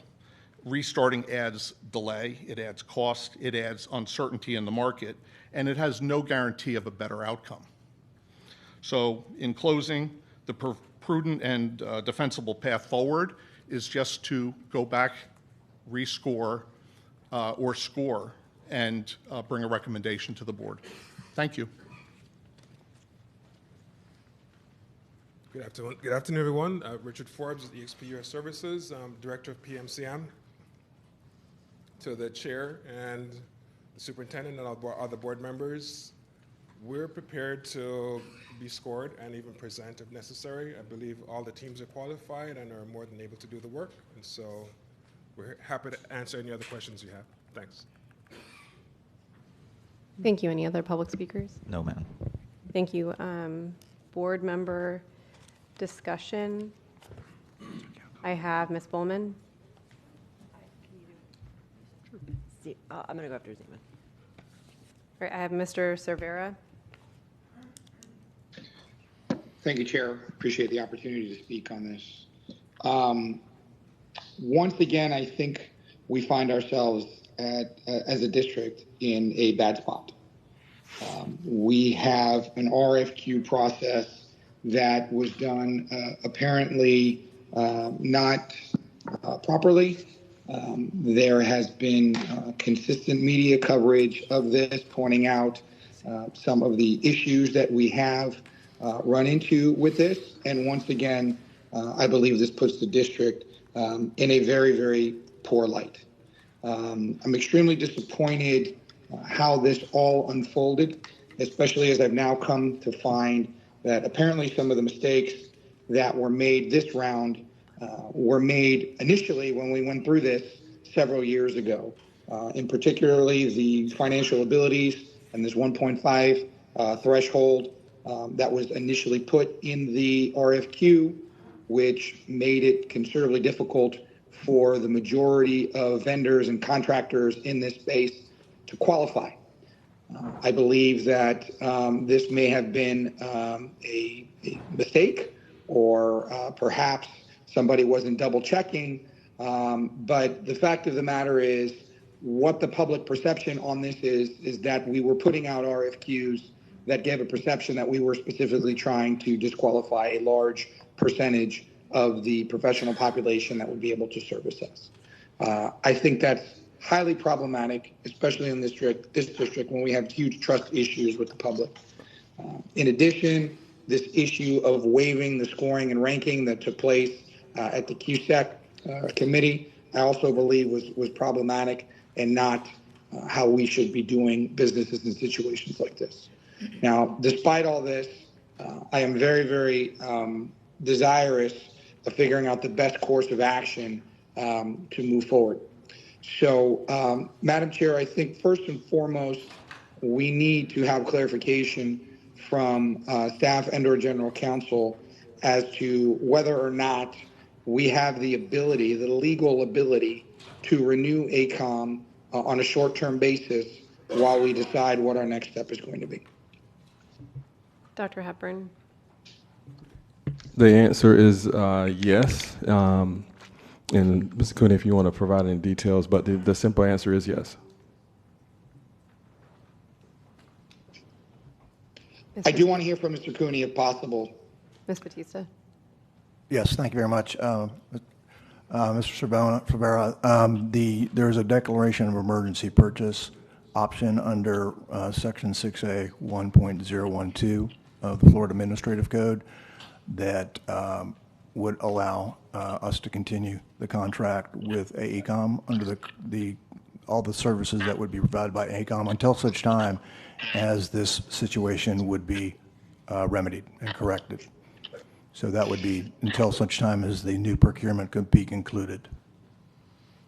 So just to clarify, if it is the decision of this board to accept the superintendent's recommendation and reject these bids, and our next step was to rebid this out, which my understanding could take anywhere between 6 to 9 months, maybe even longer. Is it your opinion, your legal opinion, Mr. Cooney, that we can extend AECOM on an emergency basis and have requisite statutory authority to do so while this project is potentially rebid? That's correct, Mr. Rivera, and the option you just mentioned would be a complete new rebid of the RFQ, and that would approximately be 6 months.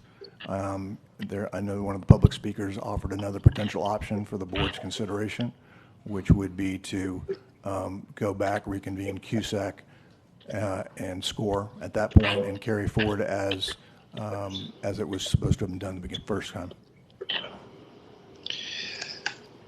Madam Chair, if I may, one last question here for the benefit of the public. As I indicated before, it's my understanding that at the CUSEC committee meeting, a decision was made to waive the scoring and the rankings of these prospective vendors. I'd like to know why that was done and who made that decision. Thank you. Mr. Cooney? Yes, Madam Chair. The directive from senior administration was that of the only 3 vendors that submitted qualification statements, that we wish to proceed with all 3. And with that in mind, the scoring and ranking portion of CUSEC's tasks was no longer needed because we didn't need to narrow the field down from anything less than the chosen 3 vendors. Typically, in the CUSEC process, we have multiple respondents, and we need to shortlist those to get them down to a manageable number. In this case, we started with 3 and ended with 3. So the ranking and scoring really would not have served a purpose in moving forward to the negotiation or the attempted negotiation of agreements with all 3 vendors. And is it your professional legal opinion, Mr. Cooney, that waiving that requirement was within the bounds of Florida law and the statutory, the section of the statute that you referenced before? My professional opinion is that the qualifications component necessary to provide CUSEC with the ability to even consider any motions or to consider any scoring was made by the initial review and filtration by staff under purchasing. So the only remaining issue presented to CUSEC for their consideration before the procurement could proceed was the issue of waiver of the financial ratio as a technicality. So yes, I think that we complied. Thank you, Madam Chair. I may have a follow-up, but I'd like to hear from some of my colleagues before that. Thank you. Thank you. And before I go to Ms. Bowman, Dr. Hepburn, is there anything that you wanted to say about this item? Yeah, absolutely. Probably should start with this, but first off, I want to thank Mr. Rose and Mr. Magley for doing a detailed and diligent review of this process in a short time frame. And I know Mr. Magley was definitely a part of that, and meeting with myself to go over step by step some of the things that they found during the duration of their review. Also, I'm in receipt of the auditor's report as everybody else. And that's the report that I look at. You know, I hear about media and all of that, and the media's going to write what the media is going to write, but depend on the staff and the factual people that we have here in Broward County Public Schools. I also want to emphasize that, you know, the recommendation by me to reject all bids is based on the auditor's report.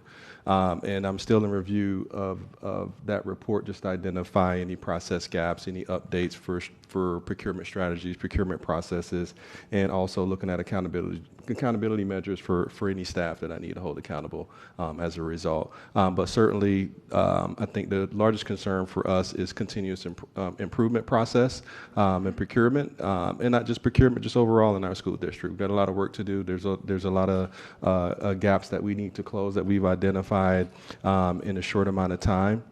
And we're working diligently to close those gaps and to do what we have to do to make sure our district moves forward in the right way. So that's all I have for you, Madam Chair. Thank you. Ms. Bowman. Thank you, Chair. And I absolutely agree that we need to make sure that our district is moving forward in the right way, that we are the stewards of quite a bit of public money, and we really need to be making sure that every single step that we take is transparent, in good faith, and with the intent of gaining the public trust. And so the procurement process, I believe, and it's set out in a statute just for that fair and open competition. That's why we have procurement. That's why we go through these processes. It's all very set forth. And so, you know, we as a board rejected an option to piggyback off an existing contract in Duval County in March because, you know, my colleagues may have rejected that for a different reason, but I rejected it because I think for contracts that are of this significance, especially with the history that we have with construction in Broward County Public Schools, that we owe it to the public to make sure that we're getting the best people and that everyone that wants to has a chance to participate in this process. So, you know, when we came to a workshop or a special board meeting in April, if we'll all recall, we, as a board, discussed having the RFQ, because we rejected the piggyback, so we discussed having the RFQ come back to the board before it went out to the to the bidders. And the people that are handling the procurement process in the district were all there, and no one told us that it was not going to come back to us. So we waited expectantly. I waited expectantly for months. I followed up internally. So it was very surprising to me to find out in August that this had already been released. And to now have this situation where we have mistakes or, you know, provisions in the RFQ from 2025 that didn't work in 2020 that have created problems for us again, and that we have kind of gone off track after that with the procedure when we're dealing with the qualifications committee. There's just items with the audit, and I thank you to Dr. Zeman for requesting the audit. I think it's very important. Thank you to Mr. Magley and for Mr. Rhodes for preparing this on a very short schedule. I think you guys did a really good job with it. I have a lot of concerns about what happened here and how we can fix it, but more importantly, I have a concern about the big picture. I think there's, you know, we've been in the process of hiring new general counsel, and one of the questions that comes up is who's the client? Because repeatedly, and not just in this particular instance, but in other situations that we've dealt with recently, we have our legal department providing services for staff without our knowledge that's getting poor results that we are now having to deal with. And I also think that based on the fact that we wanted to have that RFQ come out in June because we did not want to be in a situation where we didn't have a contract in January of 2026 when we all knew that the AECOM contract was expiring. And look where we are right now, sitting here in December with no contract. I really think it's important that we as a board take some control over this process because we're the ones that have been elected to represent the people that live here and go to school here and the taxpayers to figure out what we want this program to look like and what we want to do with our capital program. There's an inconsistency. I haven't read the RFQ, but there's an inconsistency in there between whether or not it's a construction management owner rep or a program management. And I think we have to look at what our infrastructure is, what our capital needs are, how much internal staff we should have, how much we're looking to the outside, and set the tone, because we're not getting back what I expected to get back starting when we started this process in March. So I'd like to hear from my colleagues, but I just can't stress enough how important this is for us and our responsibility to the taxpayers and to our students. Thank you, Ms. Thompson.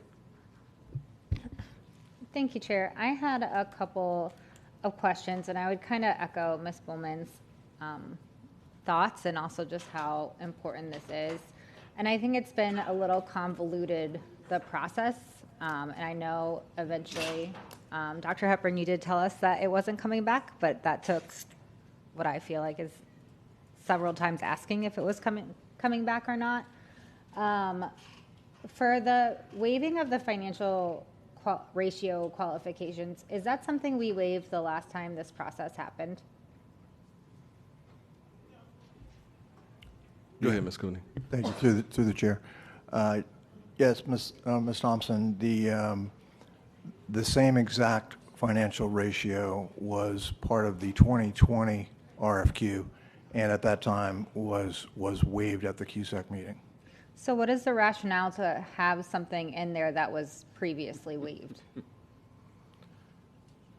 I don't know that it was recognized at the time that this RFQ was put together that it had been waived in the past.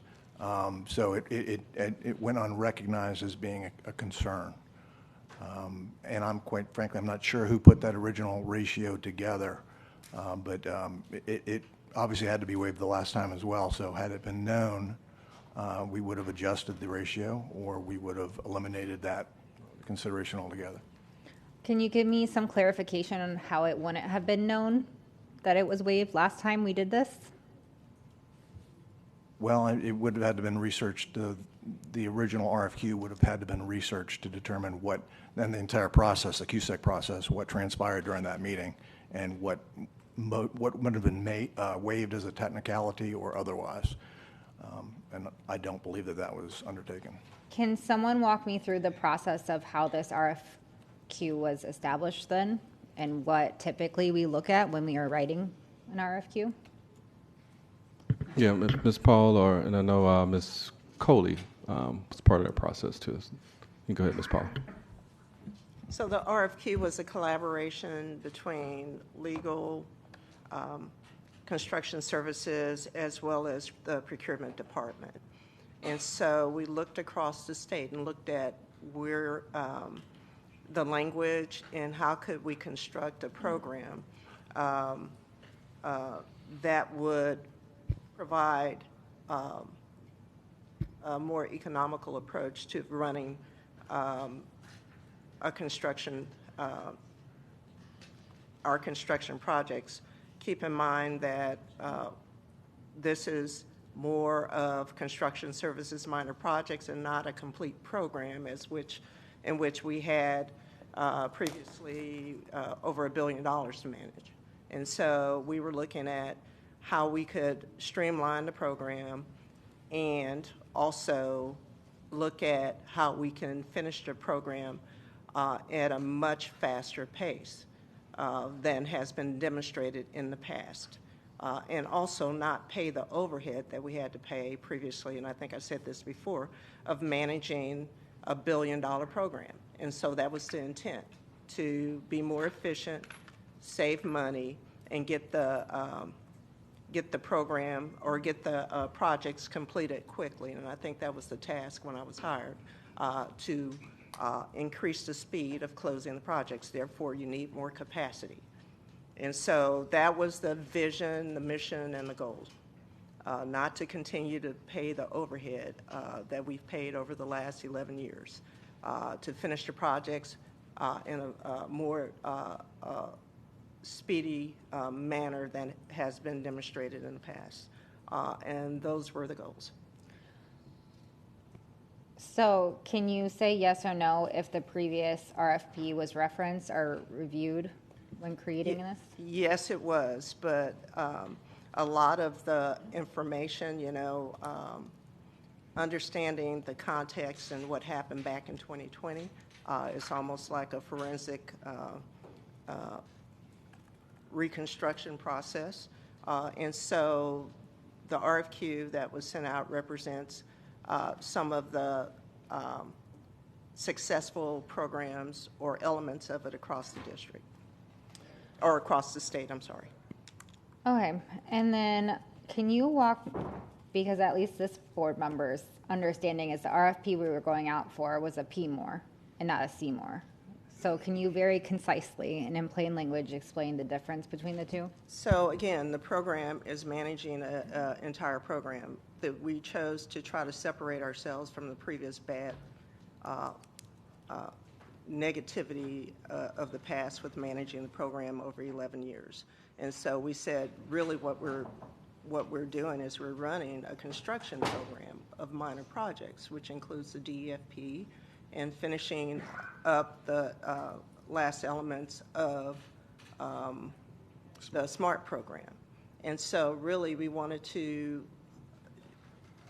and me in particular, because I own it, to try to work more efficiently, to add speed to it, because time is money, as we've seen in the previous SMART program, and to, again, close out as many projects as we can in a timely manner.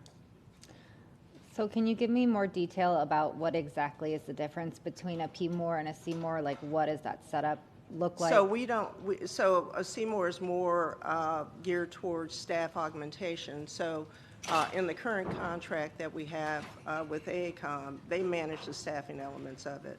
And the feedback I received from some of our board members was we need to have more control of the program, more say in the program. Government people, I think, is the term that was used in the past. And so this way we can manage specific projects based on the depth of the project and the complexity of the project.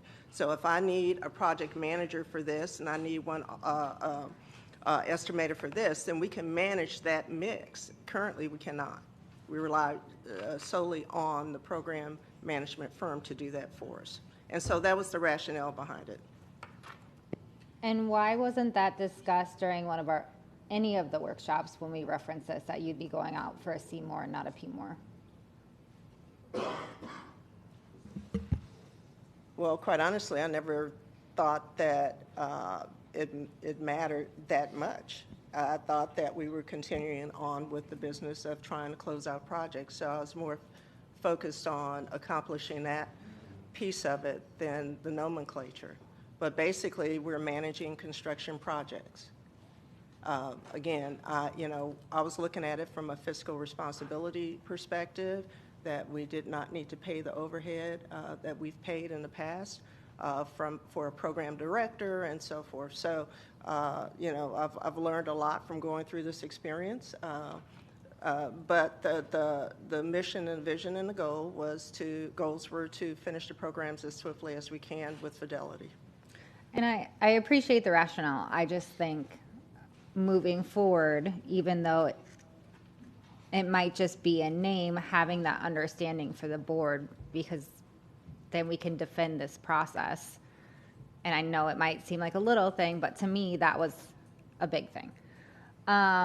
So moving forward to where we are now, my understanding during the workshops is that an emergency contract was not something we could do. And in fact, I remember specifically asking multiple times, what happens when we are now in the place that we are now?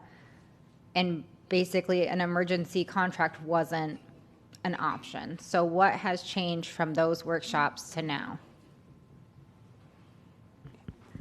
I'll have Mr. Cooney kind of add to this, and this was a while ago, so my recollection may be a little bit different than yours, Ms. Thompson. I remember we were trying to see if we can extend ACOM beyond 6 months. That was the issue, that we could not do that at that time. It was just 6 months that ends in January.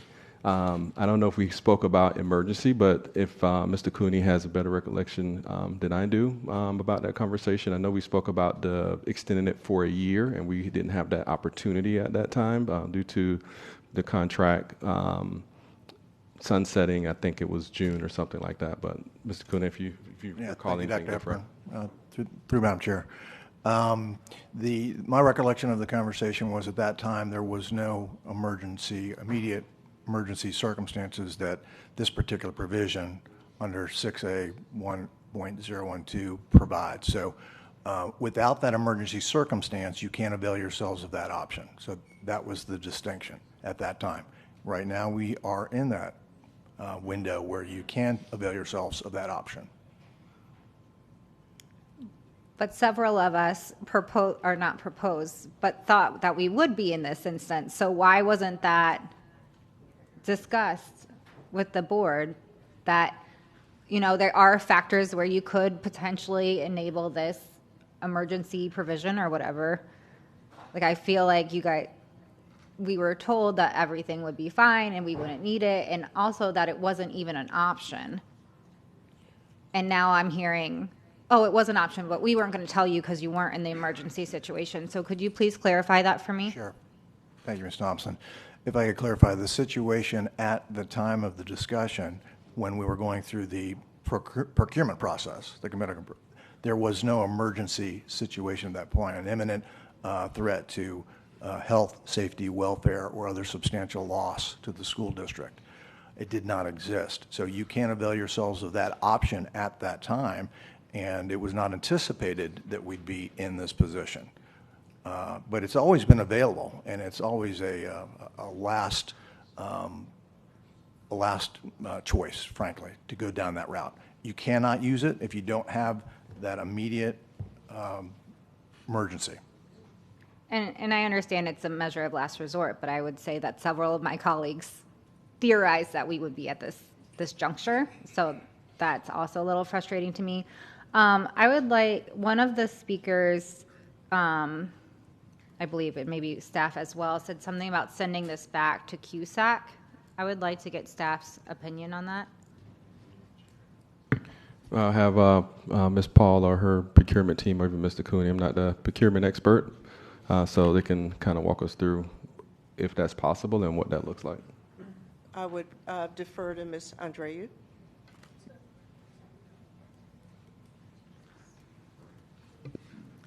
Good afternoon, Jennifer Andreu, Executive Director, Procurement Logistic Operations. If that is the will of the board, we can absolutely hold a QSEC meeting, and they can evaluate and score the 3 proposals that have been submitted. Can you walk me through what that process would look like, and what are the pros and cons of that process? The process falls in line with our current policy, 7000.1. We would reconvene the committee members, and they would go through the proposals, and they would score them accordingly and bring back a recommendation to the board as to who should be awarded and who would not be awarded, which firms would be and which firms would not be. And I'm sorry, what was part 2, Ms. Thompson? The pros and cons. That's very hard to say because none of this has been following what normally would be a procurement process. So right now we had a bid protest that was filed on Friday. So it would be very difficult to answer the pros and cons.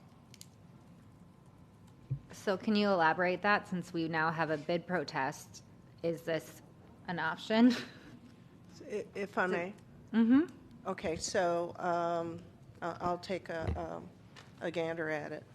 So basically, all 3 firms qualified. All 3 firms signed agreements. I believe the firm that initiated a bid protest was the one that spoke today, that said basically send it back to their recommendation, send it back to QSEC and let them score it. And, that was their recommendation. So by doing that, you don't have to go through the whole procurement process. You have the scoring. You know, QSEC can decide 1, 2, and 3 based on the criteria of the scoring, and then we can move forward. So again, the intent of the procurement was to, based on the response, to select all 3. But if we take it back to QSEC, they can number them from 1, 2, and 3. But then what, I'm sorry, what is the benefit of sending it back to QSAC? I guess I'm trying to figure out. So the main contention was that I assumed that we selected all 3. So by sending it back to QSEC, you rank order them. And so the first one, they'll be able to see who they want or evaluate as 1 and 2 and 3 based on their qualifications. And why wasn't, is that a process, are they usually ranked? Typically, yes. But again, the mission, vision, and goals that I mentioned before was to select all 3 and finish the program in a swift manner. If it's at the will of the board, if they want to send it back to QSEC and let them rank it, and the board can decide if they want number 1, if they want 2 and 2, or if they want just 1. So that would be the advantage. I don't have any more questions for right now. Thank you, Dr. Holness. Madam Chair, thank you so much. Well, first I want to, and Madam Chair, I will be using all my time because I have a lot to say. I am very concerned and troubled by what I read in the audit report. And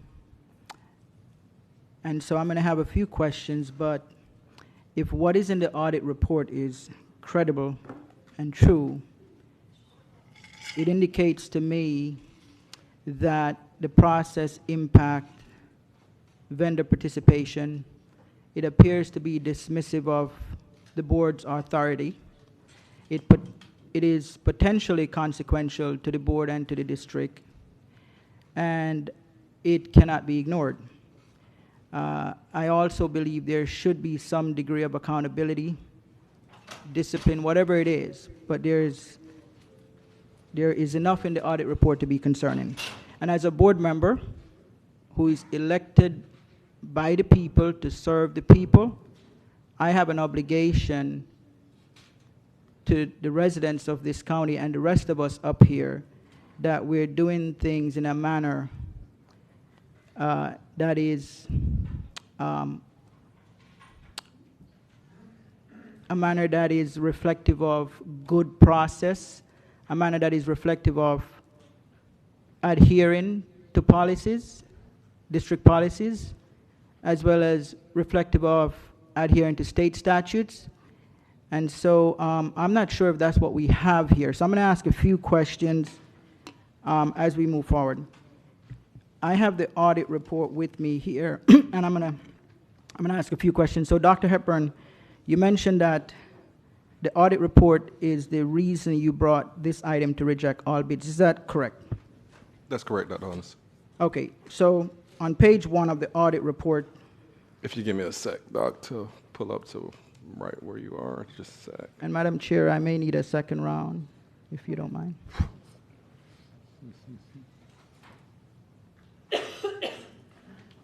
All right, I'm there. Okay, so on page 1 of the audit report, last paragraph, it says, the Office of Chief Auditor became concerned that staff did not execute the review and evaluation process in a manner that was consistent with selecting qualified CMA construction services professionals and may not have followed the state of Florida statutory requirements pursuant to section 287.055 that governs solicitations of this nature, and so on and so forth. Dr. Hepburn, would you say that what the auditor's statement here, would you say that it's a reasonable statement and that it's accurate? I take the auditor's report at its value. The auditor that's his task to review and give facts, so I'm assuming everything that he's reported is factual. Okay. The second paragraph on page 2 of the audit report says, as a result of the solicitation process, only 3 prospective vendors submitted qualification statements for Broward County Public Schools. For the record, could you restate who these 3 are? Where are you, Dr. Holness, on page 2? I'm on the second paragraph of page 2.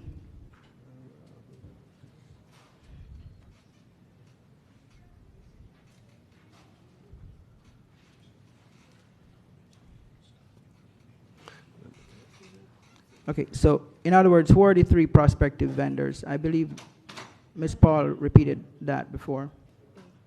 Okay, I see vendors on paragraph 3. I was looking at 2, but EXP US Services, AECOM, and Jacobs Engineering.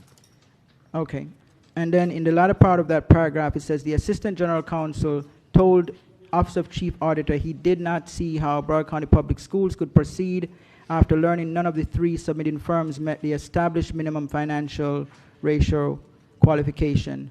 So for the purpose of this publicly, who is the Assistant General Counsel? What are we referring to here? Mr. Cooney. Okay. Now, it also mentions that in the third paragraph, after discussion with the Chief Operating Officer, the Assistant General Counsel engaged an external law firm. So the question I have here, why, to the Assistant General Counsel, which is Mr. Cooney, why wasn't your opinion good enough? Why was the COO input relevant on legal matters? Dr. Holmes, I wouldn't say that our opinion was good enough, but we were asked for an extra outside opinion. Okay, but you mentioned that you spoke to the COO and then you asked for an external opinion.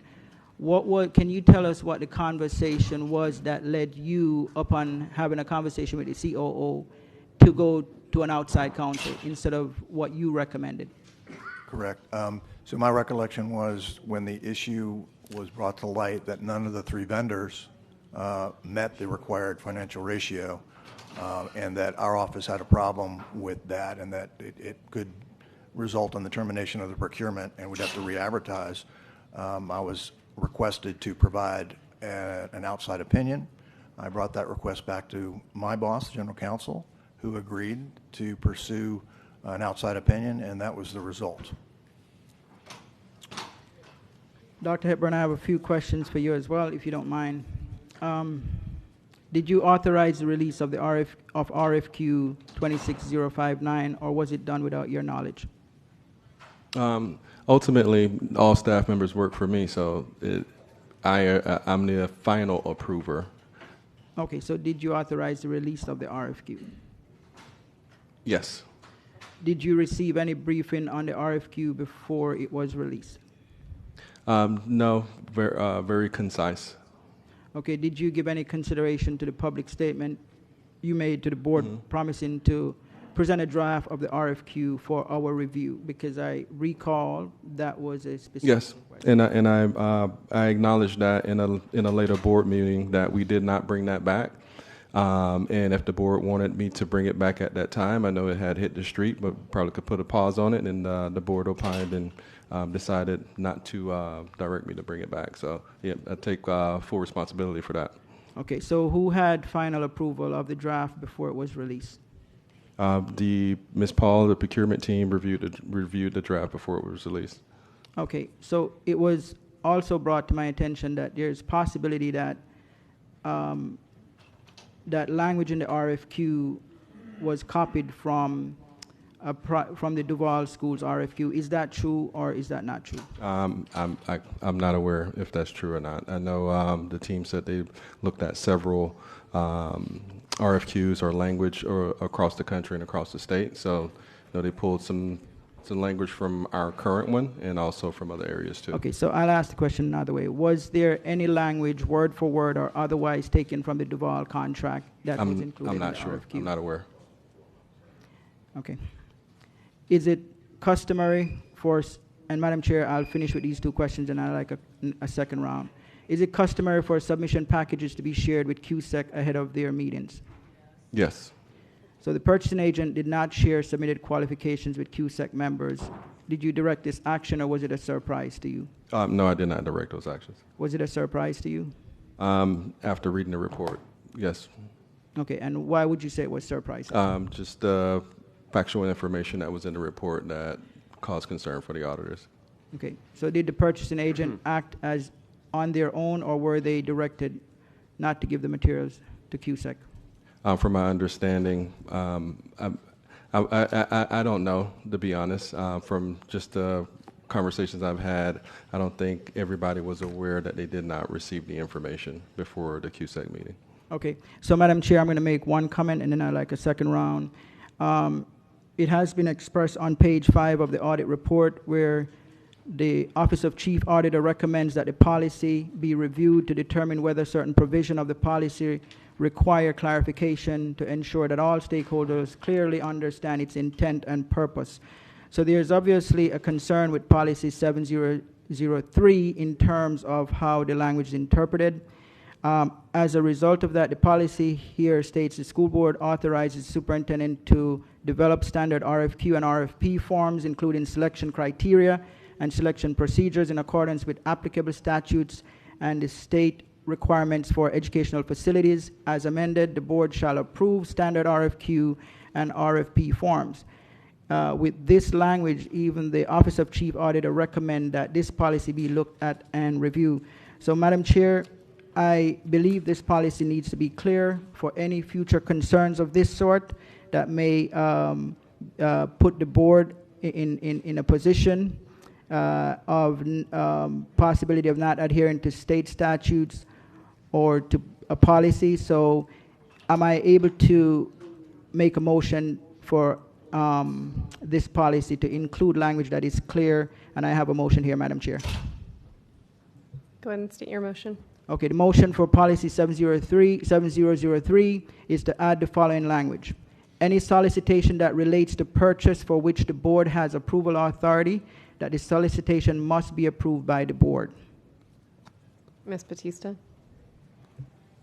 So the policy is not before you today, so that motion can be made. I think the motion could be to bring the policy back. Okay. And then make that motion when it's before you. Okay, thank you for the clarification, Ms. Batista. So, Madam Chair, I'd like to make a motion that we bring policy 7003 to the board for discussion and revision. Second. Motion made by Dr. Holness, seconded by Dr. Zeman. Public comment on the motion. Dr. Natalie Lynch, Plantation, Florida. I support the motion. I would argue, and perhaps it's just because I'm more familiar with the policy, that when the sentence reads, the board shall approve standard RFQ and RFP forms, and you have never done a CMAOR before, that is the clue that you need to bring it back so that you now have a standard CMA-OR, just like you have a PMOR solicitation that's already been approved by the board. So I support the motion, but I want to reiterate, it was clear, people just chose not to do it. And there is no forensic review needed for 2020. I was here, lots of people were here, it's all documented. Verbatim, I support everything in the audit report. Verbatim stuff was copied and just put in and smashed together and thrown out on the street. So it was clear, but it would probably, the policy should be brought back because it's been probably 10 years since it was looked at. Thank you. Any other public comment on the motion? Board member comment. Ms. Pullman? Thank you for your motion, Dr. Holness. I think that this would be a good exercise for the board to revisit this policy. And, you know, I think we're going to have to really think about how much we want to weigh in and what our role is. But that is something that we can discuss then. But I think it'll be good for us as a board to have a better, clearer understanding. Any other board discussion on the motion? Ms. Rupert? I totally agree with it. When something keeps bubbling to the surface and it's not just copacetic, it's time to bring it back to the board and let us discuss it so we can move forward together and with full confidence that the information that we're receiving is accurate. So, thank you. Any other board discussion? All in favor of the motion say aye. Aye. Aye. All opposed say no. No. I mean, sorry, I didn't mean to say no. Motion passes unanimously with Ms. Rupert, Ms. Leonardi, Dr. Holness, Dr. Zeman, Ms. Pullman, and Mrs. Alhadeff on the dais. Madam Chair, I just have one short comment and then I'm done for the second round. Okay, so Mr. Cooney, it indicated that you did not see how Broward County Public Schools could proceed after learning none of the 3 submitting firms met the established minimum financial ratio qualifications. Did you not see it fit to bring that information to the board before proceeding any further to have discussions with staff?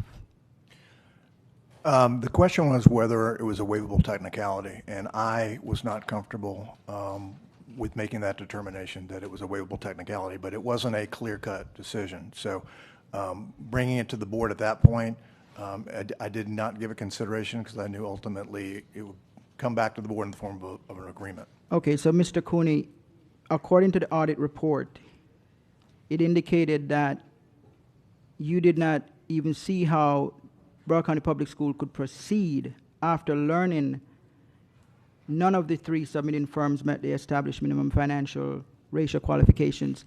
I would think that's an important information to get to the board.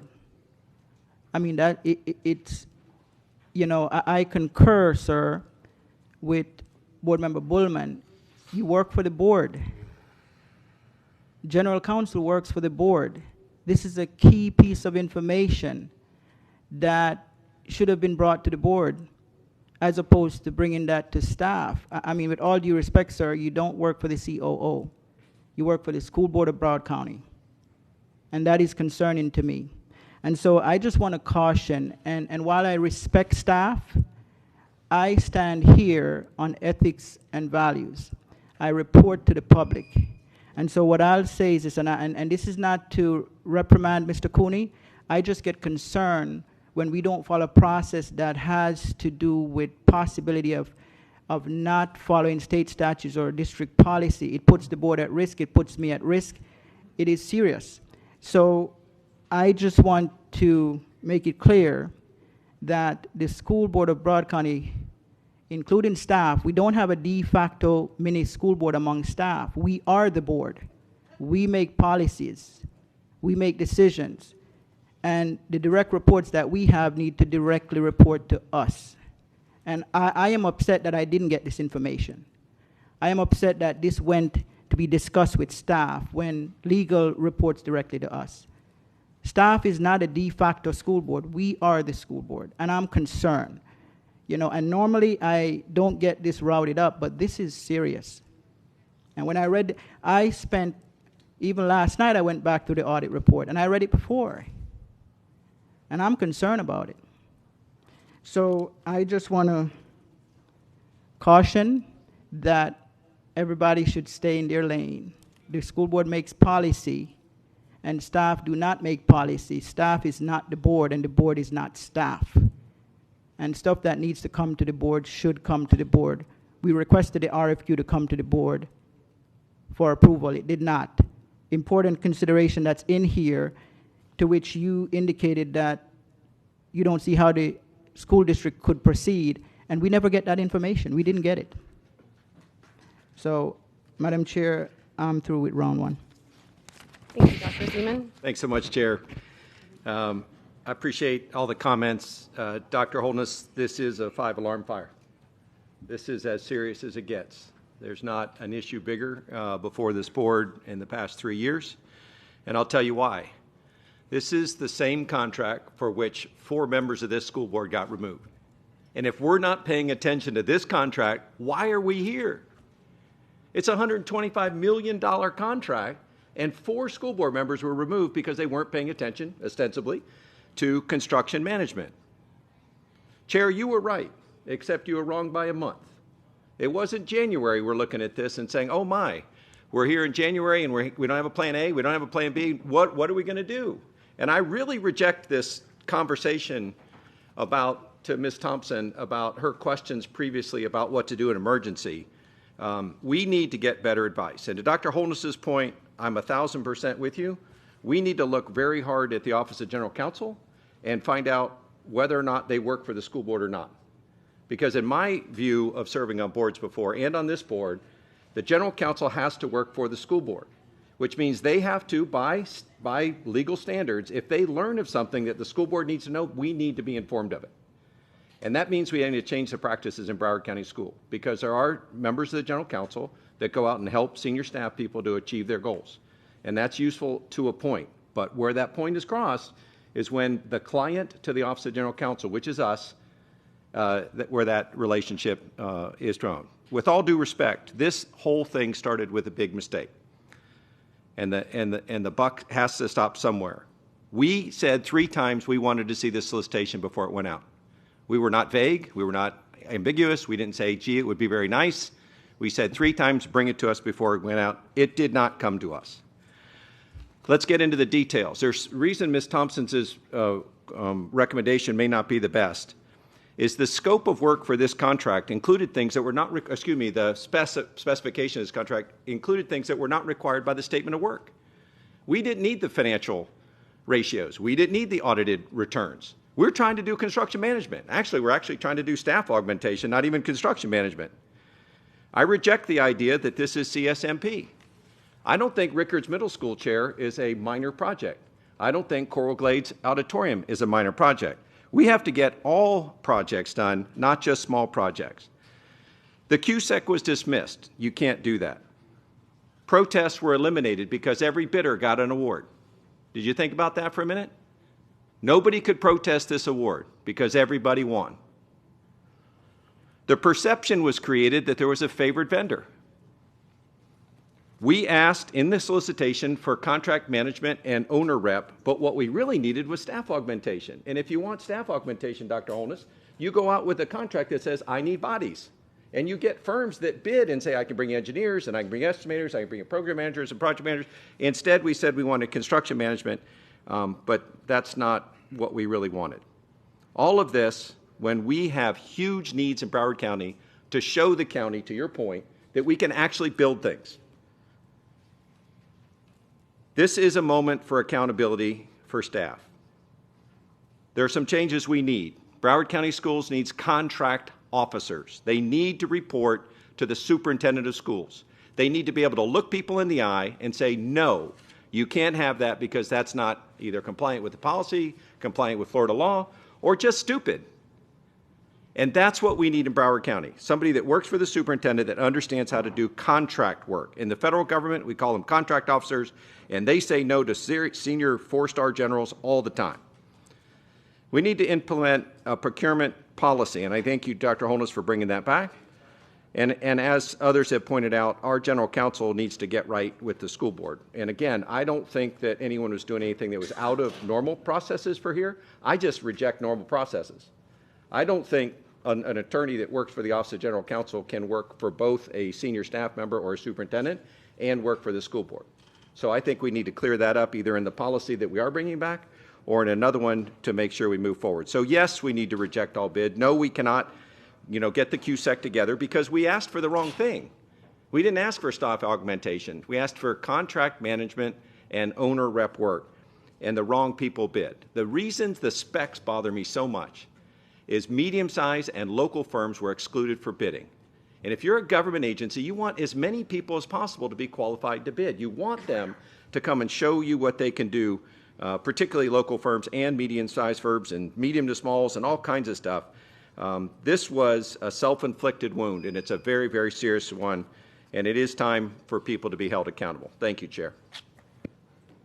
Thank you, Mrs. Alatoff. Yes, so the recommend action is to approve the rejection of all qualification statements received for requests for qualifications. And it says the impact, if we vote yes, the Office of Capital Programs and Procurement and Logistic Operations will research alternative strategies that will be in the best interest of the school board of Broward County. So I'm assuming, Dr. Hepburn, you are already aware of what these alternative strategies are? And they are?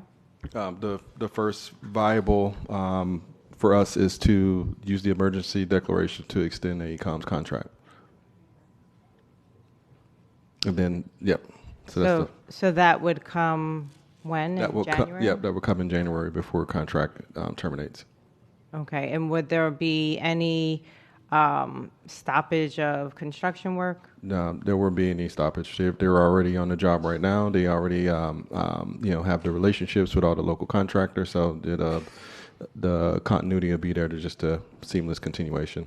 And then is there a step 2 to the plan? The step 2 is to go back out with the RFQ process.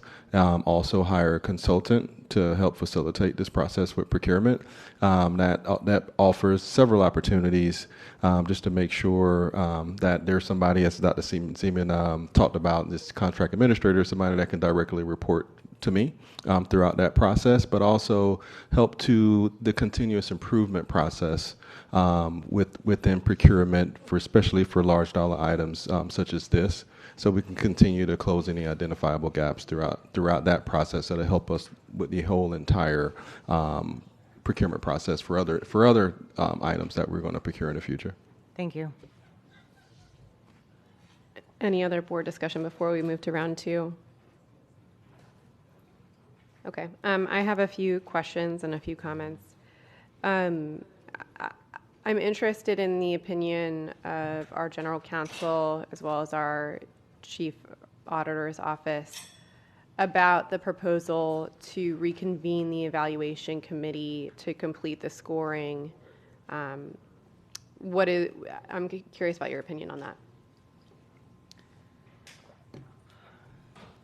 So the basis for the rejection of all bids is not just the procedural issues with the process that were identified in the report from the auditor, but there were also some substantive issues identified in that report that cannot be corrected by a re-evaluation.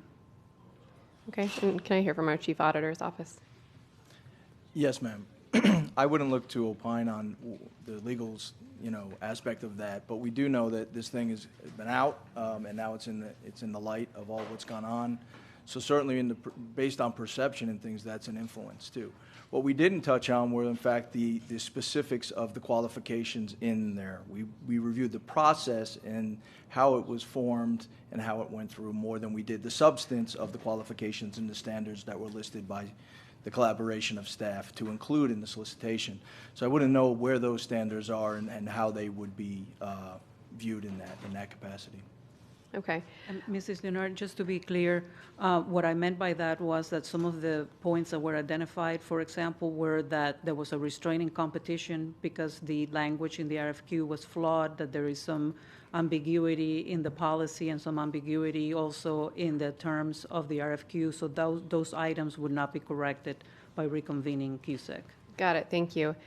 And say the board, which I don't believe that we'll be doing this, but say the board did reconvene, or we directed you to reconvene the evaluation committee, complete the scoring, and then we did the scoring, would it be possible to select all 3 vendors anyway? Yes, because you will get the scoring and the ranking, but be up to the board to choose 1, 2, or all 3. Okay, but the rationale for not doing the scoring was that we wanted to select all 3. That's correct. But if we scored all 3, we could still select all 3. That's correct. Okay. Madam Chair, if Yes. I may? Yes. I just wanted to, based on what Ms. Batista said, I wanted to make clear that we did not say that all that language, in fact, we said it potentially could have affected some of the people that may have felt restricted by some of the terms that were involved. Just wanted to make that point. Thank you. I believe this question was asked before, but I want us to be clear about the timeline. How long is it going to take to restart this process from start to finish? About 6 months. How long did it take for us to do it this last time? About 5 to 6 months. Okay. A comment was made by procurement that none of this has been following what a normal procurement process looks like. Can someone elaborate on that? Who'd you hear that from? I can have that staff member. Andrea. Miss Andrea. Through the chair. I think with the onset of the language being what has been perceived as ambiguous, but also not having any of the vendors to state that. So the auditor stated that in the report, but that was not the sentiments of the vendor community. So again, I think it was mentioned earlier, they had an opportunity to ask for clarifying questions if they felt any of the language in the RFQ was ambiguous, or if they questioned anything at all. They had an opportunity, several opportunities, to ask questions, and we also met with them in person to clarify any of the points in the RFQ. So the vendors never filed a bid protest and were in agreement with moving forward. So that's why I made that comment. Okay. Since you mentioned a bid protest, how does that impact things moving forward? Go ahead, Miss Andrea. That's really a question for general counsel. Ms. Batista? Mr. Cooney, would you like to answer this question? Sure, if I may, right now, through the chair. What has been filed thus far is a notice of intent to protest, so it's not the formal written protest. If the entity chooses to file a formal written protest, then the procurement itself would stop until that is resolved. And they have to file that formal written protest within 10 days of receipt of the notice of intent, which would be the 22nd of December. Okay, so can you be a little bit more detailed in talking about what that, so say it is filed officially, what does that look like in practical terms for this board? That would, it would not stop moving forward with the emergency declaration and the engagement of AECOM to continue their services, so we would not lose any services while this bid protest procedure would be undertaken.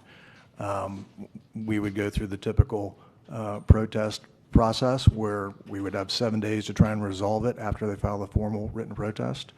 Absent that, we would go through the DOA hearing process as well. So it would have to just play out.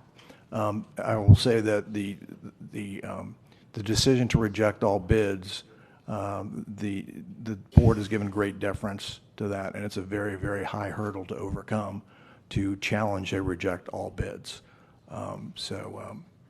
Take that for what it's worth. It's a very solid position to take. Is there any way of knowing or estimating, based on history, how long this will take to play out?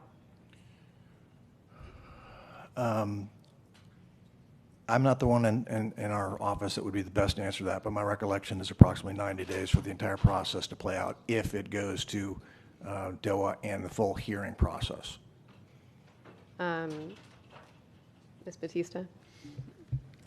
Yes, so the Chapter 120 does provide for a time frame that is usually abbreviated, which is, the 90 days that Mr. Cooney is alluding to. The reality is that when you are dealing with litigation and attorneys' schedules, usually they do ask for extensions of time, and those are granted as a matter of course and courtesy. And usually the process does not take 90 days. It takes, 6 months or a lot longer than 90 days.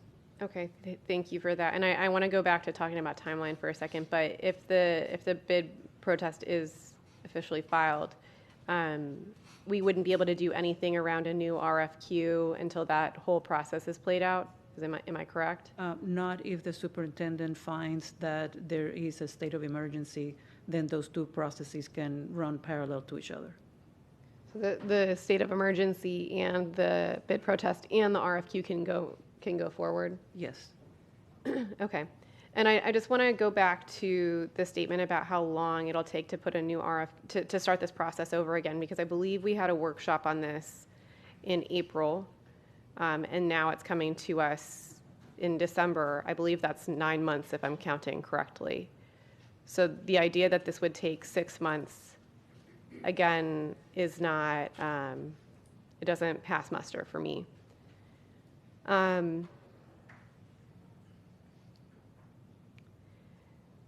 I have a lot of concerns that I share with my colleagues.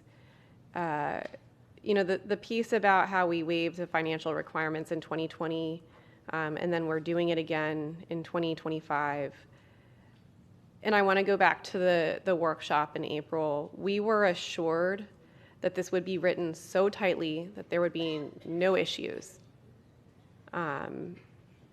And we were told that we wouldn't be here, you know, months later with no options, which I suppose now we're aware that we have this emergency option, but things were not written so tightly that there would be no issues. You know, here we are.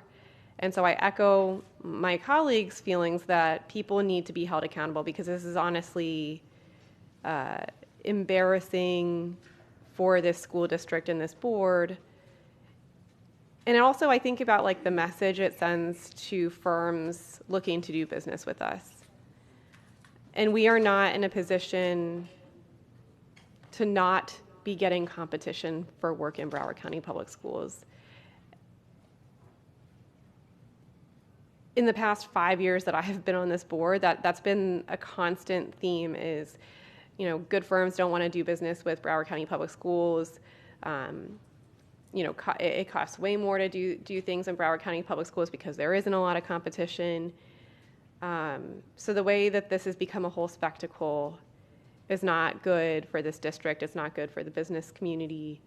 And I just cannot emphasize enough the need for accountability in these departments.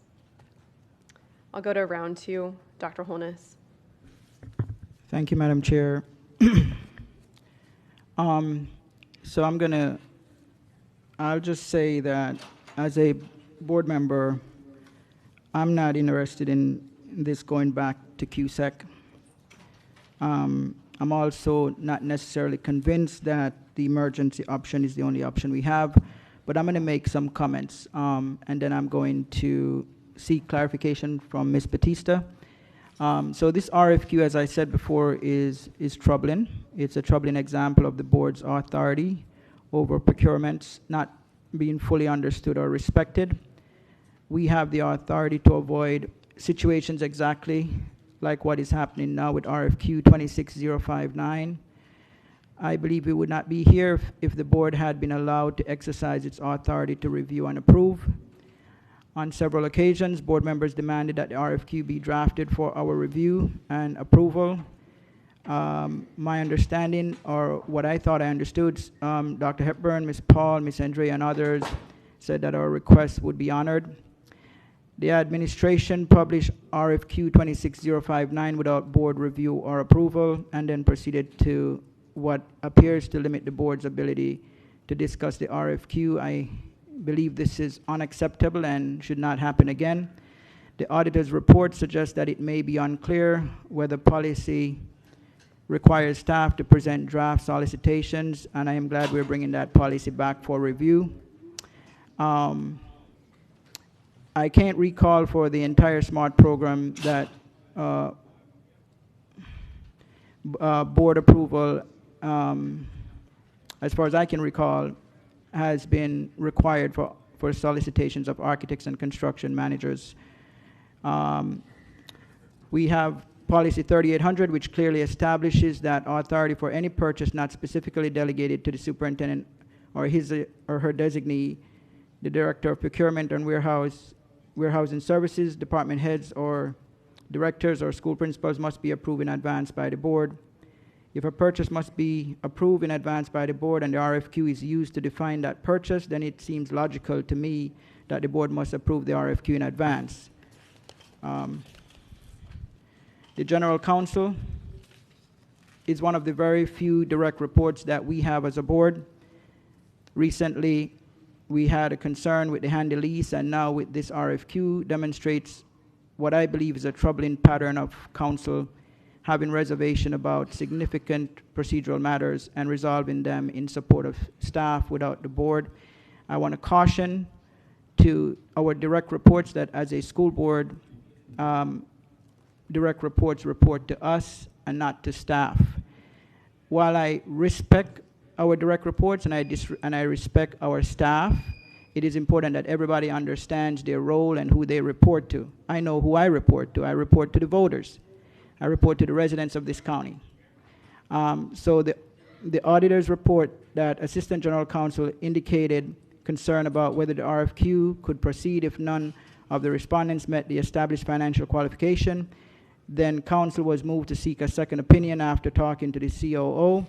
It does not seem logical to me that an RFP could be allowed to proceed if no respondent met a key qualification criterion that was publicly advertised. My bigger concern is that a discussion with the COO was more influential on the general counsel, it appears, assistant, than the sense that the board should be made aware of council's concerns regarding significant solicitations. I believe we deserve better as a school board from the legal counsel's office in this particular case. The result of all of this is that this RFQ very likely violated state procurement law, possibly, and that this board will take some blame while having been held completely in the dark and not allowed to exercise its authority. So I am concerned that actions and by staff could actually be consequential for the school board of Broward County, for the school board members, and for others. And so I'm glad policy 7003 is coming back where we can tighten up on that, because I don't believe this board should have to run the risk of violating state statutes or school board policy because of actions by staff. And I respect our staff, but I believe it's important that we all understand what our roles are.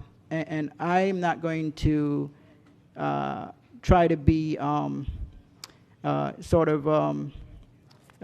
not detailed on this, because it puts the board at risk. It puts me at risk. It put all these board members at risk, and I think that's what's concerning to me. It is almost sort of an existential threat or existential concern for the board when things like this happen. It happened before. Dr. Zeman mentioned 4 board members being removed. You know, so we want staff we appreciate staff, and we want staff to adhere to policy and to state statutes, because none of us up here as board members want to take the consequences for something that could be avoided. And when it becomes an existential concern for the board, we have to take it seriously. Just as if anybody else's position is an existential concern, you take it seriously. So we have to as well. You know, so I want to, Madam Chair, I just want to ask Ms. Batista, the Florida Administrative Code 6A 1.012 states that the district school board has, when the district school board has made a finding that no valid or acceptable firm proposal has been received within the prescribed time, when such a finding has been officially made, the district school board may enter into negotiations with suppliers of such commodities and contractual services, and shall have the authority to execute contracts with such vendors under whatever terms and conditions as the district school board determines to be in the best interest of the board. And policy, school board policy 3800 aligns with the Florida Administrative Code, which says that the school district administration has made a finding that when the school district administration has made a finding that no valid or acceptable firm proposal has been received within the prescribed time, when such a finding has been posted, school district staff may enter into negotiations with suppliers of such commodities and services for contracts with such vendors under whatever terms and conditions are in the school board's best interests.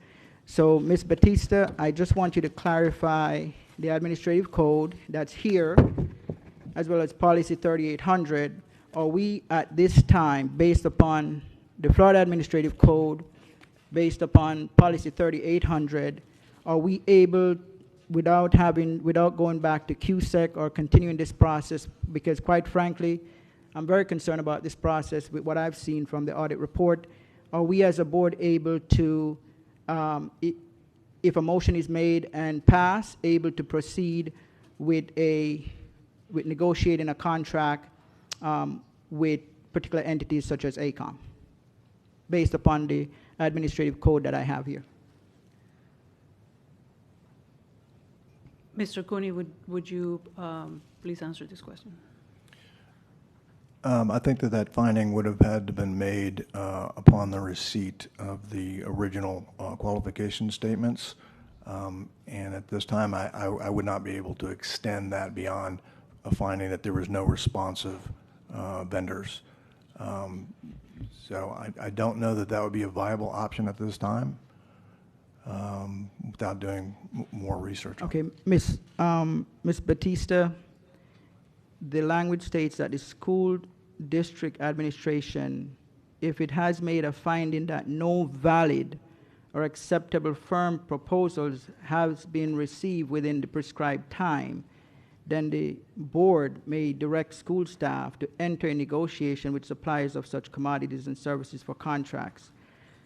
So based on the interpretation of this, are we able, since we did not have any firm proposals presented, they're all being rejected, we have a time constraint where this will expire, Dr. Hepburn, when? Is it January? 17th. January 17th.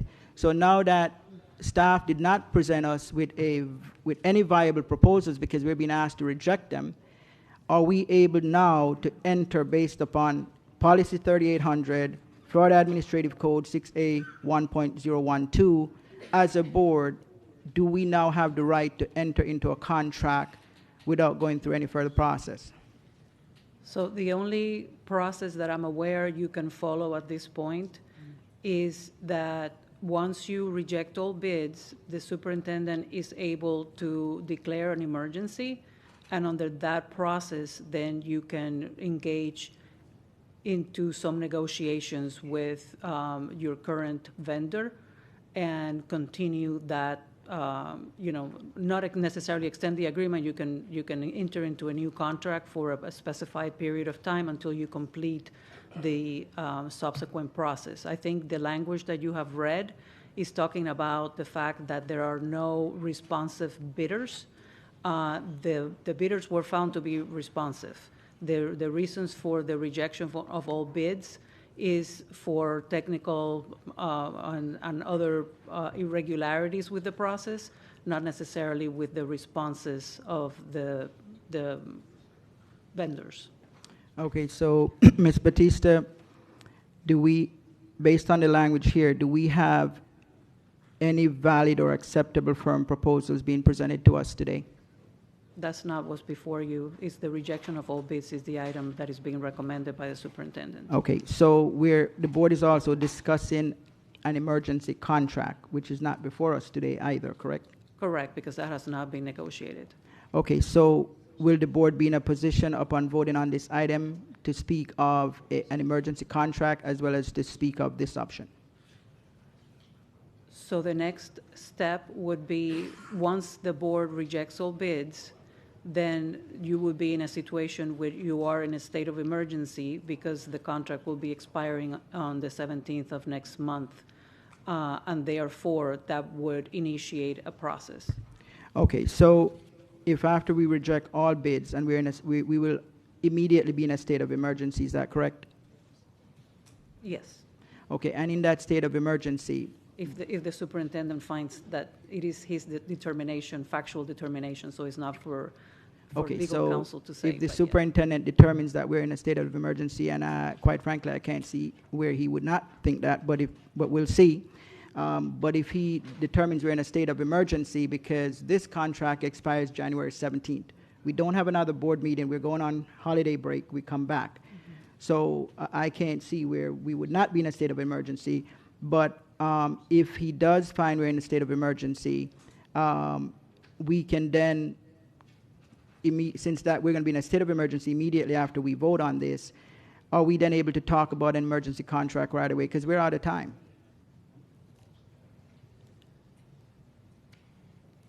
If I may, Marilyn, Yes. Ms. Batista, it's our intent to go and sit down with ACOM and negotiate, and we have 2 board meetings before their contract sunsets to bring that contract back. Okay, but Dr. Hepburn, I hear you, but don't the board have to give you direction to negotiate?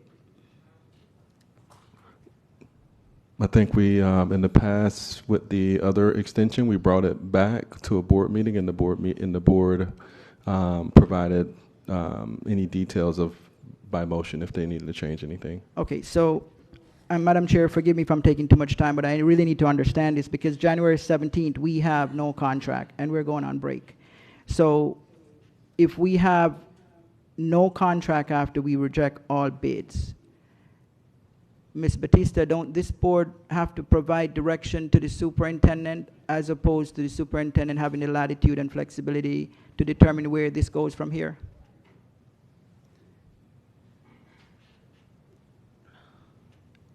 You will be able to, the board will be able to provide that direction when the superintendent brings the item for the board to look at the provisions. The superintendent is limited on the options that he has. This is not like just doing a new contract as if, he had gone out for an RFP or whatnot. The contract would be basically based on the same terms that you have now, and it would only be for a limited period of time until the other process, whatever other process the superintendent chooses to do as far as, a new RFQ or whatnot, goes out into the public. Okay, so and it's, and goes through the whole course of that. okay, RFQ. so I'm going to ask another question. Madam Chair, I'll be done soon. Dr. Zeman spoke about an emergency contract. When this is rejected, is he able to make a motion for an emergency contract? Or are we going to be waiting on the superintendent to come back to us, which we don't have time? You don't need another motion for an emergency contract. That would be that would be a declaration by the superintendent of a state of emergency, and he has the right under the statute and the procedures to move forward with a contract. Okay, so if he doesn't make, and I'm not speaking of Dr. Hepburn specifically, but if a superintendent does not exercise that option, and it puts this district at risk where we have no option, this board does not have the authority to direct that process before the 17th? You cannot direct a process that is not based on any, as we had explained before, there is no way of extending the contract with AECOM other than for this process of emergency. So were it not for a declaration of an emergency to take place, you would not have the right to continue the contract with AECOM. Understand. Depending on certain issues. I mean, there is potentially some language in the policy that could allow you to do that under specific circumstances, for example, a formal bid protest. Right. But again, you're not there yet either. So. Understand. So, Ms. Batista, and this is my last question, based upon the, and I'm just asking this for the record, based upon the Florida Administrative Code, based upon Policy 3800, I'm not going to make a motion, but I have one here. If I were to make this motion, would I be able to, or yes or no, right? So I'm going to read the motion and let me know if I can make that motion or if I cannot. Okay. And this is a question contingent on the vote of rejecting all bids. Finding that no valid or acceptable proposals were received for RFQ 26059 and pursuant to Policy 3800, the superintendent is directed to proceed with entering negotiations with AECOM/Corradino team for a contract to provide program management services under terms substantially similar to those advertised for RFQ 26059 and to present the negotiated contract to the board for approval by or before January 14th. Am I not able to make that motion? No, sir. Okay. Thank you very much. Madam Chair, I'm done. Thank you, Ms. Pullman. Thank you, Chair. I appreciate all of my colleagues trying to ask pointed questions to see if we can save this, what has clearly been a flawed process from the beginning.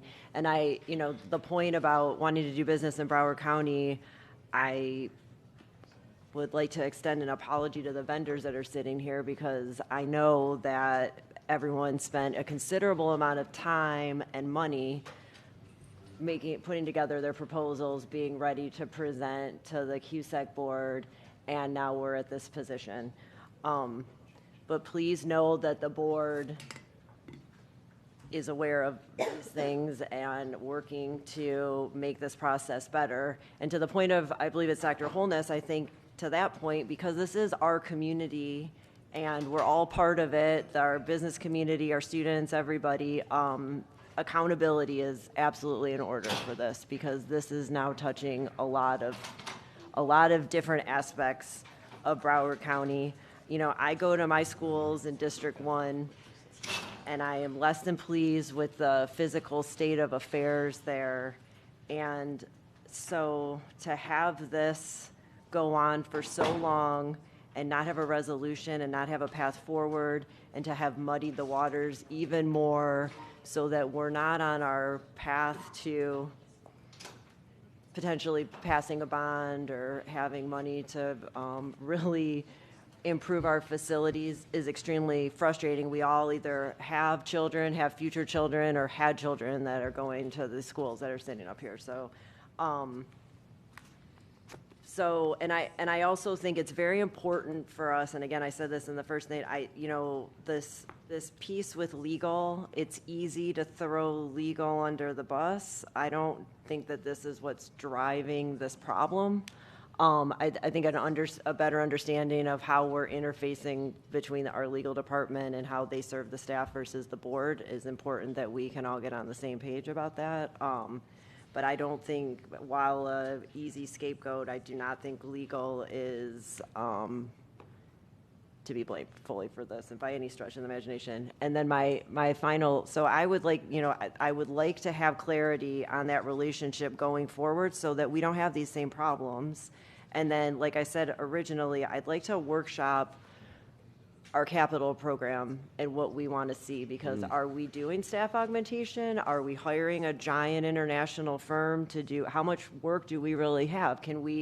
One of the main things here too is that by creating this financial requirement, we really chilled competition and could have had bids from smaller firms potentially, especially if we were looking for owners reps.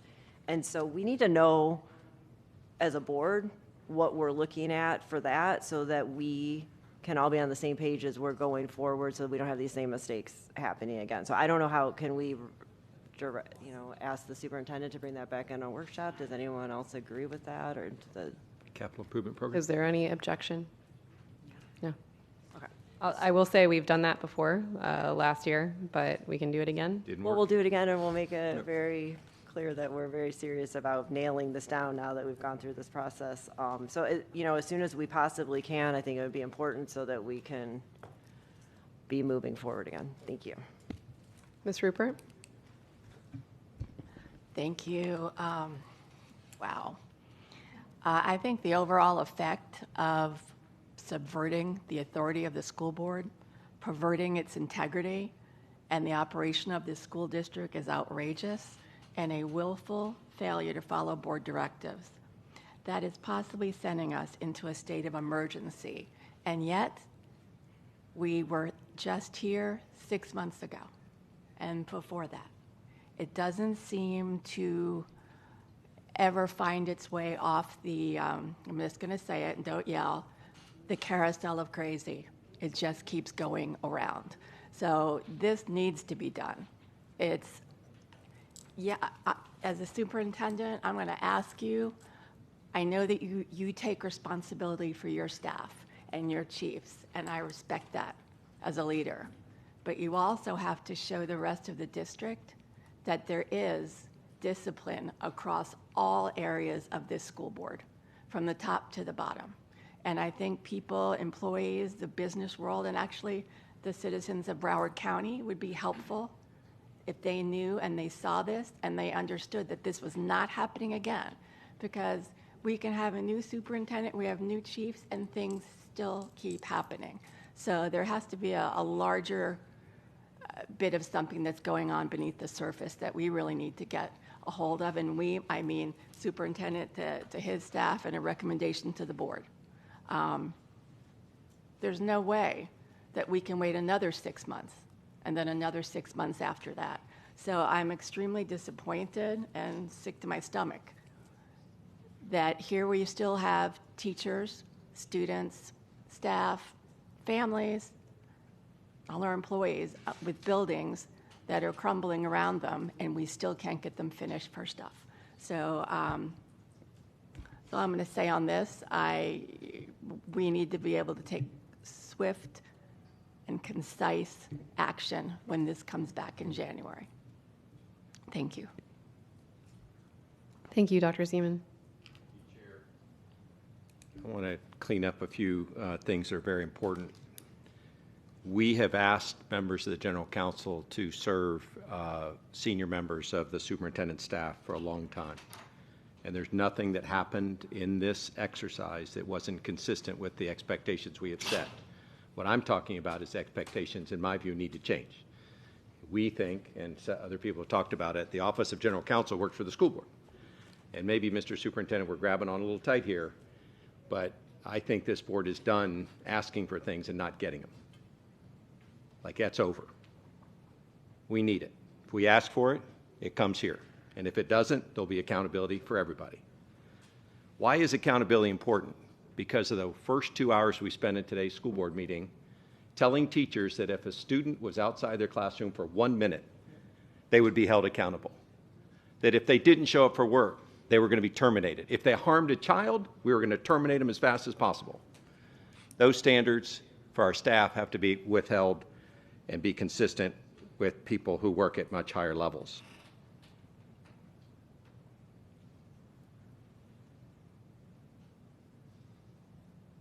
This is really a rough day. I hope that it's the bottom. I hope we're riding this all the way down. And from this point forward, we execute. I guess your motion was not one that was appropriate, and I understand the General Counsel's rule on that. Chair, I would just ask the superintendent, let me just ask the General Counsel, may I make a motion to ask the superintendent to move at best speed going forward to ensure that we have the capability we need after January 17th? I don't think you need a motion for that. I think he'll. I want to make one, though. I'm just asking if I can. Sure. Great. I move that we direct the superintendent to move at best speed to bring us the capability we need to continue with the construction management program we have in Broward County. Is there a second? Second. Ms. Alhadeff? To the maker of the motion, can you be more specific what that means? There is indeterminate kind of what best speed is, but the superintendent working on it every day until he gets it done. I would let me be clear, if you don't mind me restating it, Chair. I would like the superintendent to bring the corrective phase of this to either the special school board meeting on January. Are we meeting on the 6th?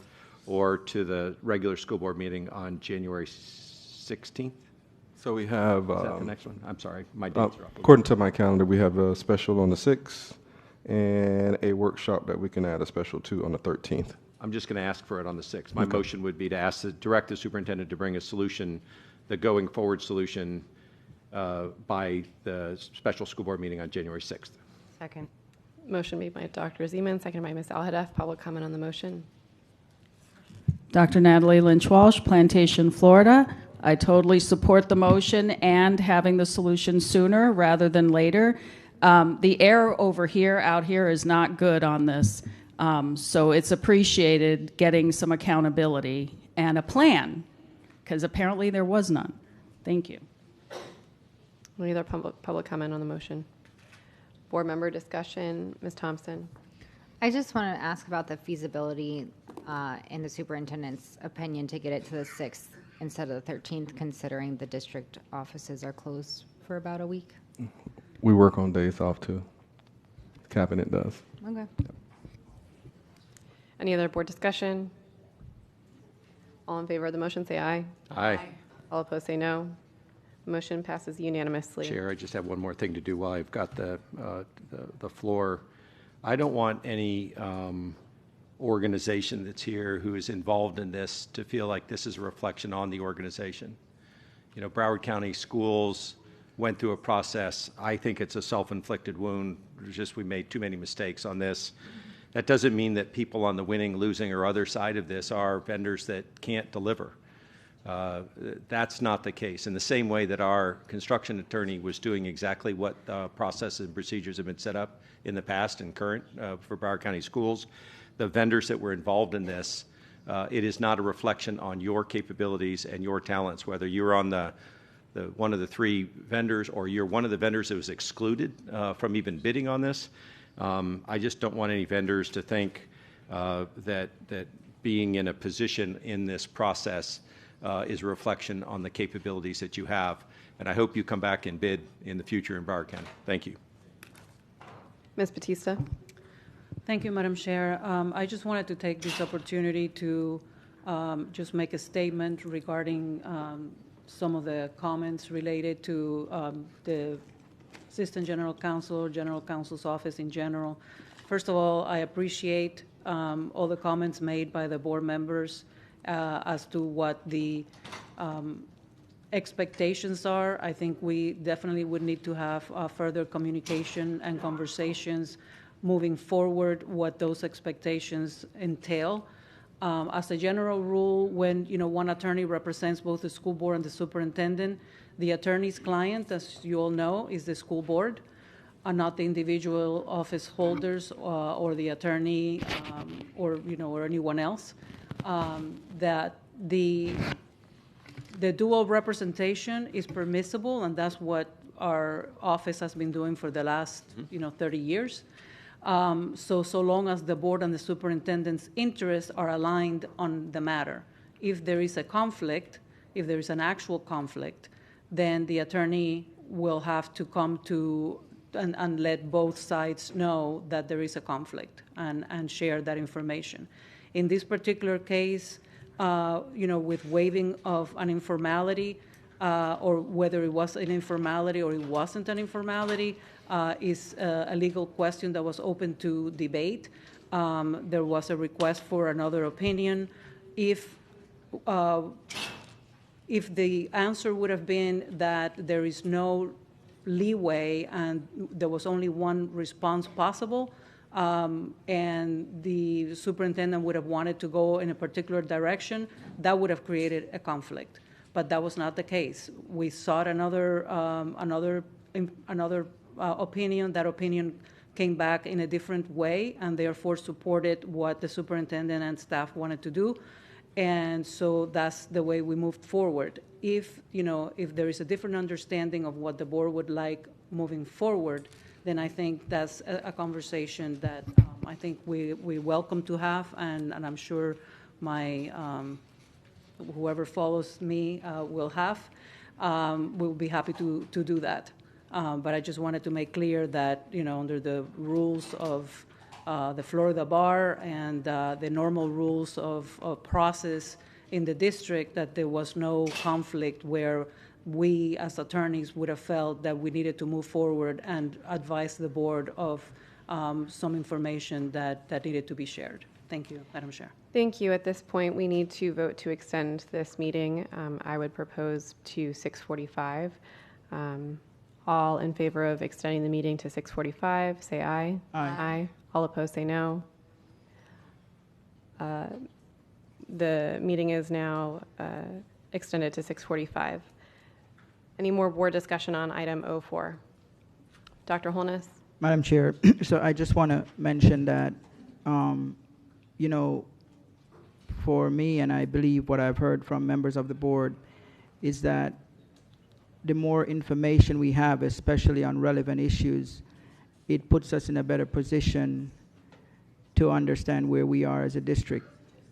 So I believe that that's an area, whether it's general counsel or staff, that we need to work on. Information that is, we're talking about millions of dollars for this contract, and information that comes up that I believe is relevant for the board to receive. And this is not to negate anyone's process, but I think communication is key. And so as a board, I believe that gaining meaningful communications, especially on things that could be consequential or extremely relevant, would be a good practice. And so that's what I'm asking, that we receive as much communication as we can to matters that are relevant and matters that are significantly impactful, especially financially and otherwise. Thank you. Thank you. Any other board discussion on item 04? All in favor of 04 as amended, say aye. Aye. All opposed, say no. Item passes unanimously. Could I have a motion and a second on JJ 35? Moved by Dr. Zeman, second by Mrs. Alhadeff. Public comment on JJ 35. No comments.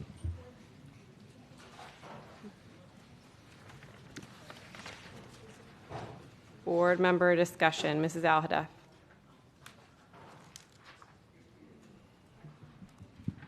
Do we have a time certain? This was a time certain for 4:30. Okay, so I just want to walk us kind of through this a little bit. So in December 17th of 2024, I brought a motion forward to the board to direct Superintendent Hepburn to engage in direct negotiations with Broward Health regarding the sale of the Trails End site. In carrying out this negotiation, starting at $13,937,500 for the sale. And additionally, a part of this agreement, the superintendent shall negotiate provisions of the following: the creation of office space free of charge for Eagles Haven, and 2, opportunities for internships or other student engagement initiatives which align with the district's educational mission. So the item before us today is in regards to the purchase of the Trails End site land, and based on JJ 35, Broward Health came back with a price of $11,628,000. Dr. Hepburn, was there any additional negotiations on that price? Has it changed at all? So there was the negotiation started early January. And so there's been some back and forth rounds between our staff and also Broward Health staff. So this is the last proposal as far as a price that they're offering for the property. Okay. So in accordance with our policy, it doesn't allow us to sell below the asking price on page 3 or 4 of policy 8030.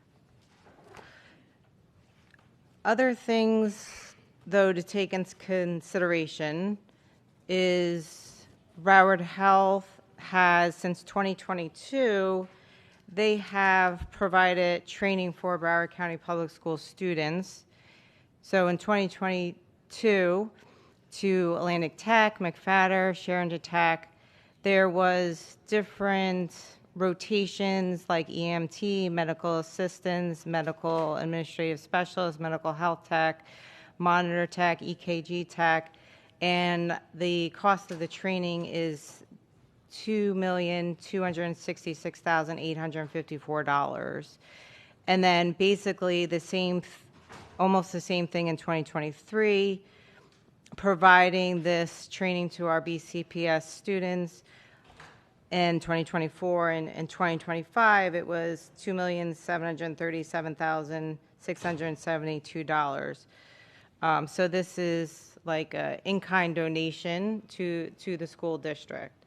So I think it's important to take that in consideration in our conversation today with what Broward Health is also providing services for our BCPS students.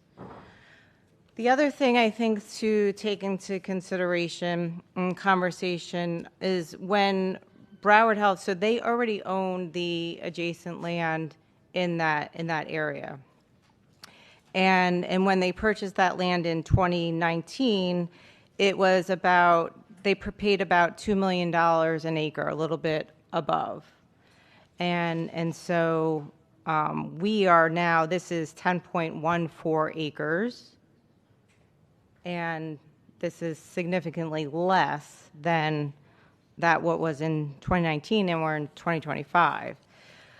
Recently, Parkland has been in the news for being Parkland's richest small town in all Florida and a very high livability ranking in Florida. So it's a very, Parkland is a place where people want to go and live for the whole entire state.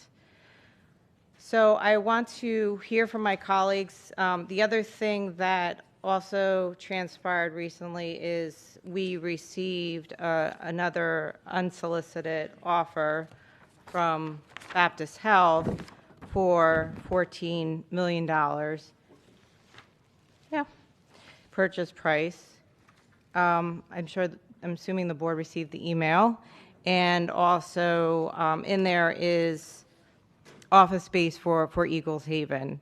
It's very important for me that whoever purchased this land, that Eagles Haven is given a office space for our community, for Parkland and Coral Springs. After the tragedy, our community needs this resiliency center, and I don't know if 5 years from now, 10 years, they will continue to be funded by the state to be able to have this space. And so it's vitally important that there is space available for Eagles Haven. And at that, I'd like to hear from my colleagues. Thank you, Ms. Bowman. Thanks for the rundown there, Ms. Aladuff. I don't have to do any of it. I guess to Ms. Aladuff's point, I'm not. We have this piece of land. We've already what's it called? Negotiated? Not negotiated, but said that it's excess. What is that? I'm Surplus? sorry. Surplus. Yes. Sorry, guys. It's been a long day. So we've already surplus this land? Correct. Okay. So were you insinuating there might be needs for more schools in that area? Or is that with additional people moving in, or is there? Well, there's two pieces of property in Parkland, and the one on Hillsborough we're not touching. With in the future the possible sale of the farm, Hendricks Farm, and the potential then to be able to build a school. That property on Trails End, it's kind of situated with needing a lot of soil and needing to be built up, and it's not going to be a great place for a school. So we might have an issue with that then. Do you think we need this land?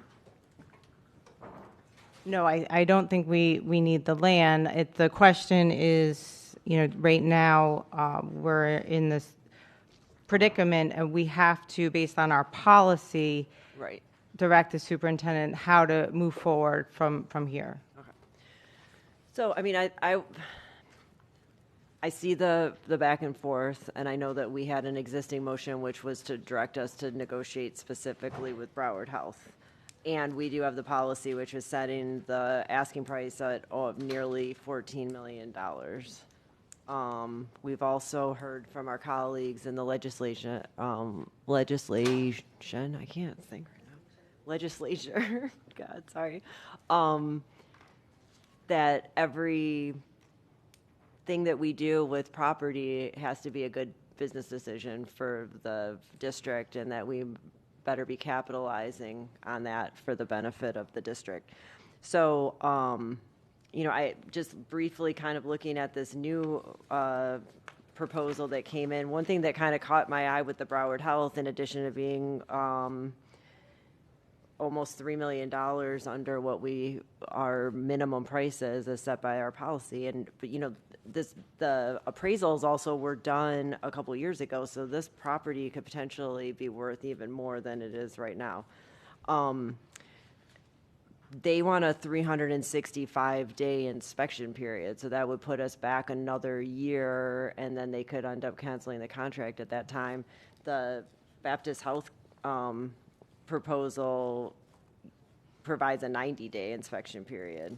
There's another, they want another, well, I guess they're probably giving about the same thing because they want an approval period, but we could always negotiate something different. I think that we have to look for the best interest of the district and make the best business decision that we can and capitalize and get as much money out of this piece of land as we can in the most expeditious way that we can. Thank you. Thank you. Mr. Cervera? Thank you, Chair. My understanding, after reviewing this a few days back and taking in the executive summary, there was a directive that was given to the superintendent late last year in which he was instructed to engage in direct negotiations with Broward Health for the sale of this particular property. I know we've gotten to a point now where they appear to be standing firm on the $11.6 million number. My question, Chair, is this. In light of that directive to the superintendent to negotiate directly with Broward Health, are we able to legally even consider the Broward Health System's offer that came in, I believe it was either late last night or early this morning, for the $14 million, or without giving the superintendent a directive to cease negotiations or cancel negotiations with Broward Health, which I believe that instruction remains pending. So to sort of codify here, are we even allowed to legally consider the the Baptist offer for the $14 million that we all just received today in light of the directives that were previously given to the superintendent in regards to Broward Health?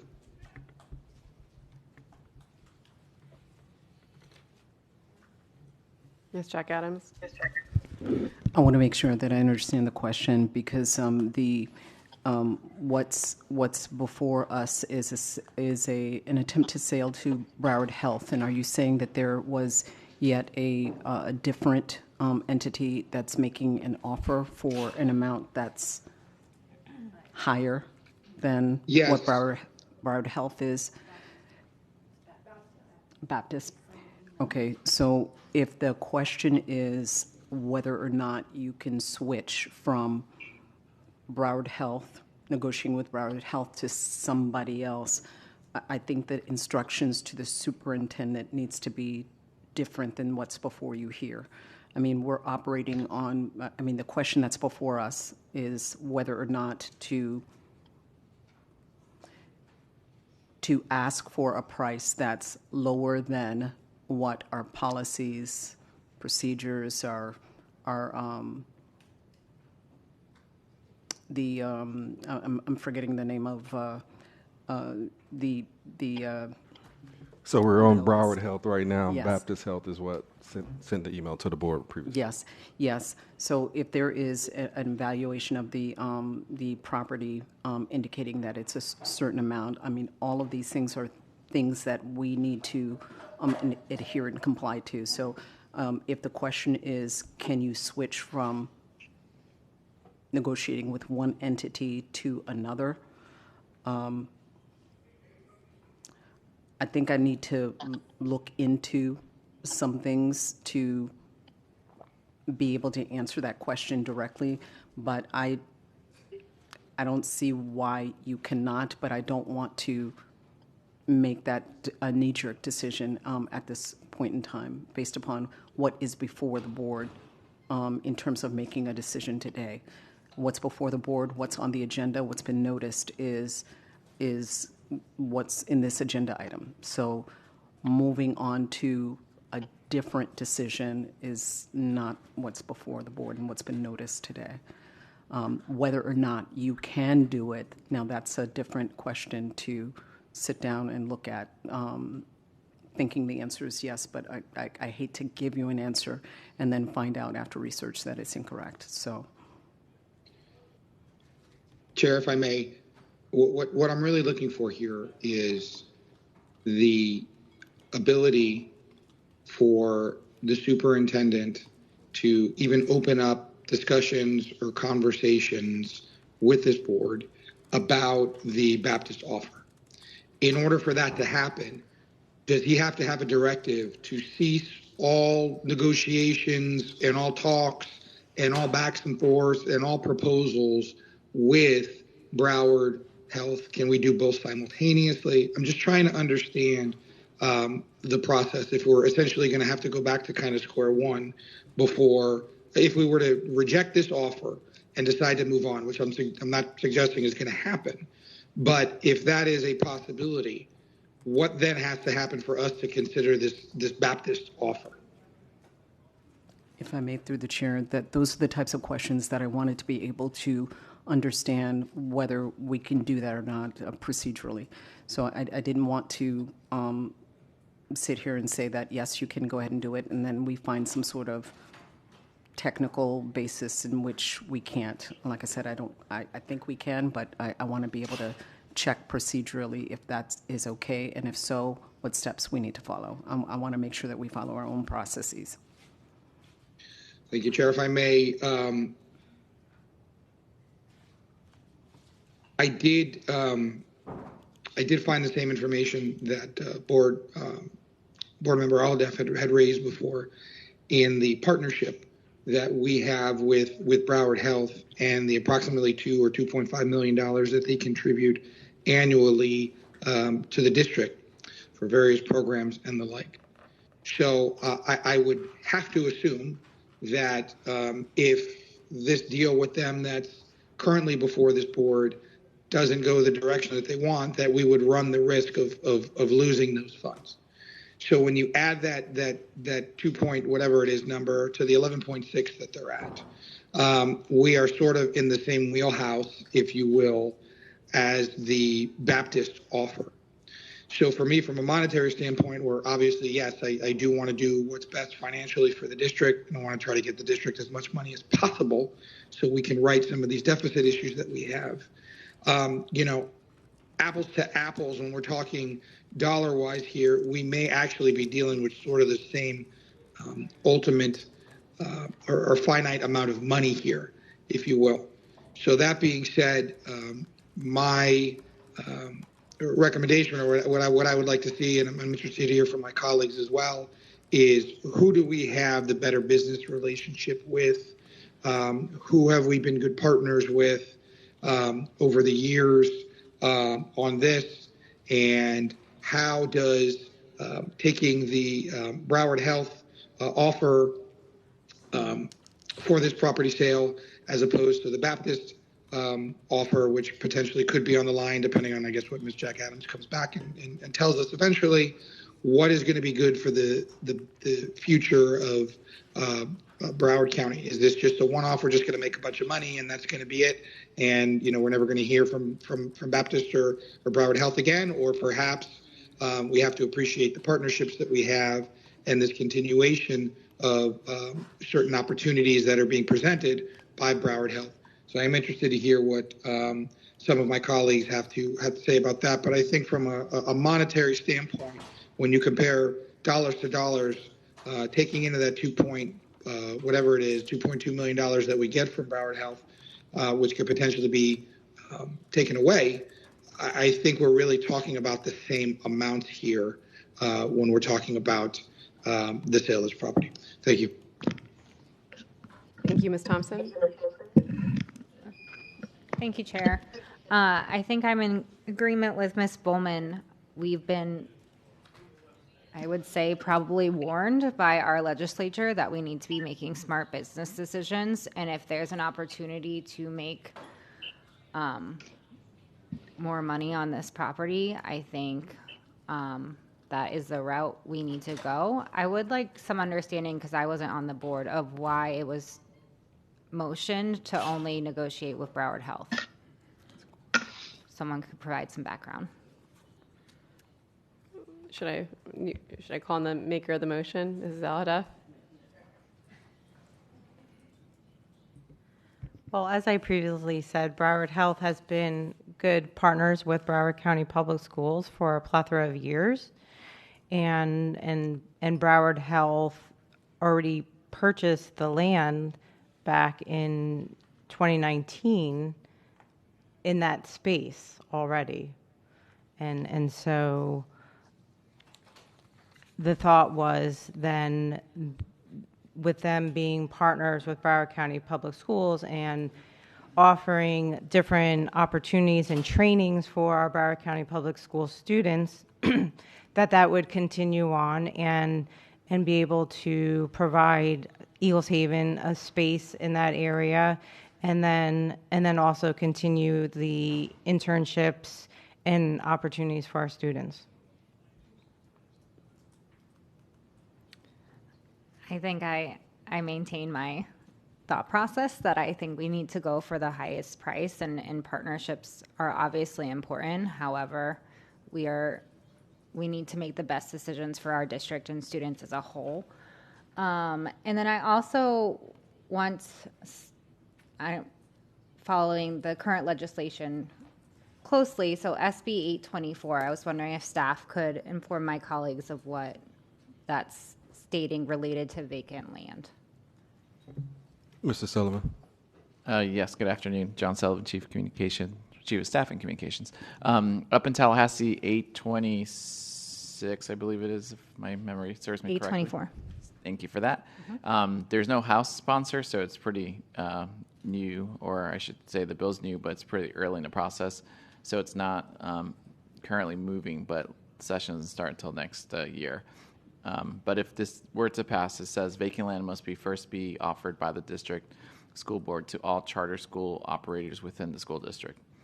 A school district that owns land must have an agreement to construct a school on such land with a developer or contractor by July 1, 2027. If no such agreement is not in place by that date, the school district has 60 days to offer the vacant land to all charter school operators within the school district.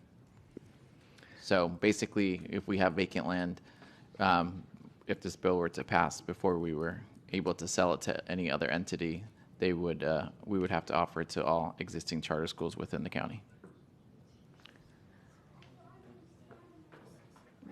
So I just, not only for this parcel of land, but I think we need to be moving expeditiously before these decisions are no longer in our hands. And while there isn't a House bill at this moment, I have a very good information that there will be one forthcoming. And so we need to be acting with the best business sense in mind, and also expeditiously. Thank you. Thank you, Dr. Zeman. Chair, I'm anxious to hear where the board wants to land, and I'd say there's kind of an interesting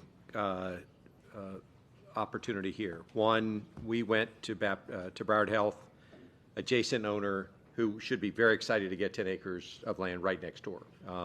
But the price is roughly $1.3 million an acre. They already paid $2 6 years ago, and they put up $0 for Eagle Haven, if I'm correct. Is that right, Chair? The offer has nothing for Eagle Haven. Dr. Hepburn. No, sir. Yeah, they took that off in the very first meeting of it. The other is an unsolicited from a competing but also a nonprofit hospital of $14 million. That's a little bit higher. Plus Eagles Haven, and we have, if I'm right, Chair, we cannot accept 11.6 right now. Move forward with it because our policy says you can't go below NPC's estimate. Correct? That is correct. I would Right. also defer to Ms. Jack Adams. So if it does say that, you can't go below. Yeah. So today is not that. I think this is a wise item, Mr. Superintendent. I'm glad you brought it to hear out the board.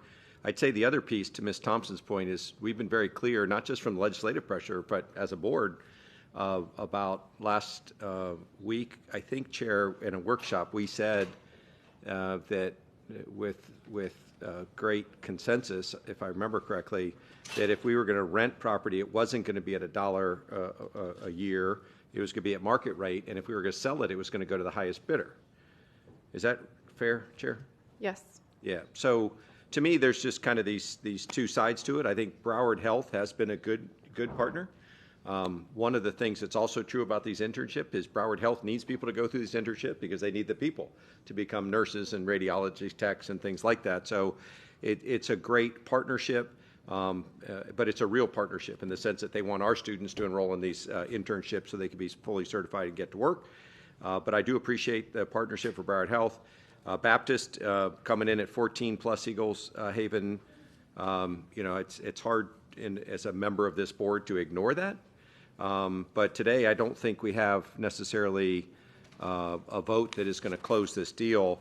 If I understand it correctly, a yes vote is just going to tell the superintendent how to address the offer. But we're not able to say yes to the offer because our policy won't allow us to do that. I would like to move, regardless of whether people say, let's just go back to Broward Health only, or we open it up for best price. I'd like to do it quickly. So, Chair, do you know if Broward County Schools has the ability to conduct a sale of a property and achieve the best price? Dr. Hepburn. Excuse me, the highest price? Yes. You do? Mm-hmm. Terrific.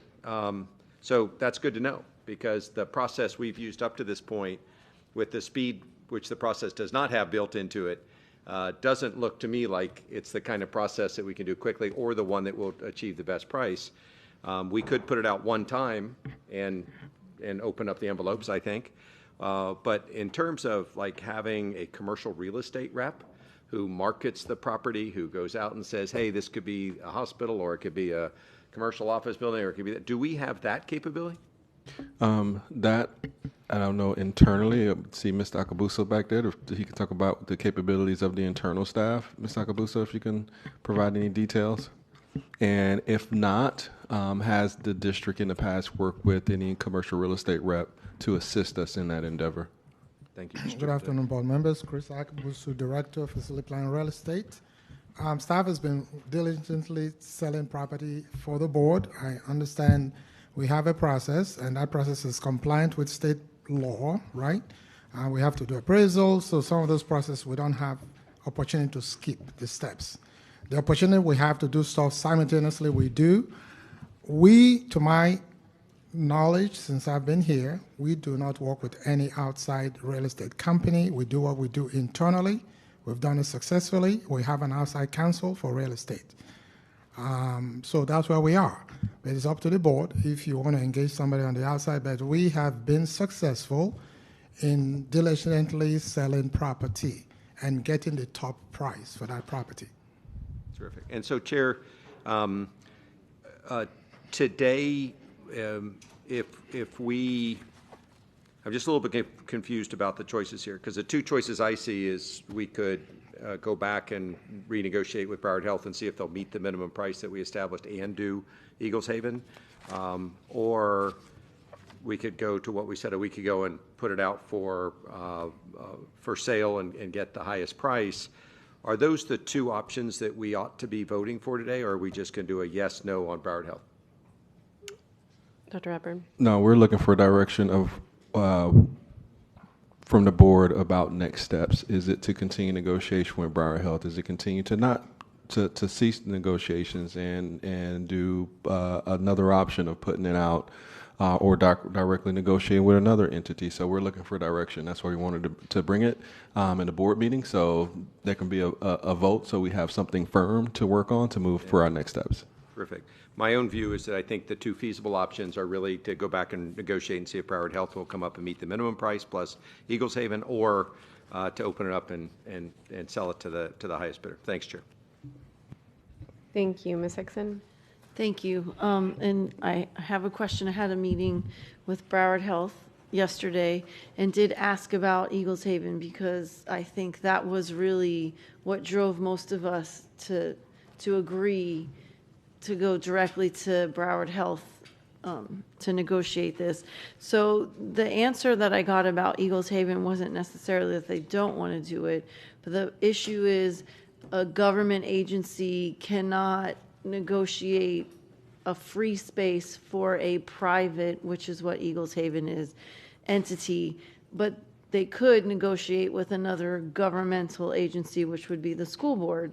So they could make an agreement with the school board, and the school board could sublease the space. So my question is, and there's a lot of pieces to that, is that something that the people dealing with this particular item, did they have a discussion about that? Have we looked at what that would look like so that we would know what to do moving forward, and at no cost, because I also don't want the school board to incur the cost of that space. But I know Broward Health said they were willing to work on that, so I just wonder, where is the district on that piece?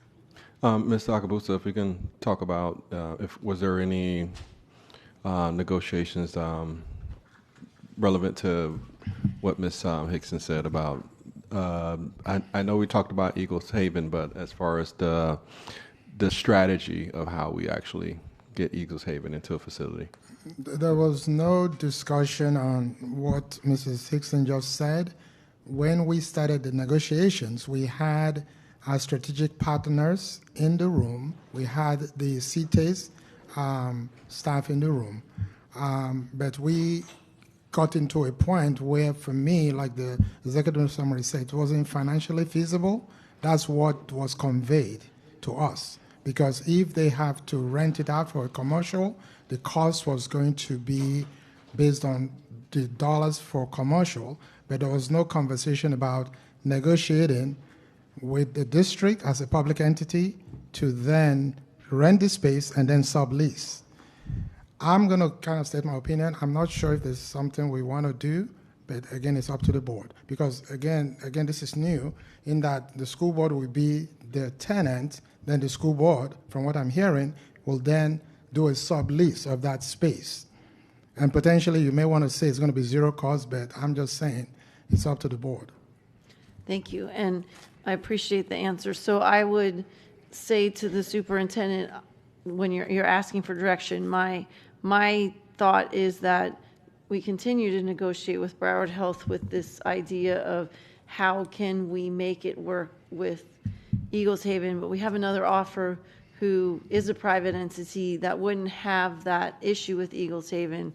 So I also would like you to find out what that looks like and bring back the best option. But Broward Health does partner with us. So if you look at the in-kind, it would balance out. They also explained that there's about $2 million in mitigation of the soil and stuff that they would have to do. And I know when we did the South Florida wildlife property, we accounted for the fact that there was some mitigation of the soil and stuff that they would have to do. So we've done that before.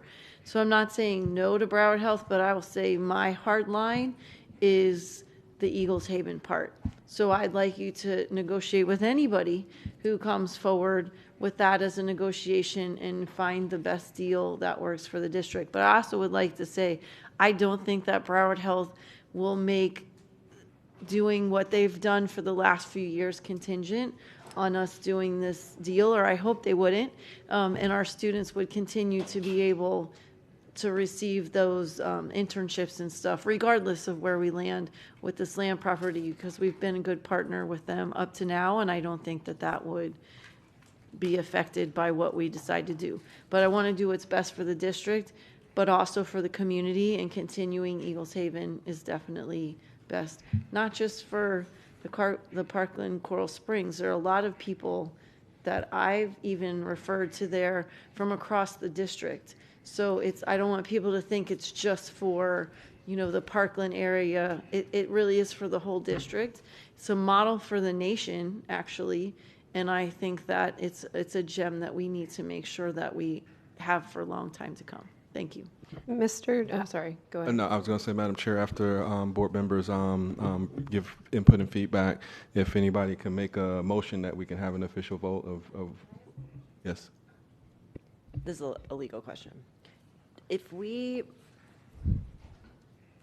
Do we have to have give direction to the superintendent to only negotiate with one entity at a time, or could we do more than one? I don't believe that there's a restriction with regards to the number of people that you negotiate with. I don't know the underlying facts of this particular one. I'm just looking at what the ask is within the noticed, item that's before you. But I think that you can make an ancillary direction that stems from this, like, if the negotiations don't go according to plan, then. Well, right, because the original motion was directing the superintendent to negotiate with Broward Health. Now we have a second offer. And there's, potential at both places. So I would like to release ourselves from release ourselves from the direction that we're only negotiating with Broward Health and allow the superintendent to also negotiate with Baptist Health because they've also provided this.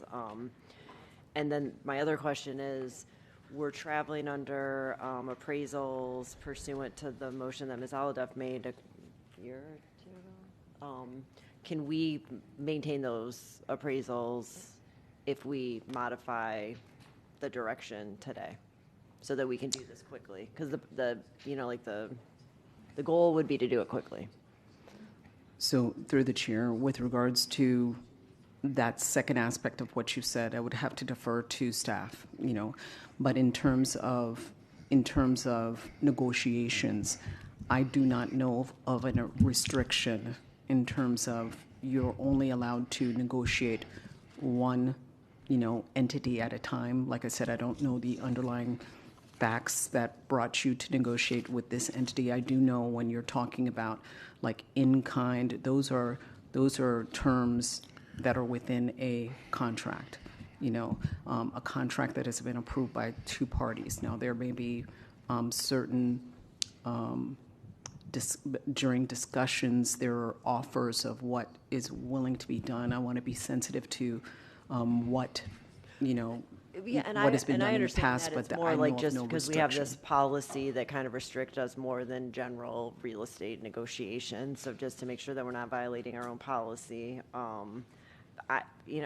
do we just do a motion or how? Well, there's still some people who haven't gotten a chance to speak. But so. I think Yes, that's the direction we need to go in, and then the appraisal part is also kind of the hanging. Yeah. So if I may, Madam Chair, before the next board member goes, the appraisal process is probably the lengthiest, right? So it'd be better because there's a specific process by statute and all of that. And I know if you would like, Mr. Akabuso could probably lay that out just to give you, or the timeline it usually takes. It probably need to go through each step, but what's the timeline for the appraisal process? I know we just recently did a follow-up for Dr. Zeman. It may take close to 4 months, but we can, because we have to, per state law, we have to do at least one appraisal. If the dollar amount value is exceeding $500,000, we have to do 2. Then per policy, there's a percentage difference, we have to do 3, right? So that's not the issue. We have to send we have to pick the appraisals, we give them guidelines. Well, but we have an appraisal. Yeah, we have a process, right? The question is this appraisal good? Can we give direction today after everyone puts in their, gives their comments? The appraisal is good. The appraisal was done on December 23rd. We normally keep our appraisal value for 1 year, but once you start to negotiate, you can maintain your appraisal. So that's not the issue, right? Because the only time you go out for appraisals, maybe the property value may have gone up, but that's the judgment call, so it's okay to go with the appraisal. And just quickly to the policy on page 4, Rule 12, talks about designated buyer on policy 8030. Okay, so again, the direction was given to the superintendent for a designated buyer. It's in the policy. Okay. So we can go with the current appraisal. Thank you. Thank you. Mr. David Clark, I believe you had some additional information to share regarding Ms. Hickson's. Yes, just talking to the mic. Just talking to the mic, it'll come on. Oh, thank you. School board members, superintendent, city staff, yes, I'm David Clark. With Broward Health, my role is the Senior Vice President of Operations, and part of that oversight includes design, construction, and real estate. To Board Member Olideff's comment, we, Broward Health, did acquire 7 acres on the hard corner of University and North Trails back in 2019. And when we acquired that property, we immediately started talking to the school board back in 2020. So this has been a 5-year journey for us to try to foster the partnership that we already had, but also start to include this land opportunity for medical services and development. When the board unanimously agreed to negotiate with Broward Health back in December, we did meet with staff, Mr. Chris Asabuka and other staff members back in January to start this discussion. Part of that discussion was about the CTASE and the education programs that we currently provided. There was some communications back and forth with your education program in addition to the hospital's HR education program to define what that looks like and how could this particular land opportunity be supported in that we already exist in. After that conversation in January, we also asked, could we, Broward Health, take a look at your all's policy, 80/30, in addition to the appraisals that was done back in 2023. In doing so, we noted that there was an appraisal in October 17th, October 19th, and November 5th, all in 2023, done by the school board. Those appraisals came back at 8.5, 11.6, and $16.2 million. We wanted to, being a tax entity in the public system as well, we wanted to get and follow your policy, so we got 3 appraisals as well. So ours came in at 10.36 million, and then 2 came in right on top of each other at 11.43 million. Ours did include some of the deficiencies that that property has in the soil. We are going to have to bring approximately $2 million in to make the site available for development. So our 11.6 offer, it wasn't intent to come in at what the board set as a 13.9 million asking price. The intent was considering the appraisals that we got in 2025, considering some of the elements of the soil, considering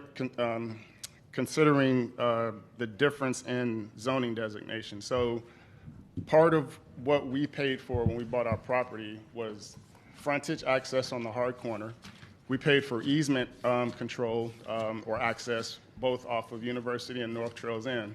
And we also paid a premium on the high end of fair market value is because our property is zoned PCD, which does allow medical office building by right. The school board's property is zoned CF, community facilities, and that would have to go through a special exception process locally at the city of Parkland, which kind of goes to Board Member Bowman's comment about the difference in the inspection period. Our inspection period of 365 is negotiable. The only reason why we put it in there is because if we were to acquire the property, we wanted to ensure that we can develop it at its highest and best use and go through that special exception process. That does take some time. It takes about 8 or 9 months, and we're doing it right now with other municipalities. Part of that 11.6, well, I'd like to go back a little bit about the Eagles Haven. So we heard Eagles Haven loud and clear in the beginning of this. We did communicate with school board staff about the Eagles Haven space. We tried to understand the need. There was a comment made they need 3 times the space that they're currently in. So we tried to get to an exact square footage number. And then when we initiated conversations about some of the education components, it was suggested by legal guidance that we could not consider in-kind donations in the negotiation. So that's where we came back to the opportunity of having to lease it to the school board, and the school board could sublease it to whoever they want to. But for us, it has to be based off of a transactional fair market value. It's not in the LOI, not that we didn't want to do it, it's because those conversations stopped in between us and city staff and school board staff. So in a nutshell, we're open to negotiations. Because we thought the partnership was extremely important to both of us, we wanted to continue the partnership and the communication. I can go on record if the board sees fit to get this deal done, we're willing to match your asking price and consider Eagles Haven with the consideration of going through the school board and releasing it to the school board, and the school board can lease it to Eagles Haven or whoever they want it to, because we have to have that arm's length transaction. Any questions for Mr. Clark? Dr. Holness. Yeah, I do have a question for Mr. Clark. So I know that Broward Health has internship programs across the county with this specific location, and I am glad to hear you mention you'll match the price for asking. But will this internship program be expanded to this location as well, or any program that you have throughout the district? That's correct. So we would have to, again, re-engage and work with your education team to figure out what type of intern services. It all depends on what's developed there, whether it's a medical office, whether it's an advanced outpatient center, or whether it's a full-blown, community hospital. That would dictate what kind of rotation goes through there. Right now, the 766 students that went in 2022, the 806, the 990, and the 997, they're all going through our main hospital. So that's an inpatient environment whereby they're being with EMTs and medical assistants and monitor techs, et cetera. So it can be extended, and we would like to extend it to this location, but I think the program and the internships will be based on what's developed there. Okay, but you're open, if it can be, to have that extension of the program at this location? Yes. Okay, thank you. Hi, Dr. Zeman has a question. Mr. Clark, how are you? Sir, good. How are you doing? Are you authorized on behalf of Broward Health to make such an offer, to increase the offer by $2.3 million verbally? Yes, I've been advised and given the autonomy by my president and CEO, Shane Strum. Terrific. And how many square feet are you interested in negotiating with us? If we can figure out the financial transaction, how many square feet are you included? Originally, you were looking at 9,000. Is that also included in the offer? I don't think 9,000. I think currently, from what I understand, Eagles Haven is in about 2,000 or 2,200 square feet. So if that's 3 times, it's about 6,500 or 6,000. We just need to understand the offer. So how many square feet are you willing to designate if we can figure out the financial transaction for Eagles Haven? Is it still Eagles Haven's need 3 times their space? I'm sorry, so that's roughly 6,500 square feet? Yes, if that's the Thank case, you very then much. that's what we're committed to. I'm just trying to be clear about it. Sure. And how fast how long would this offer be open for? Do you still want 365 days to close, or is it at our discretion to close faster? I think if you guys can counter offer on the closing, I think we can figure out what that would look like. We would definitely want some time to work with the municipality and entitlements to make sure we can build at its highest and best use. Because right now, it's like I said, it's currently zoned community facilities, which will take a special exception. Terrific. Chair, I think we should check with our general counsel. Is that a legitimate offer for this land, the way it's been delivered right now? So I can't tell you what is a good business decision or not. That's your decision. No, I'm just asking if that is a legitimate offer that was just presented by Mr. Clark. So offers are based upon, what our requirements are in our policies in terms of whether or not you can commingle a sale with in-kind, elements within it, whether it needs to be in 1 instrument, 2 instruments. Trying to evaluate what's being stated and not dig into specifics is not something that I would like to do. Terrific. Let me just ask one more question. I appreciate yes. that, because I think what you're saying is, yes, he's authorized to make such an offer. Mr. Clark. I apologize. I don't know what his authority is, so I don't want to say yes, he is authorized. He just said Mr. Strum said he can make the offer, so we'll go with that. Just the last question in order to close this, because if this is a deal, I think the board made you guys an offer, and now you're coming in and saying you accept our terms. But if, in fact, the square footage needs to be let to a nonprofit organization like Broward Education Foundation, is that part of your offer? Would you be willing to do that? That you said you couldn't do it because we're a government entity. Broward Education Foundation is a nonprofit. No, I'm sorry. I said I couldn't do it directly to Eagles Haven because they're a private entity. We could do it to public entities, and it would go through a fair market value, and they can sublet it to private entities for $0 or in perpetuity, as it sounded like the original offer was. Terrific. But are you asking Broward County Public Schools or maybe Broward Education Foundation to actually pay you rent, or you're giving it at no cost? I think we would give it, but that space needs to be evaluated and it'll be part of the offer price. So if we're offering $14 million and that space is going to be X amount for X amount of years, then we're going to we Broward would have to figure that out to make it part of the deal. Okay, I'm trying to help you.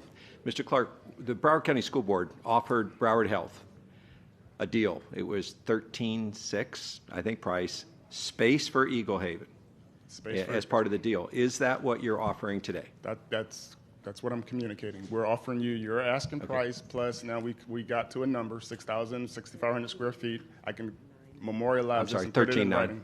Yeah. Excuse me? 13.9 plus space available, 6,500 or so square feet at no cost to Broward County Public Schools. That I would. I'm committed to offering you the space. I would have to run that. Do you by need to my make legal. a phone call? Because that's what we asked Broward Health to do. And if they do it, which part of our policy says we can say yes. If it's less than that, our policy doesn't let us say yes. Yeah. Again, in the spirit of the negotiations, I think the answer is yes. I can't legally see how we can do this until I speak to my legal counsel. Ms. Alada. Eagles Haven is a nonprofit 501c3 organization, not private. Does that make a difference? It's a private nonprofit. It's a private organization. It's not owned by the government. Yeah. It's still. Okay. Dr. Holness, you. Madam Chair, based upon the emerging information, I have no further comments. Okay. I have not gone yet, so I would like to make a motion to direct the superintendent to go ahead and negotiate the terms of the agreement with the asking price with Broward Health. Second. Motion made by me, seconded by Dr. Holness. Public comment on the motion. Board member comment on the motion. Ms. Hickson? Thank you. I'd actually like to make an alternate motion.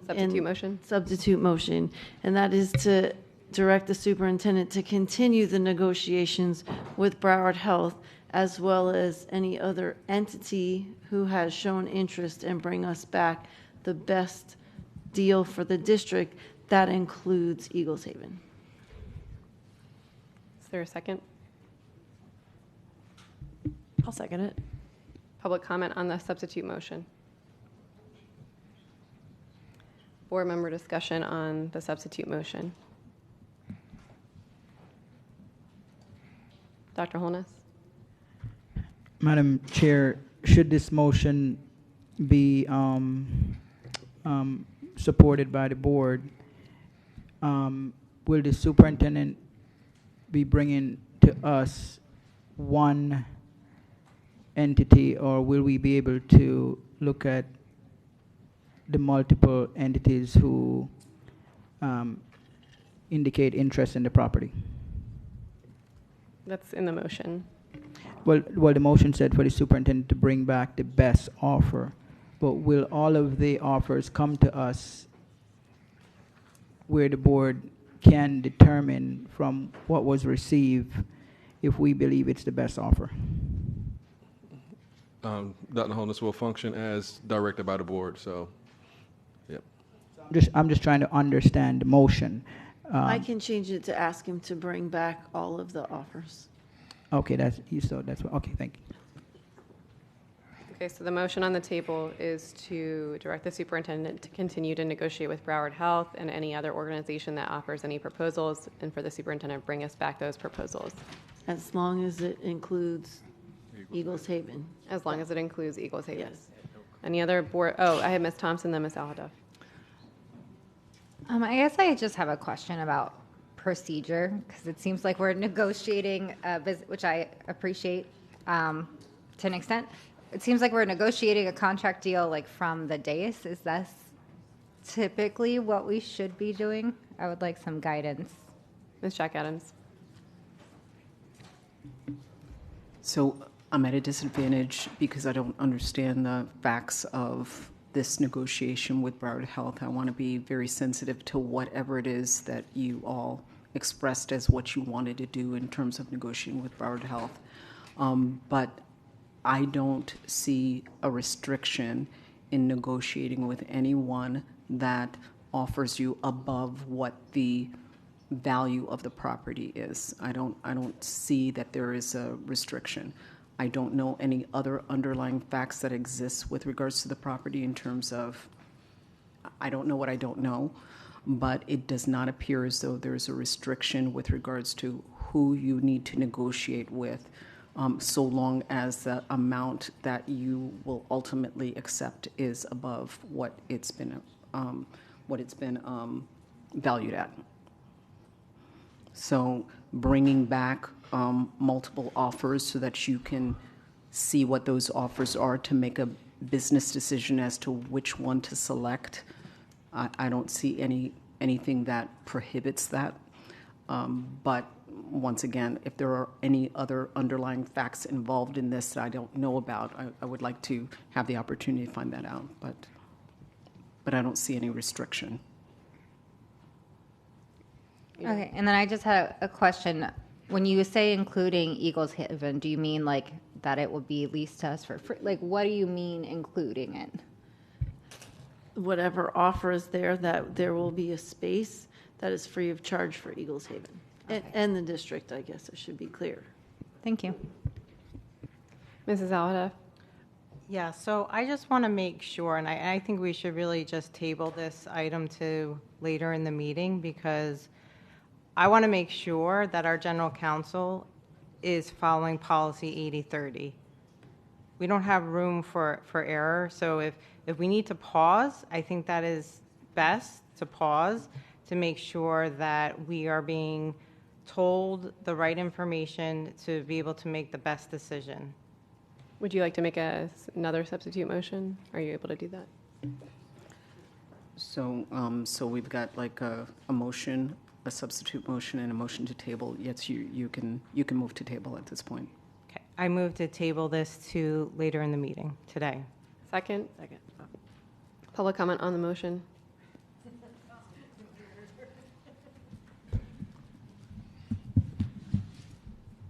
Natalie Lynch Walsh, Plantation, Florida. I mean, you can table it till later in the meeting, but you got like an hour and a bunch of items left. We're not sitting here because we like you that much. We're here for a couple other items. Thank you. Any other public comment on the item? Ryan Ryder, City of Fort Lauderdale. One of the things I do want to mention on this is that wasn't publicly noticed for an open solicitation. So the question is, since it wasn't noticed for a public solicitation, since you're accepting open and all bids, I think the item that's on the agenda tonight is a negotiation to accept or direct the superintendent to move with Broward Health. But if you're opening a solicitation for open and all bids, I'm not sure if that is legally noticed. I guess that would be a question for council. Ms. Jack Adams. So through the chair, those are facts that I'm trying to find out. My understanding right now is there is no formal solicitation to seek offers. I don't know what the facts are. I don't think that is probably the right language to utilize for what is going on here. But like I said, I don't know what I don't know, so I would like to go ahead and take a look at, the policy, ask some questions about the facts.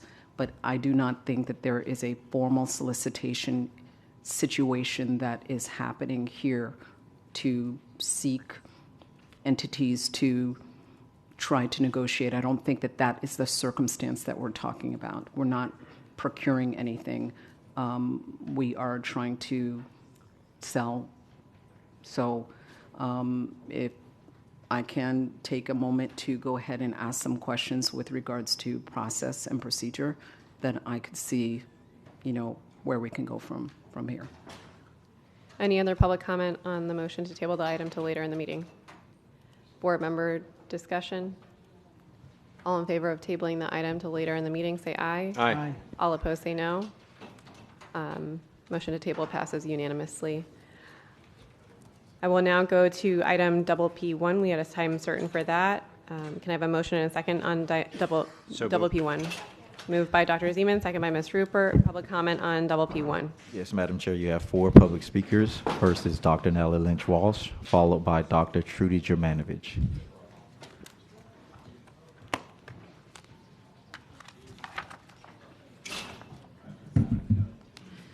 Good evening. Dr. Natalie Lynch-Walsh, Plantation, Florida. So yesterday I sent you all an email with an updated analysis on policy 1070. And my primary concern, and there are others in this analysis, another one that's not a small thing, which has to do with policy 2409, and the fact that you do not screen all volunteers because they're excluded from 2409, but that's a different conversation. So I'm going to read the language that I'm asking be put in here, and I am not opposed to this thing being tabled, and I would also recommend it being looped back to advisories because there are a lot of issues in what staff is bringing forward. However, the language from 2021, which was presented to the board at the May 13th school board workshop, there are board members on this board who did not object to a process, and that would be Madam Chair Leonardi, Mrs. Hickson, and Mrs. Al-Hadef, because I went back and checked the tape. So, removal of committee members other than school board appointees. In the event the actions, conduct, or circumstances of a committee member other than a school board member appointee are found to conflict with applicable law, rules, school board policies, and/or committee bylaws, the superintendent may recommend the removal of that committee member from office for the current year and/or one additional year. The superintendent shall provide the committee member, any entity represented by the committee member, and the chair of that committee with written notice of such proposed committee member removal. The notice shall specify all grounds for which removal of membership is proposed. The proposed member removal shall be placed upon an agenda of the committee, and all sides shall be heard upon the proposed removal. By an affirmative vote of 2/3 of all committee members, the committee may choose to suspend or remove a member. This is language that Deputy General Counsel Robert Vignola wrote in 2021 in cleaning up the language that had been proposed by the Policy 1.7 group.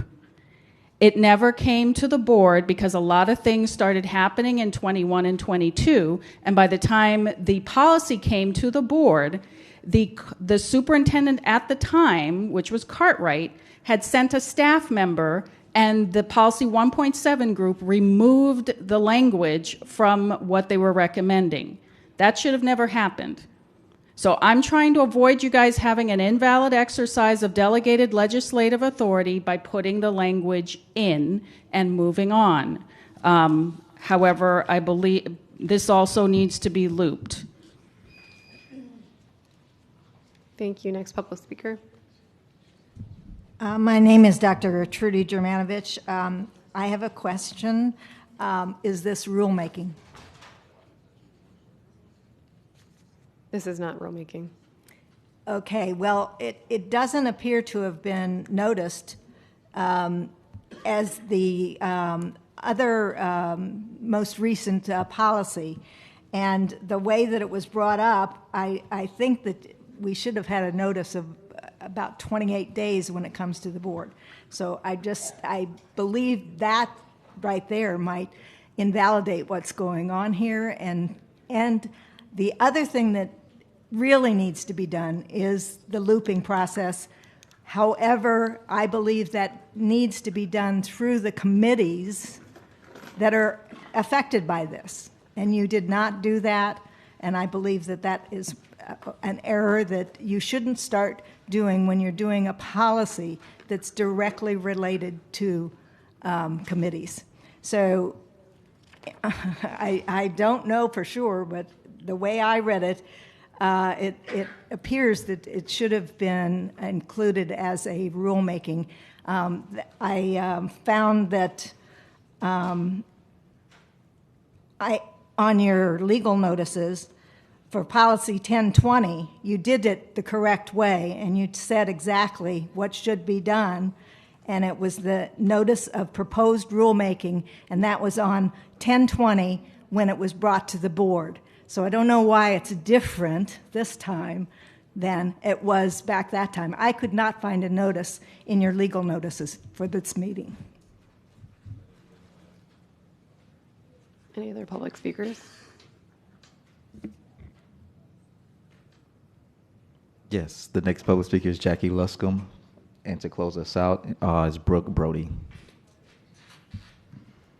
Good evening, Jackie Luscombe. This policy's gone through a lot of procedural turbulence. I'd like to suggest, for everybody's sakes, you please consider today just sending it once and for all for looping. And I'd suggest through district advisory, which has a policy subcommittee that can pull everybody together in one place and get it done expeditiously.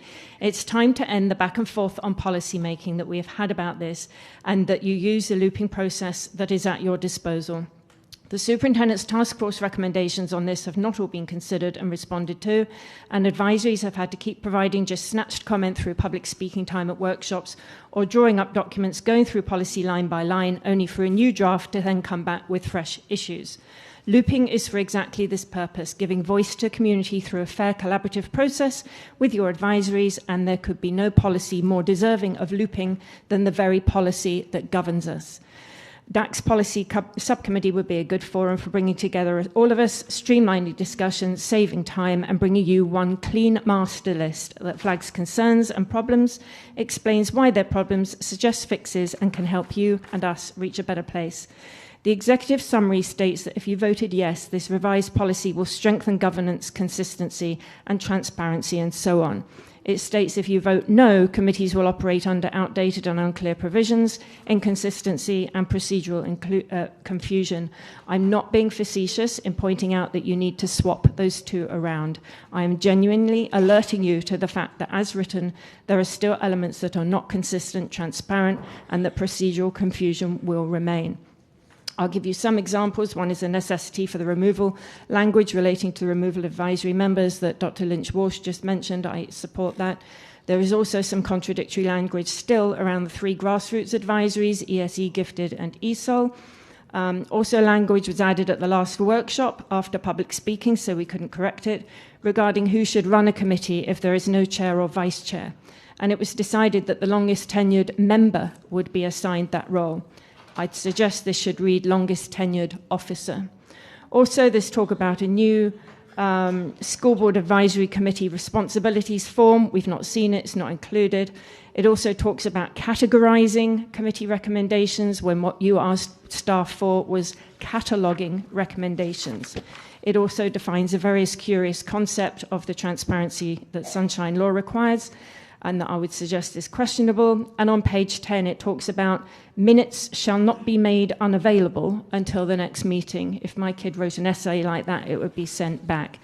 The language as drafted now removes all responsibility for anybody to respond to advisory recommendations. We get that you might not like to adopt them, but please respect your community by responding. And just for the sake of good policy making, please, let's just loop this back to DAC and get this cycle of back and forth closed out. Thank you. Let's loop it. Let's loop it. Let's get to the level. Let's see it. Get out of here. Let's loop it. Good.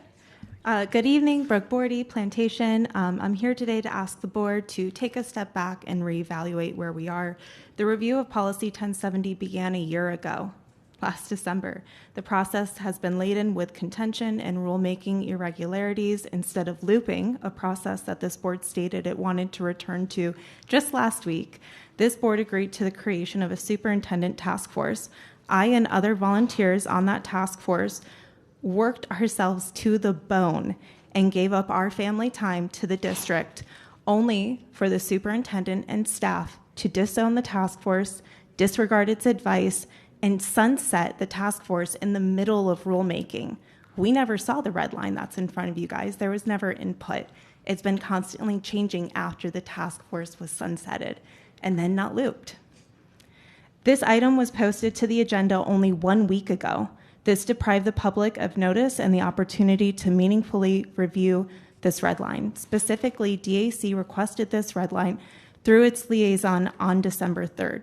It was not provided. I personally requested a copy from staff on December 9th. It was provided on the 10th and then posted to the agenda that night. And that includes not just the red line, but the entire agenda item was not posted until last week. This raises serious concerns about whether this process has complied with rulemaking and notice requirements. I think that if there's anything that's been learned over this last couple of months, is that the board needs to make some hard inquiries and not rely on others to shield it from liability. Substantively, this red line again falls short. The recommendation process is a step backwards. The task force, your community, and indeed you all as board members have asked for better two-way communications with the committees. A public-facing catalog with follow-up is still missing from the red line. Without change, the board can expect continued frustration and inefficiencies. Regarding removal of committee members and other than school board appointees, there are a couple points to consider. First is that the general counsel's office already agreed to a removal process. I think that says a lot. I'm not sure where the resistance is coming from now, but there are several board members here today that don't agree with the removal of DAC's chair at the end of last school year. Incorporating a process now would prevent that from happening again in the future. And lastly, there's actually no legal option to not do this. By not providing guidelines about how committee members can be removed, it can be considered an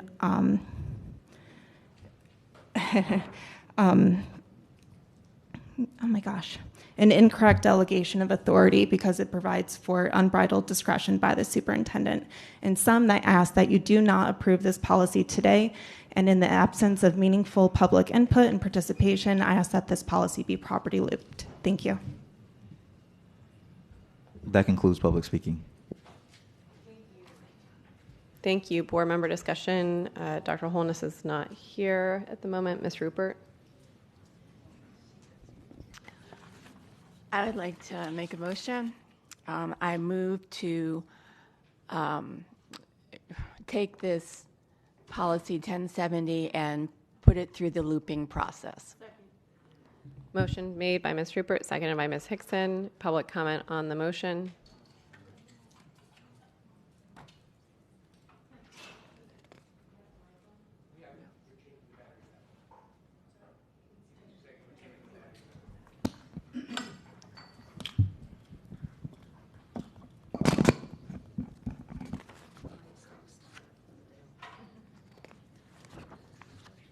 Shall I run over to that one?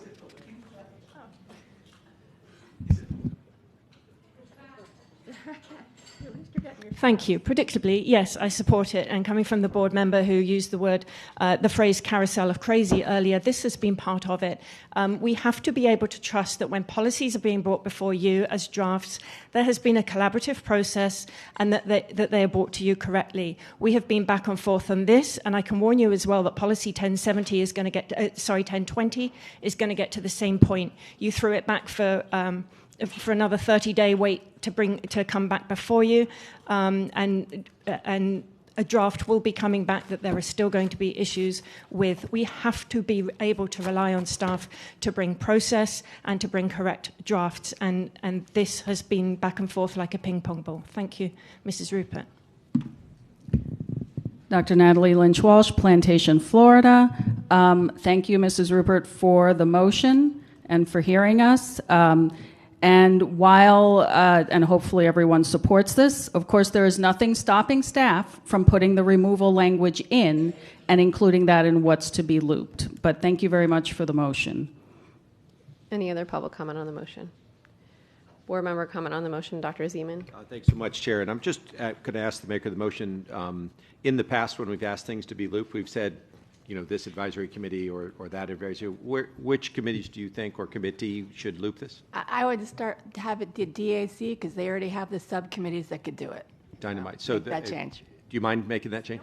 Yeah, thank you much. I support this. Thank you very much, Ms. Rupert. Ms. Bowman. If we go in that direction, does that satisfy our requirements for looping, or We set up.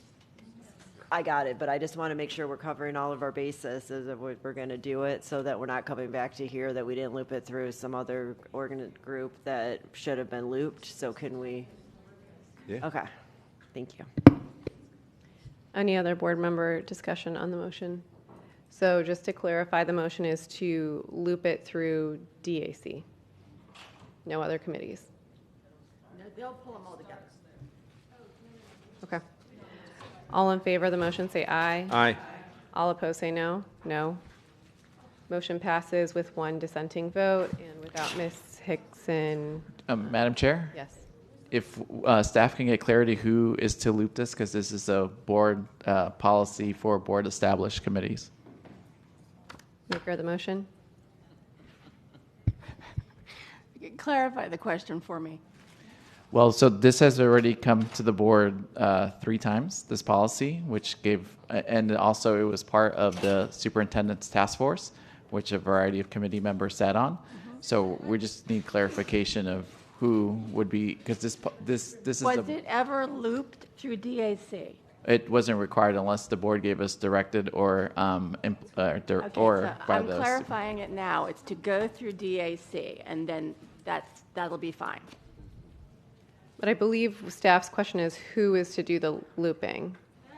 Like which staff member? Yeah. We can do it, but this policy is unique because again, it's the board's established committees. Well, I don't understand. Obviously, you guys have had some opinions on this coming back before. Now it's suddenly ours. I will be accommodating, Madam Chair, however you want me to handle this. I will be accommodating so we can get this done for once and for all. Yeah, I think maybe if you could just clarify who you would, if it's staff, board members, who you would like to loop the policy. Well, I, for one, don't know how to loop it myself, so I wouldn't say that. However, I would think staff would, but they have to actually follow the direction. Sure, we'll loop it, but the only thing we're going to do with DAC, we're just going to take their feedback. Staff is not making any changes to what's presented to the board, and we'll bring that feedback to the board. Okay, I have one caveat. There's somebody sitting here that knows exactly what looping looks like, and that would be Dr. Wanza. I'd like you to weigh in, Dr. Wanza, through the superintendent. Go ahead, Dr. Wanza. I should have gone home. Good evening. Happy holidays. So the communication loop policy, Valerie Wanza, Chief Strategy and Innovation Officer. So basically the policy does say that whenever there's a major initiative or something new that either the board or the superintendent directs, the communication loop that is to occur. So if the will of the board is for it only to be looped at DAC, then DAC will, it will be looped there. And if they feel that it does not need to go then down to the areas and what have you, then it'll stop right there. They will give all the feedback. And then I think the question that Mr. Sullivan is asking is which staff member. So obviously, I think your direction is through the Chief of Staff and Communication, who that really is the liaison, if you will, when it comes to board policies, then that would be the individual or the office that would be responsible for the looping process that the board directs today. Right. Does staff have their direction? Yes, ma'am. Okay, motion passes unanimously with. Madam Chair, can I just make a comment? Go ahead. I think it was 2 meetings ago, I asked for the board member follow-up for the looping process. You could have sent it to the board, but... We did. You did? Okay, I missed it. We sent it that day within the hour. We'll send it again. Thank you. You're welcome. All right, moving on. Okay. Do I need to say it again? Motion passed unanimously with one dissenting vote, or not, didn't pass unanimously, passed with one dissenting vote, and Ms. Hickson not on the dais, and Mr. Cervera on the line. All right, back to the item as amended. Well, I guess we're not. We're done. We're done, right? We don't have to. Yep. The motion passed, so it's going back to looping. Okay. All right. Could I have a motion and a second on BB1. So moved. Moved by Dr. Zeman, seconded by Mrs. Alhada. Public comment on BB1. Good evening again. BB boy.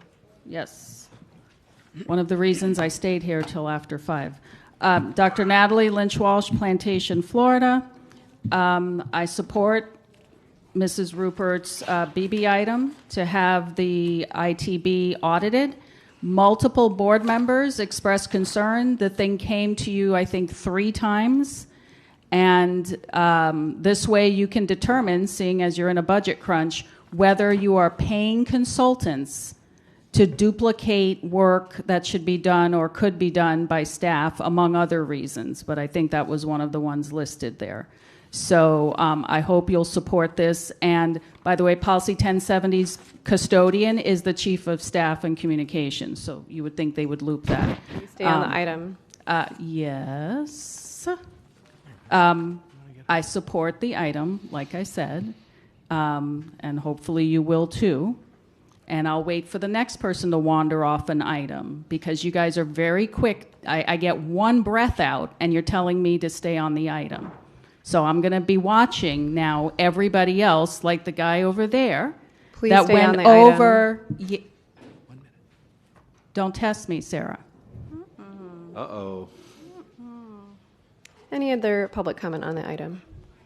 Rachel Daly is, I don't believe, in the audience. Board member discussion on the item. Dr. Holness? Thank you, Madam Chair. So I just have one. Sorry, Dr. Holness. I should have gone to Ms. Rupert. Yeah, no Thank worries. you for understanding. No worries. Thank you, Madam Chair.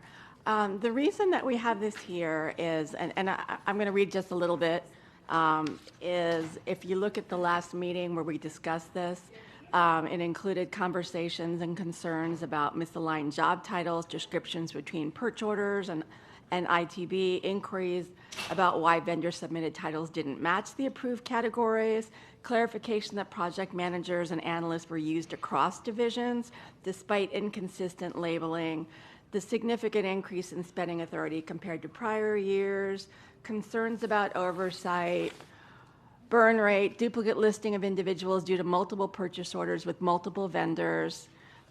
Continued on to lengthy discussion, but was not limited to approving consultant spending during a budget crisis, requests for clearer justification, transparency, and accurate job titles, inquiries about staff capacity, in the technology division, debate over whether reducing or delaying funding would cause a critical technology project. Additional comments were made, suggestions for a public-facing report showing firms' costs and work performed by the superintendent in 30 days. All right, we're here for those reasons and many more. I'm very happy to recommend that it goes to audit. It needs to be audited. That's what I'm going to keep that process on.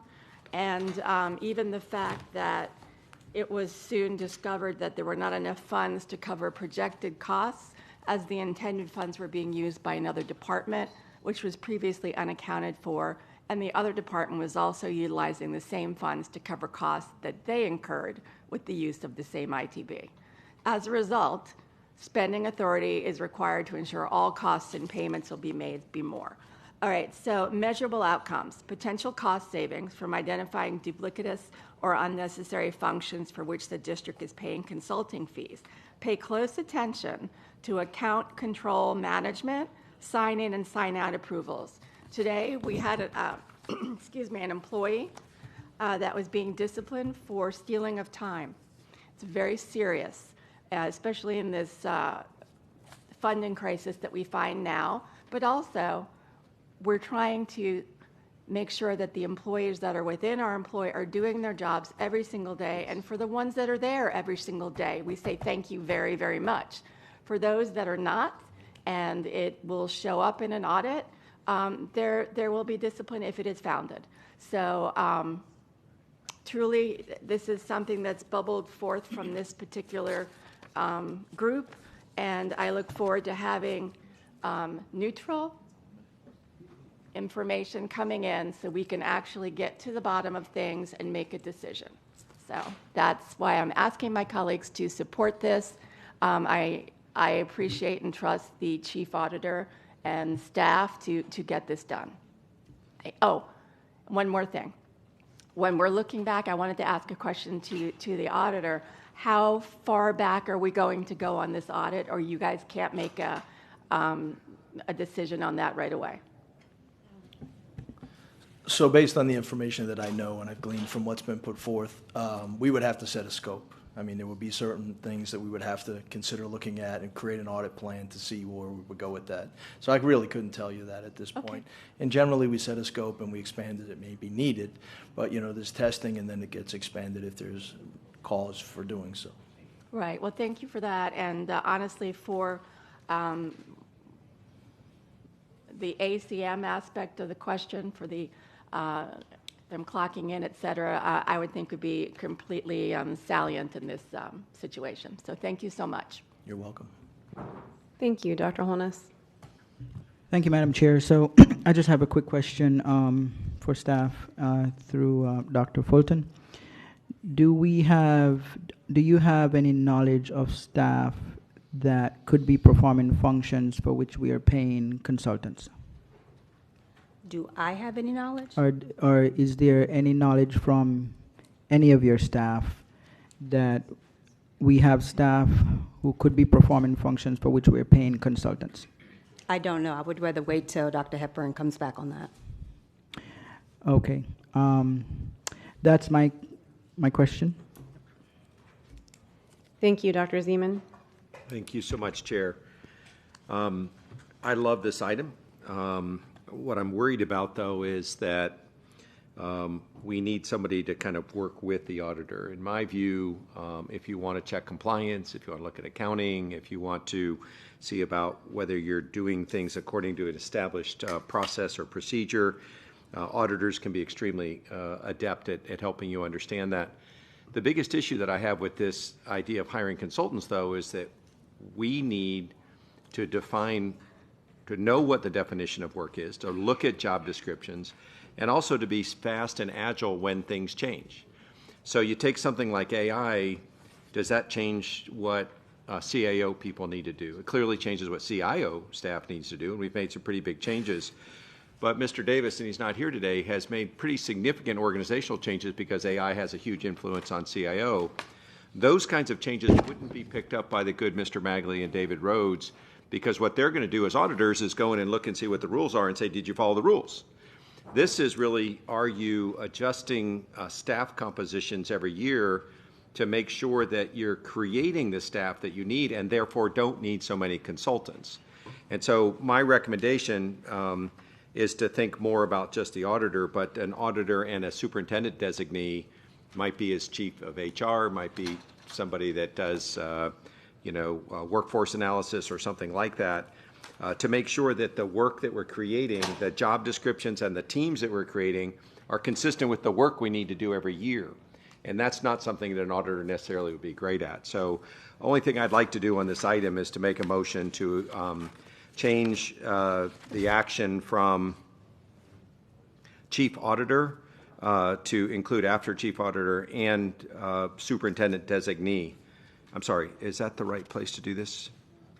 I'm sorry, at the requested action, direct the chief auditor, and then I would add the words and superintendent or designee so that they can work together to kind of handle both sides of this. Again, one of it is compliance, but another side is really, are all of the cabinet level people and team leaders adjusting their workforce definitions so that they don't need to hire consultants going forward?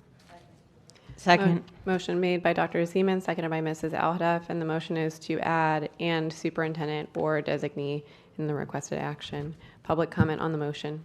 Dr. Natalie Lynch Walsh, Plantation, Florida. Okay, let's go back to the resolution you passed a couple of weeks ago that looked at what the role of a chief auditor or internal auditor is. It is not an audit if it's not being done by the Office of the Chief Auditor. And they will be working with staff because staff will have to answer questions once the scope of the audit is determined. And this is about auditing that specific ITB. In the ITB, there are job descriptions, there are functions, there are explanations for why people are doing things. What you don't know, and remember, you guys cut the spend in half. And they had an Exhibit E that had additional things that needed to happen that they said they needed $2 million for. And there was a claim by your superintendent that they didn't have existing people on there. This is to verify that what the ITB is what actually happened. What Dr. Zeman is suggesting needs to be done too, but that's a separate exercise. Thank you. Thank you. Any other public comment on the motion? Board member discussion on the motion. Dr. Holness. Dr. Zeman, could you repeat the motion Yes, word sir. for word? After the word auditor, include 4 words, and superintendent or designee. So the chief auditor, superintendent, And the superintendent or who he designates. superintendent or designee will conduct an internal audit? Yes. Okay, so I just need clarification because that would then read that the superintendent can conduct an audit. So I'm confused. I thought an audit is conducted by the chief auditor. But if it reads like that, then it is implying that the superintendent or designee can conduct an internal audit. Is that what you meant to say, or? I did, and to be fully revealing of this, we just talked this morning about an audit of after-school programs.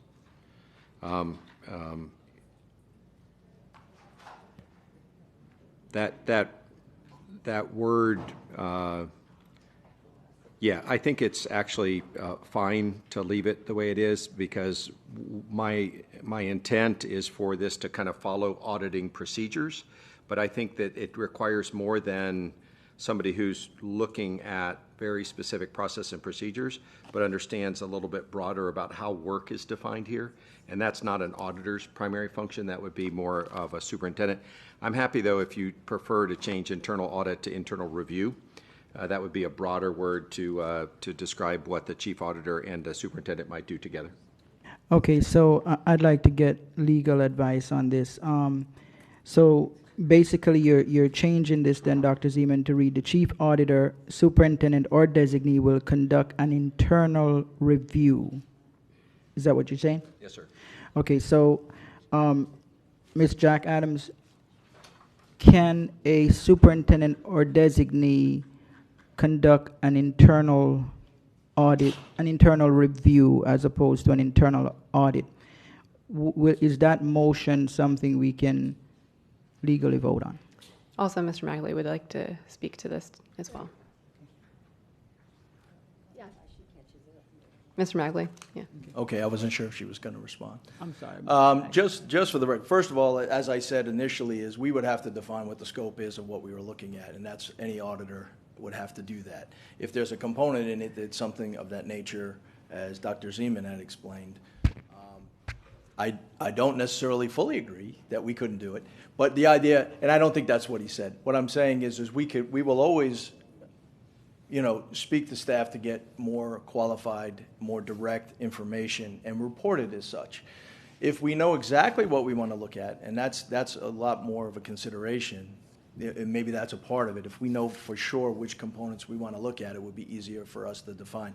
But working with staff, though we do it in concert with staff and their collaboration and cooperation, and they have been like that most recently, very cooperative. But we want to be able to maintain our independence so that when we report back, it's what we're finding. So if it's something that maybe doesn't fall within our expertise, then we could either outsource to some of that. We have some contingency items relative to our plan that was set forth, which we could maybe do that if that was something that we needed to do. Okay, Madam Chair, I just have a couple of follow-up because I want to make sure I get clarification. So, Mr. Magley, right? If you normally work with staff anyway, and if this motion remains as is without the changes, well, I guess I'll phrase it another way. With the changes, if you normally work with staff anyway, wouldn't the changes be redundant? There's a difference between us going through the audit exercises and evaluation process and getting information from the stakeholders. And that would be the distinction as to them actually taking part and doing audit steps and review. that would be a little different. Okay, so Ms. Jack Adams, if this item should read, the chief auditor, superintendent, or designee will conduct an internal review instead of audit, are we able to do that? Are we able to vote on that? Is there a confusion here, or is there in terms of the language stating superintendent or designee conducting an internal review as well as the chief auditor? Is that's Dr. Zeman's motion? I just want to make sure we're voting on something that we legally can do with the new language. So just to clarify, so instead of the original recommended action of directing the chief auditor to conduct an audit, you would like it to be opened up to not only the auditor, but the superintendent conducting an internal review? Well, Dr. Zeman's motion is removing the word audit and is including additional words, which would be superintendent or designee will conduct an internal review. Is that change sufficient enough for this item to read as such that the board can legally vote on? Because my understanding is that auditors do audit. Now, he changed that from audit to review. Does that then change the manner in which we can vote on this item? So what was noticed was whether or not to conduct an audit by the auditor. Now you're introducing different parameters. It's no longer an audit, now it's a review. And in terms of what the definition of internal review, like an audit has a specific definition. An audit by an auditor has a specific definition. You're literally changing that and saying, we're going to do an internal review. I'm not sure what the definition of that is, like what that entails. Understand. So is there a legal definition for review, or is review interpreted in this sense as a general term that could mean anything? So it depends upon what, like, in terms of a business decision as to what you want to do, you give that definition of what internal review entails. So, because internal review in the most generic sense can mean a lot of different things. It definitely is not an audit from an auditor. Okay, so would you say then if we change this from audit to internal review, the word review is left up to interpretation? It's somewhat vague. It is, because review on what level, to what end, by whom, of what. I can think of a lot of questions of how you can review something. Understand. And my last question, can an auditor or the chief auditor, the audit department, conduct an internal review when their role is to audit? So that is something that the auditor needs to answer, because he or she knows what is within their purview of what they should do under an audit, and whether or not a review, first of all, that would need to be interpreted by the person who wants the review. What does that entail? Then you can compare that to whether or not it falls within the purview of their. So you are not able to answer if an auditor can conduct an internal review. Should we get that answer from the audit department? The audit department clearly knows what is within their purview and what they're allowed to do and not allowed to do, and what an audit entails. So I think the first thing that needs to happen is, when you say internal review, what specifically do you mean? Like, define it yours. Understand. And that's why I'm asking these questions, because I want to know what I'm voting on, right? So, Madam Chair, can the auditor or Mr. Magley answer the question if an auditor can conduct an internal review in the sense here that Dr. Zeman is making reference to?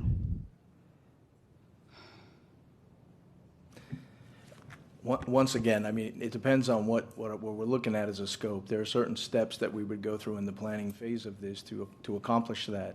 I didn't mean to say that there was any component of which we could get additional help or a separate type of a look at things to evaluate, such as you said, the productivity, things that match up, that could be a separate part of it, even a spin-off of it.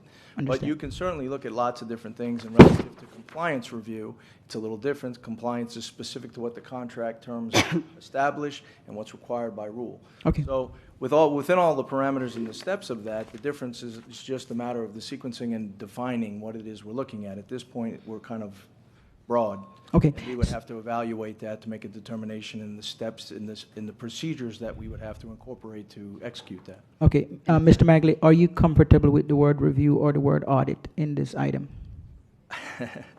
I mean, people's interpretation. So when we review something, the depths of which it is, it depends on how deep into it you're going to get. So some people may interpret something as an audit where we go through specific steps and we define those steps and still say it was more of a review. I'm not hung up on the word as much as the intent. Okay, thank you, sir. Appreciate it. Dr. Fulton, then Ms. Jack Adams would like to. Thank you, Ms. Leonardi. Question directed to Dr. Zeman.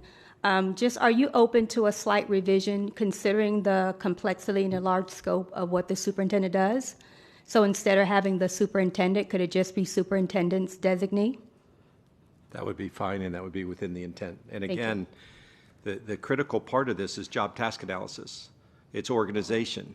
It's not an auditor's normal span of issue, because there's no compliance with org charts or job task reviews. That's something that managers need to do to make sure that the composition of their government team is composed in a way that allows them to do the work as it changes every year can be done. And that would stop us from needing so many consultants, which is like the whole intent, I think, of this review. So yes, if it was and superintendent's designee, is that what you're suggesting? I was suggesting instead of the superintendent conducting the review, let it be someone he designates, which is the superintendent's designee. Yes, ma'am. Okay. And so I'm just taking out one word, and so I agree, direct the chief auditor and superintendent's designee to conduct an internal Correct. review. Thank you. Ms. Jack Adams. So one thing that I wanted to mention from the auditor is when the auditor performs his or her function, they have autonomy to perform that audit. So you're changing the language of what they need to do. It's not clear what the intent is, what the scope is. So that's what makes me uncomfortable with changing audit, the function of the auditor, autonomous. They decide how they audit it, what they're looking for in any given audit that they performed, to a word that is something less than an audit.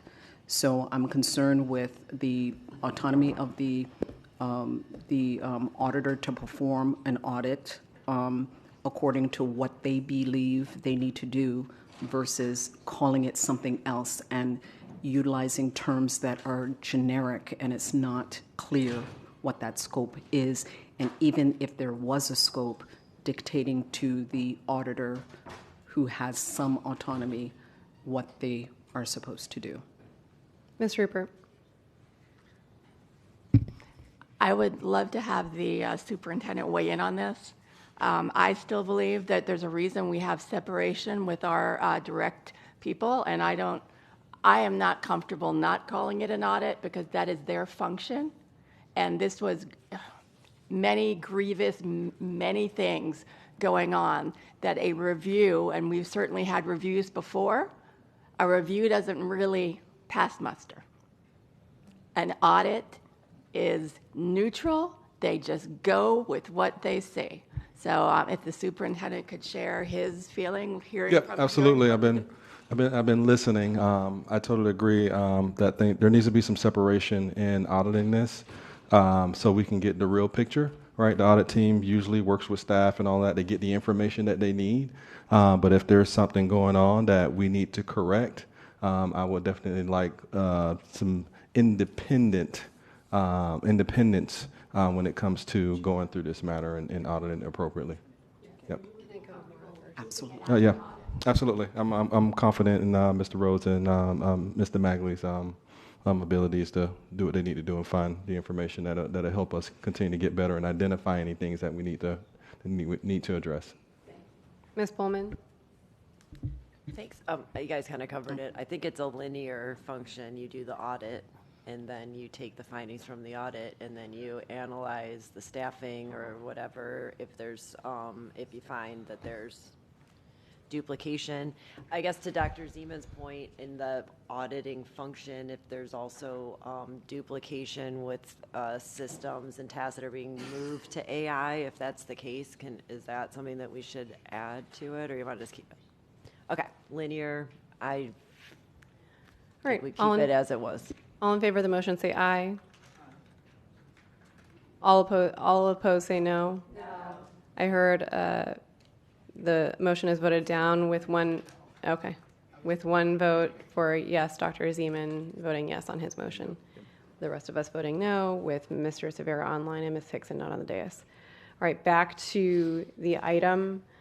We have Dr. Zeman. Oh, are you done, Dr. Zeman? Oh, yeah. Okay. Mrs. Al-Hadaf? Yes, I just have one question. On the financial impact, it says that the chief auditor will tell the board whether this falls within an existing audit in the current audit plan, or if this would come out of the existing budget or require additional funding. So in preparation for it, that's what I had mentioned to the audit plan. We have a couple line items in there as contingency. Speaking with Chief Rhodes, we had discussed that we would try to assemble this in-house to make sure that that can happen. That's what our direction will be, unless there's something like that is an outlier that we had to engage somebody, but it's our intent to do it ourselves. So it will fall within the existing audit plan. Should. Thank you. Ms. Thompson?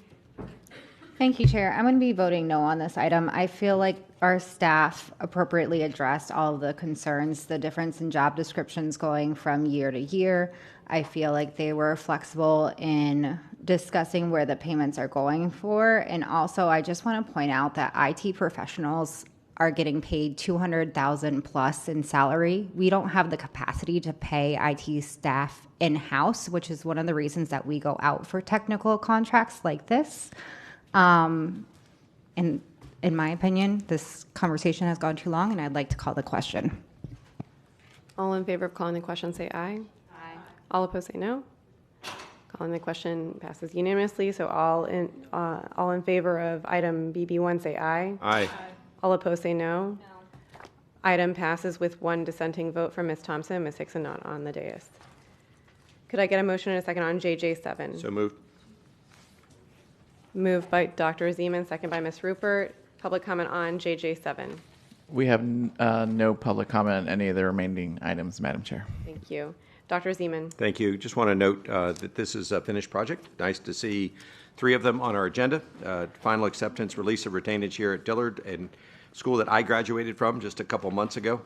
It's nice that 3 of these, I hope that we see 3, 4, 5, 10 every time we have a school board meeting in the future. Thank you. Any other board discussion? All in favor of JJ7, say aye. Aye. All opposed, say no. Item passes unanimously without Ms. Hickson on the dais. Can I get a motion and a second on 002? So moved. Moved by Dr. Zeman, second by Ms. Rupert. Public comment, we don't have any public comment on 002. Mr. Cervera.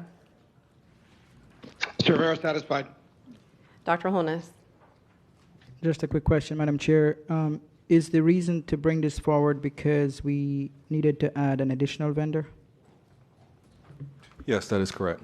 Okay, and Dr. Hepburn, the 2 vendors we previously had, they were not able to complete the work in a timely manner based on your,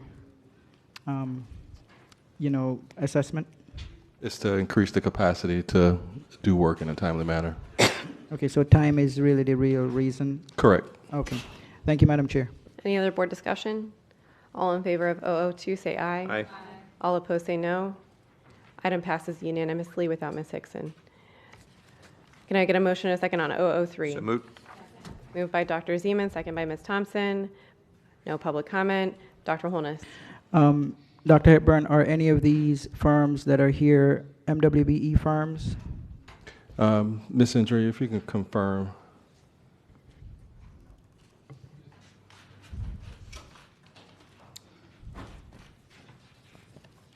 Through the chair, no, they are not. Okay, and has there been any effort to attract MWBE firms for a contract like this? Or what was the process to attract MWBE firms? We did. If there was anything. We had affirmative procurement initiatives and assigned points if we had anyone, but we did not have any of these firms that applied. And I believe I would have to go back to the original solicitation, but there were certain criteria involved with this RFP that some of our small firms would not be eligible for. Okay, thank you, Madam Chair. Any other board discussion? All in favor of, go ahead, Mrs. Alhada. How was it determined? I mean, I'm seeing on page 3 of 5 the different schools and which schools are going to get tree trimming and by district, and then it's also done differently in, say, District 7 than all the other districts. How is this all determined? Mr. Dorsett?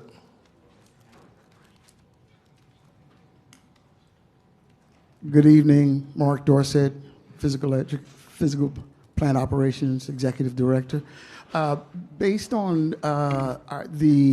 the current conditions out there, I remember, if you remember correctly, a couple years ago, the board approved $600,000 to trim trees, to trim the trees district-wide. We've provided a list. We don't have a contract right now, and that's why some of them, you see a little bit of overgrown there. The $600,000 would only give us like a cut every 3 years, because we're only cutting only the trees being cut from this contract. So we looked at the overall condition, and we provided the list based on the current conditions. So is there like a rubric to determine at what school one school has more trees than the other that one can see, or are you just viewing it and making an opinion based on it? Well, last trimmed and safety requirements. So if the trees are covering the cameras or whatever the case is, we make sure and put them up front. So there's visual of the entire campus. So all of that was taken under consideration. And there's no way, I see it's done by year, and there's no way to front load this to do more schools? It's based sooner? on the funding that we have. We broke it down based on the funding that we have. And that's why we can only do a school once every 3 years. No, I get it, but if we're giving 600,000 and then this year you're only spending 50,000. No, I think, basically, I think that's what we had left from the last contract, because we don't have a contract in place now. So it's going to be 600,000 that we spend over the life of this contract.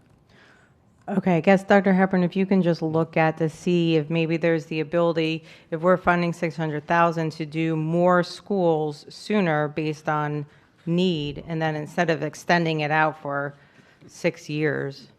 No, we'll take a look. I know I see some of the schools that I'm aware of up front that are actually in dire need of some trees being trimmed on their campus. But we'll take a look at, see if we can actually accelerate the work.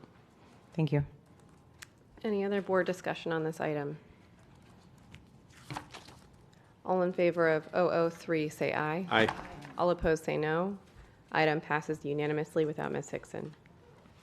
Could I get a motion and a second on 005? So moved. Moved by Dr. Zeman, seconded by Ms. Bowman. No public speakers. Mr. Severa. Thank you, Chair.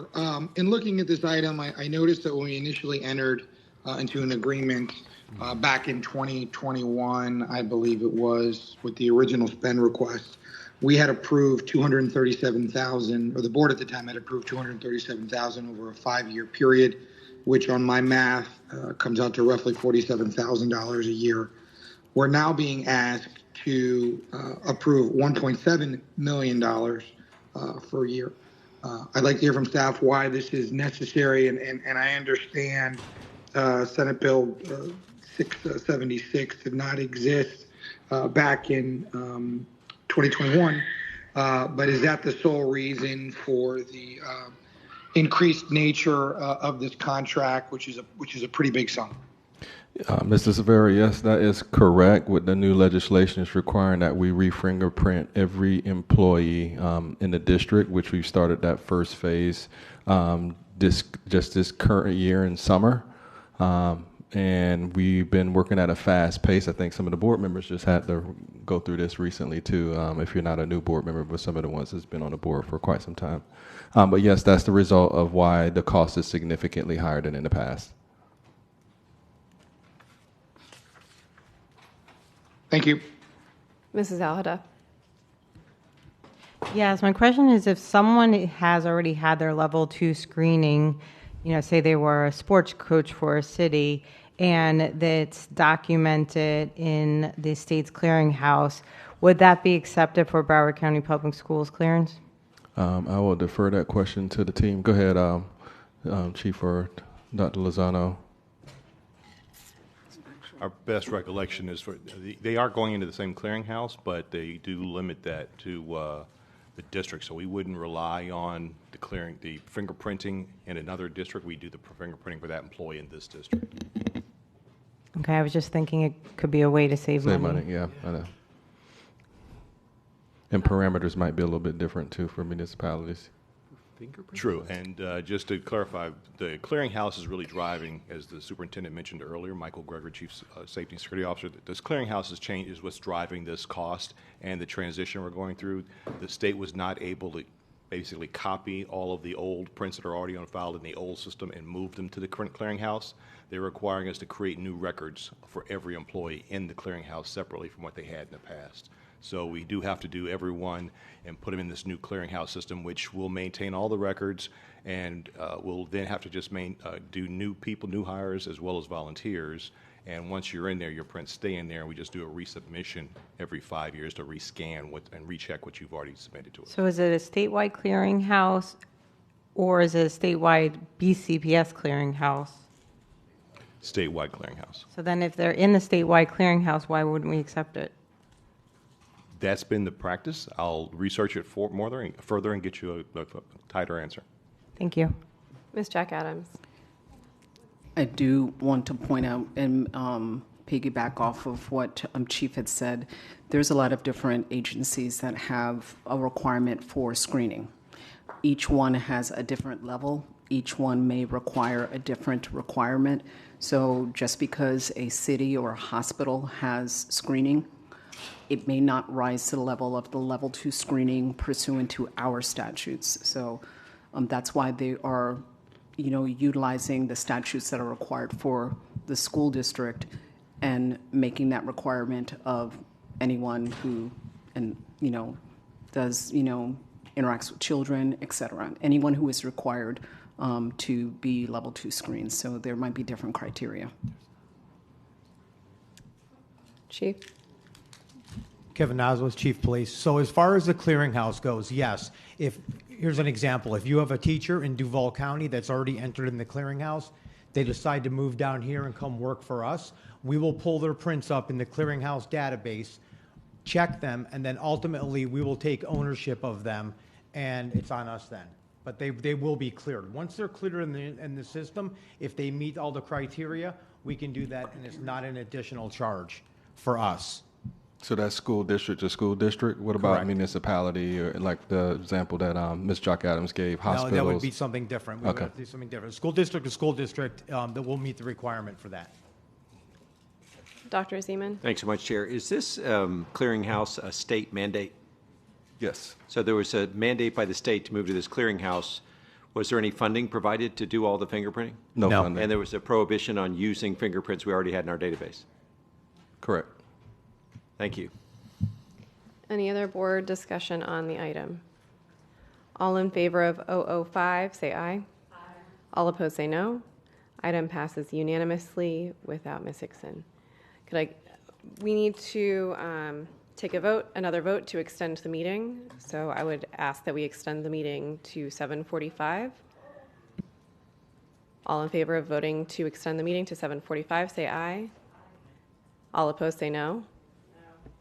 I hear one dissenting vote. Ms. Alhada.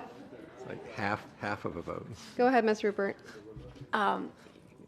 what is your estimate? I know you just said 7. We have the JJ35 coming back, which should be an extensive conversation. 1, 2, 3, 4, 5, 6 more items. We spent, I believe, 15 to 20 minutes talking about one motion. So I think we should just be cognizant of that. I'm being optimistic, I think, with 1 hour.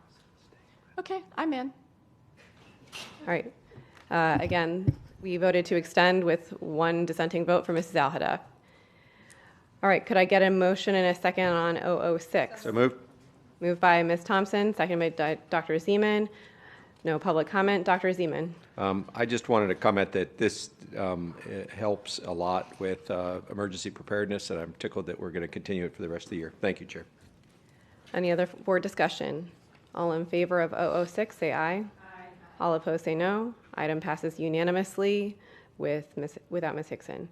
Could I get a motion and a second on 008? So moved. Moved by Ms. Thompson, second by Dr. Zeman. No public comment. Dr. Holness. I'm good, Chair.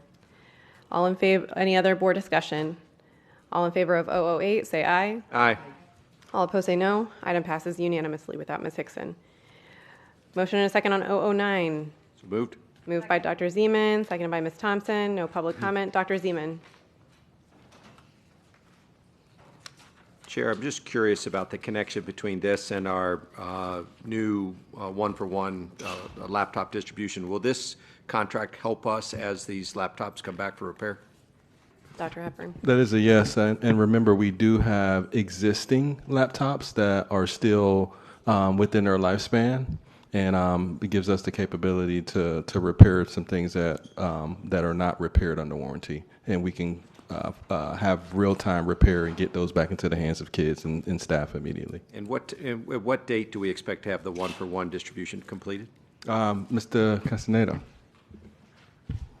Manny Castaneda, Executive Director, Analytics and Intelligence, representing Trey Davis. We have Director Max Rosario here, who's supervising the one-to-one initiative. Good evening, through the superintendent. The one-to-one begins the 3rd week of January. That's our goal, to start beginning distributing those to schools. Thank you. But I asked when we're going to finish, not when we start.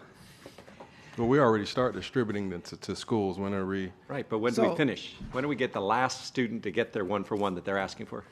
So for clarification, are we speaking of the one-to-one laptop issuance to students themselves? Yes. To take home, right? So that begins in January. At the 3rd week of January, our goal is to get them out as soon as possible within 2 to 3 weeks after the commencement of the distribution of devices. And that's going to go school to school. Any other board discussion? All in favor of 009, say aye. Aye. Aye. All opposed, say no. Item passes unanimously without Ms. Hickson, Ms. Rupert, and Ms. Thompson. Mr. Severa is on the line. Could I have a motion and a second on JJ35? So moved. Moved by Dr. Zeman, seconded by Ms. Bullman. We were on the substitute motion. I believe Ms. Thompson was up next, but she's not here. So Mrs. Alhada. I'd like to hear from General Counsel. So I had suspected that there was a procedure within our policy with regards to how we would conduct this sale. And there is. 8030 has specific procedures, specifically subparagraph 12. There is some decisions that the superintendent, choices rather, that the superintendent can make. I'd like for, through the chair, I'd like for Dr. Hepburn to direct his staff to specifically describe that procedure, because there are choices. I think it'll be revealed, like, what choices are available to you after he explains. Yeah, so in a nutshell, and if Ms. Akabuso need to add any additional detail, we can only negotiate with one entity at a time. So we heard the board about negotiating or bringing back the best bid from multiple parties, I guess Broward Health and Baptist Health. So since the policy reads that we can only negotiate with one entity at a time, my suggestion is to probably put a timeline on the first entity. If that doesn't go through, then we start with the second entity. So however the board wants to direct us to move forward, but that's the constraints that we have right now on the policy. And to add, through the chair, to add to support to what the superintendent just stated, within the policy, it contemplates a designated buyer, singular, as opposed to designated buyers. So I wanted to make sure that, I understood what those procedures were. And the reason why, in terms of background, because I was concerned about that too, because I didn't know any facts. The reason why the superintendent is bringing forth this agenda item is because they have been negotiating for a year with this one entity. And so in negotiating for that period of time, they wanted direction from the board as to what the board directs them to do. So, but the policy does contemplate, some other choices, but in terms of negotiating with a designated buyer, as designated by the superintendent, it's one at a time. Okay, so I guess my question to Dr. Hepburn in regards to negotiating, continue to negotiate with Broward Health, what is the timeline you suggest to give them? Probably 3 to 6 months. I don't know if Mr. Clark can give us an optimistic outlook if we can do this faster rather than later. I think Broward Health's committed to providing immediate resources to this deal. I think the initial intent was to be maybe wrap up a letter of interest in the next, I know we're meeting the holidays here, but maybe by the end of January, and then immediately proceed into a purchase and sale agreement. And that will probably get to your 90-day time period that there's something to be executed. So it sounds like about 3 months. Okay, thank you. Ms. Thompson? And so just to remind everyone, No, we're on the substitute motion, which was made to direct the superintendent to negotiate with Broward Health and to bring forward the best offers. So that is the substitute motion we are still on right now.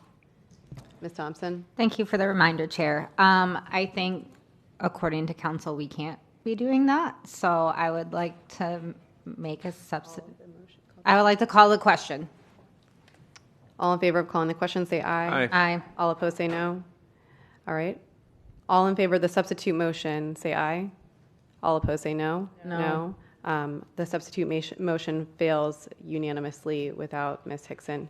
Now we're back to the original motion, which was to direct the superintendent to continue to negotiate with Broward Health and meeting our asking price. Do I still have the floor? Go ahead, Ms. Thompson. I would like to make a substitute motion to do all that within a 3-month period. Can I get a second? Can I just amend my motion? Yeah. No, yeah, that's fine. I would like to just amend my motion to include the 3-month period. Perfect. Okay. Madam Chair. Oh, we'll go to public comment, I'm sorry. Public comment on the motion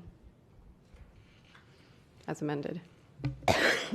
Hi, Kate Goldman, Oakland Park, Florida, Corporate Director of Government Community Relations for Baptist Health South Florida.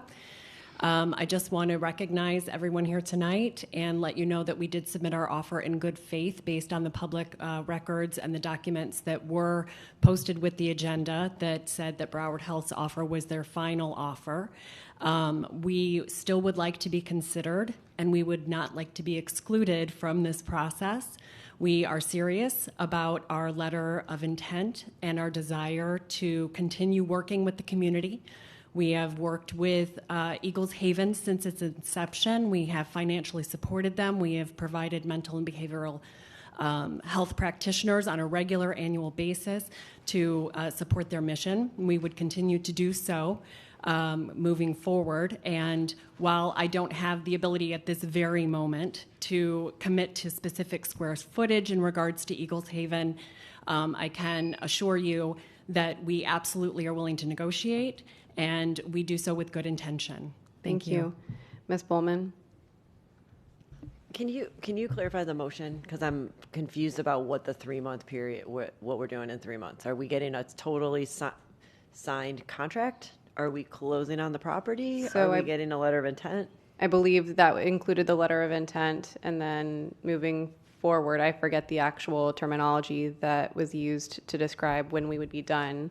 Because I think if we really want to hasten the process, that we should have a letter of intent signed by the next board meeting, and then, 30, 45 days, whatever, to enter into a contract. We heard from Mr. Clark that that would be feasible by the end of January. So if you want to change it to enter into a contract or to enter an for the LOI? letter of intent. LOI? That was what I heard. If you want to clarify, Mr. Clark. Yes, I was being considerate of the holidays, but we can turn around a letter of intent to match what the comments that we went on record of saying by the end of this week. Yeah, I'm just not sure when the superintendent and staff will be able to bring it back to the board. So if I heard you early in the meeting earlier, there's a January 6th and a 13th meeting? Correct. Yeah, we can have a letter of intent well in advance of that meeting. And then, Mr. Clark, what did you say was coming after that? Once the letter of intent is accepted, then I think we then go into a purchase and sale agreement. So we can talk about terms and conditions. That was when we'll flush out our inspection period, et cetera, and have that to be an executed document. And you felt that would be feasible within the 90 days? Based on some of our past purchase and sale agreements, I can't commit to the school board. I'm not sure the resources that it will take on your side, but I'm just, in the spirit of trying to get this done, I'm giving us a window. Would you be willing to do the due diligence under an LOI, or are you?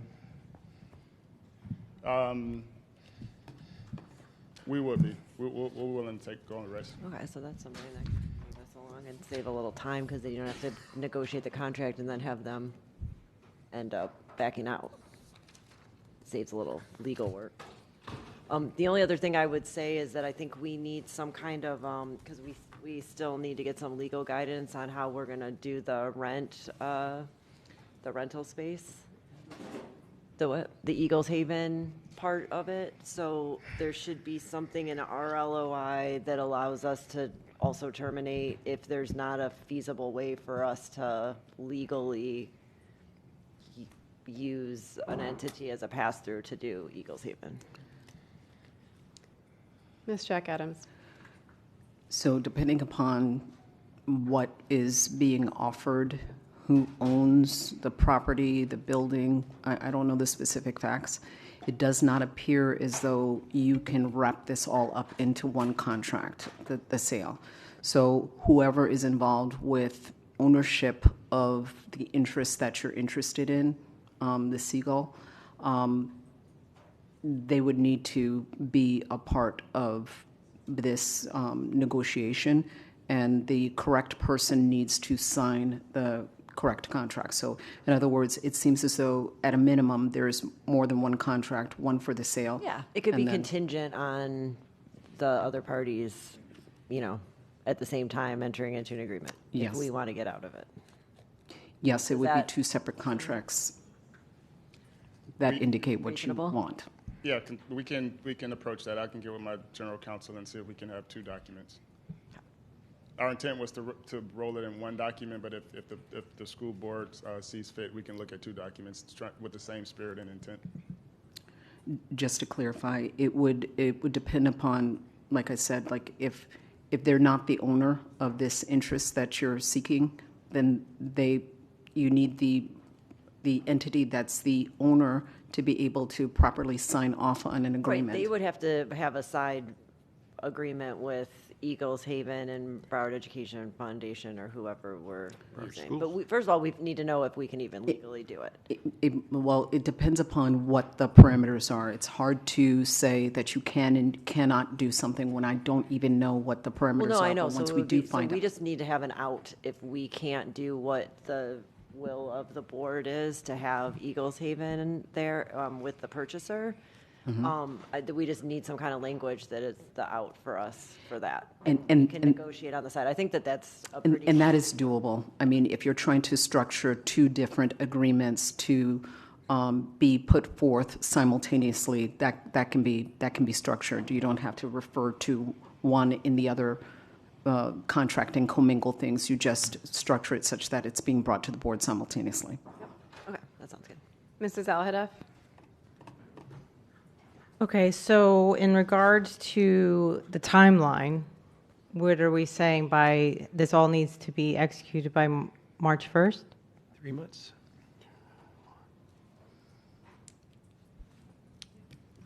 March No, it would 16th would be 3 months. No, it would be the end of March, right? That's 90 days. March 16th would be not 3 months from today. Oh, from March today. 16th. Okay, I was thinking January 1st. Could you add that to your motion? Our board meeting that month is March 10th. Our board meeting in April is April 7th. So can we say by March 9th? Okay. Yes, March 9th.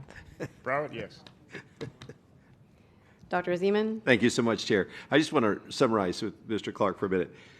We offered the 13.9. You said yes. We said we need free rent on Eagles Haven. You said yes, and you're going to continue to offer all the intern opportunities that you've offered up to this point. Is that fair? Yeah, that's correct. We will memorialize that in our letter of interest. Thank you for meeting all of our requests. Dr. Holness? Madam Chair, I'm good. Dr. Zeman asked this similar question. Ms. Bowman? And how long after we execute the contract can we close? I will modify our 365 days. I just need to go back and get with my legal counsel and land use attorneys to figure out how long can we have a little confidence in closing in a traditional manner, 90 days. 90 days? Well, I'm sorry, that's the inspection period. Typically 30 days after your inspection period is done. That sounds good. Thanks. Any other board discussion on the motion? All in favor of the motion as amended, say aye. Aye. All opposed, say no. Motion passes unanimously without Ms. Hickson. Do we need to vote on the item as a whole now, Ms. Jack Adams? Yes, as amended. Any other board discussion on the item as a whole, as amended? All right, all in favor of JJ 35, say aye. Aye. All opposed, say no.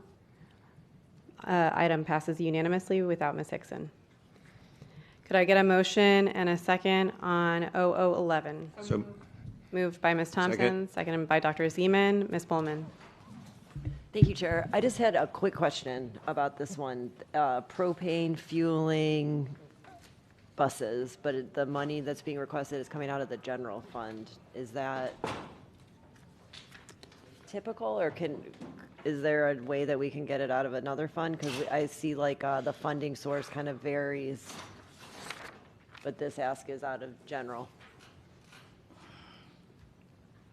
Dr. Hepburn. Go ahead, Ms. Johnson. Through the chair, this is general fund or expenditures, so it can't come from any other fund. I'm just trying to help you out. All right, thanks. Thank you. Any other board discussion on 0011? All in favor of 0011, say aye. Aye. All opposed, say no. Item passes unanimously without Ms. Hickson. Motion and second on 0012. Second. Moved by Ms. Thompson, seconded by Dr. Zeman. Mr. Severa. Thank you, Chair. In reviewing this item, I see that the ask is for $2 million for the spending of services, which includes testing, inspection and certification of current fire alarm systems. My question to staff is, does this include any equipment at all, or any installations or fixing of equipment or servicing of equipment, or just the testing, inspection, and certification? Because if it's just those three items, $2 million seems like an awful lot to just spend on some testing. Thank you. Ms. Paul. It's as written, inspection, testing, certification, in accordance with state statute. So this includes no equipment at all? No, sir.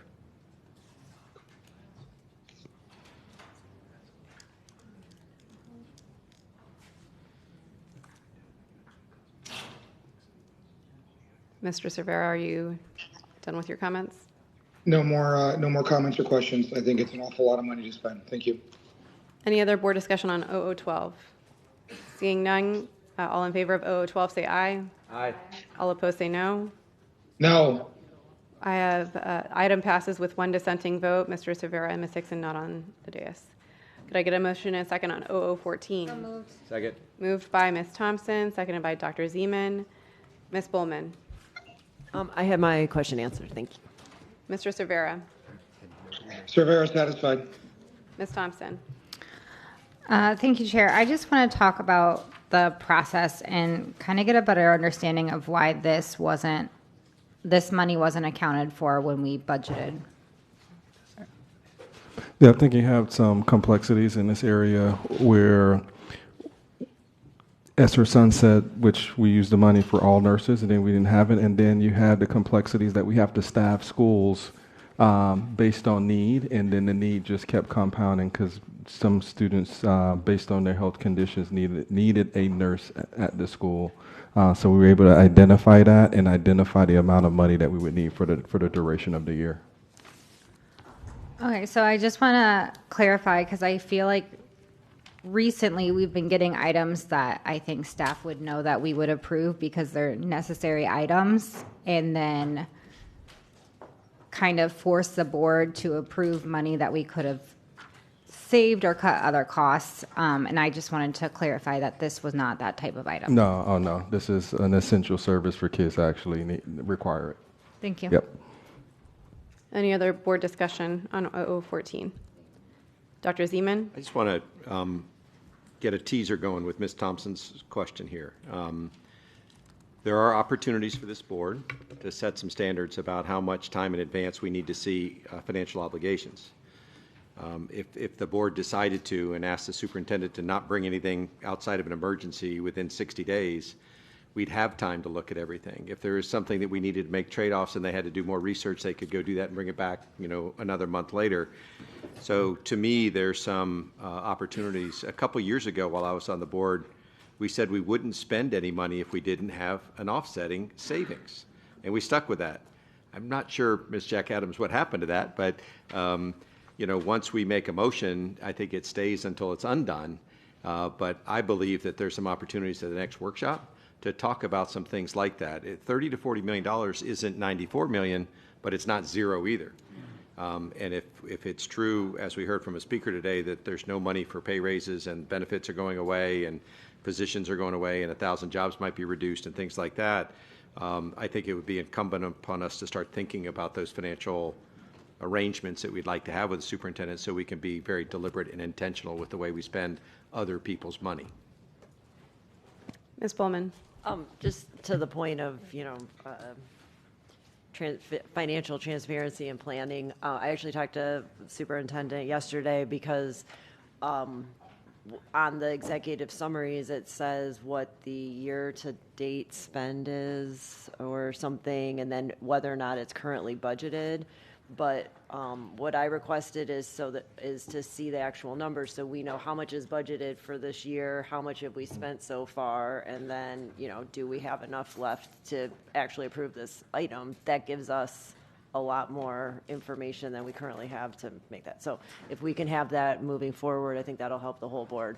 Yeah, Mr. Sullivan and I already added that to update the executive summary moving forward. So won't be probably be the second meeting in January because we've updated it. We keep updating it based on feedback, based on making sure the board has the right information to make informed decisions. We listen and it helps us out too, and it creates an arm of accountability and research for the teams that are actually putting these items together too.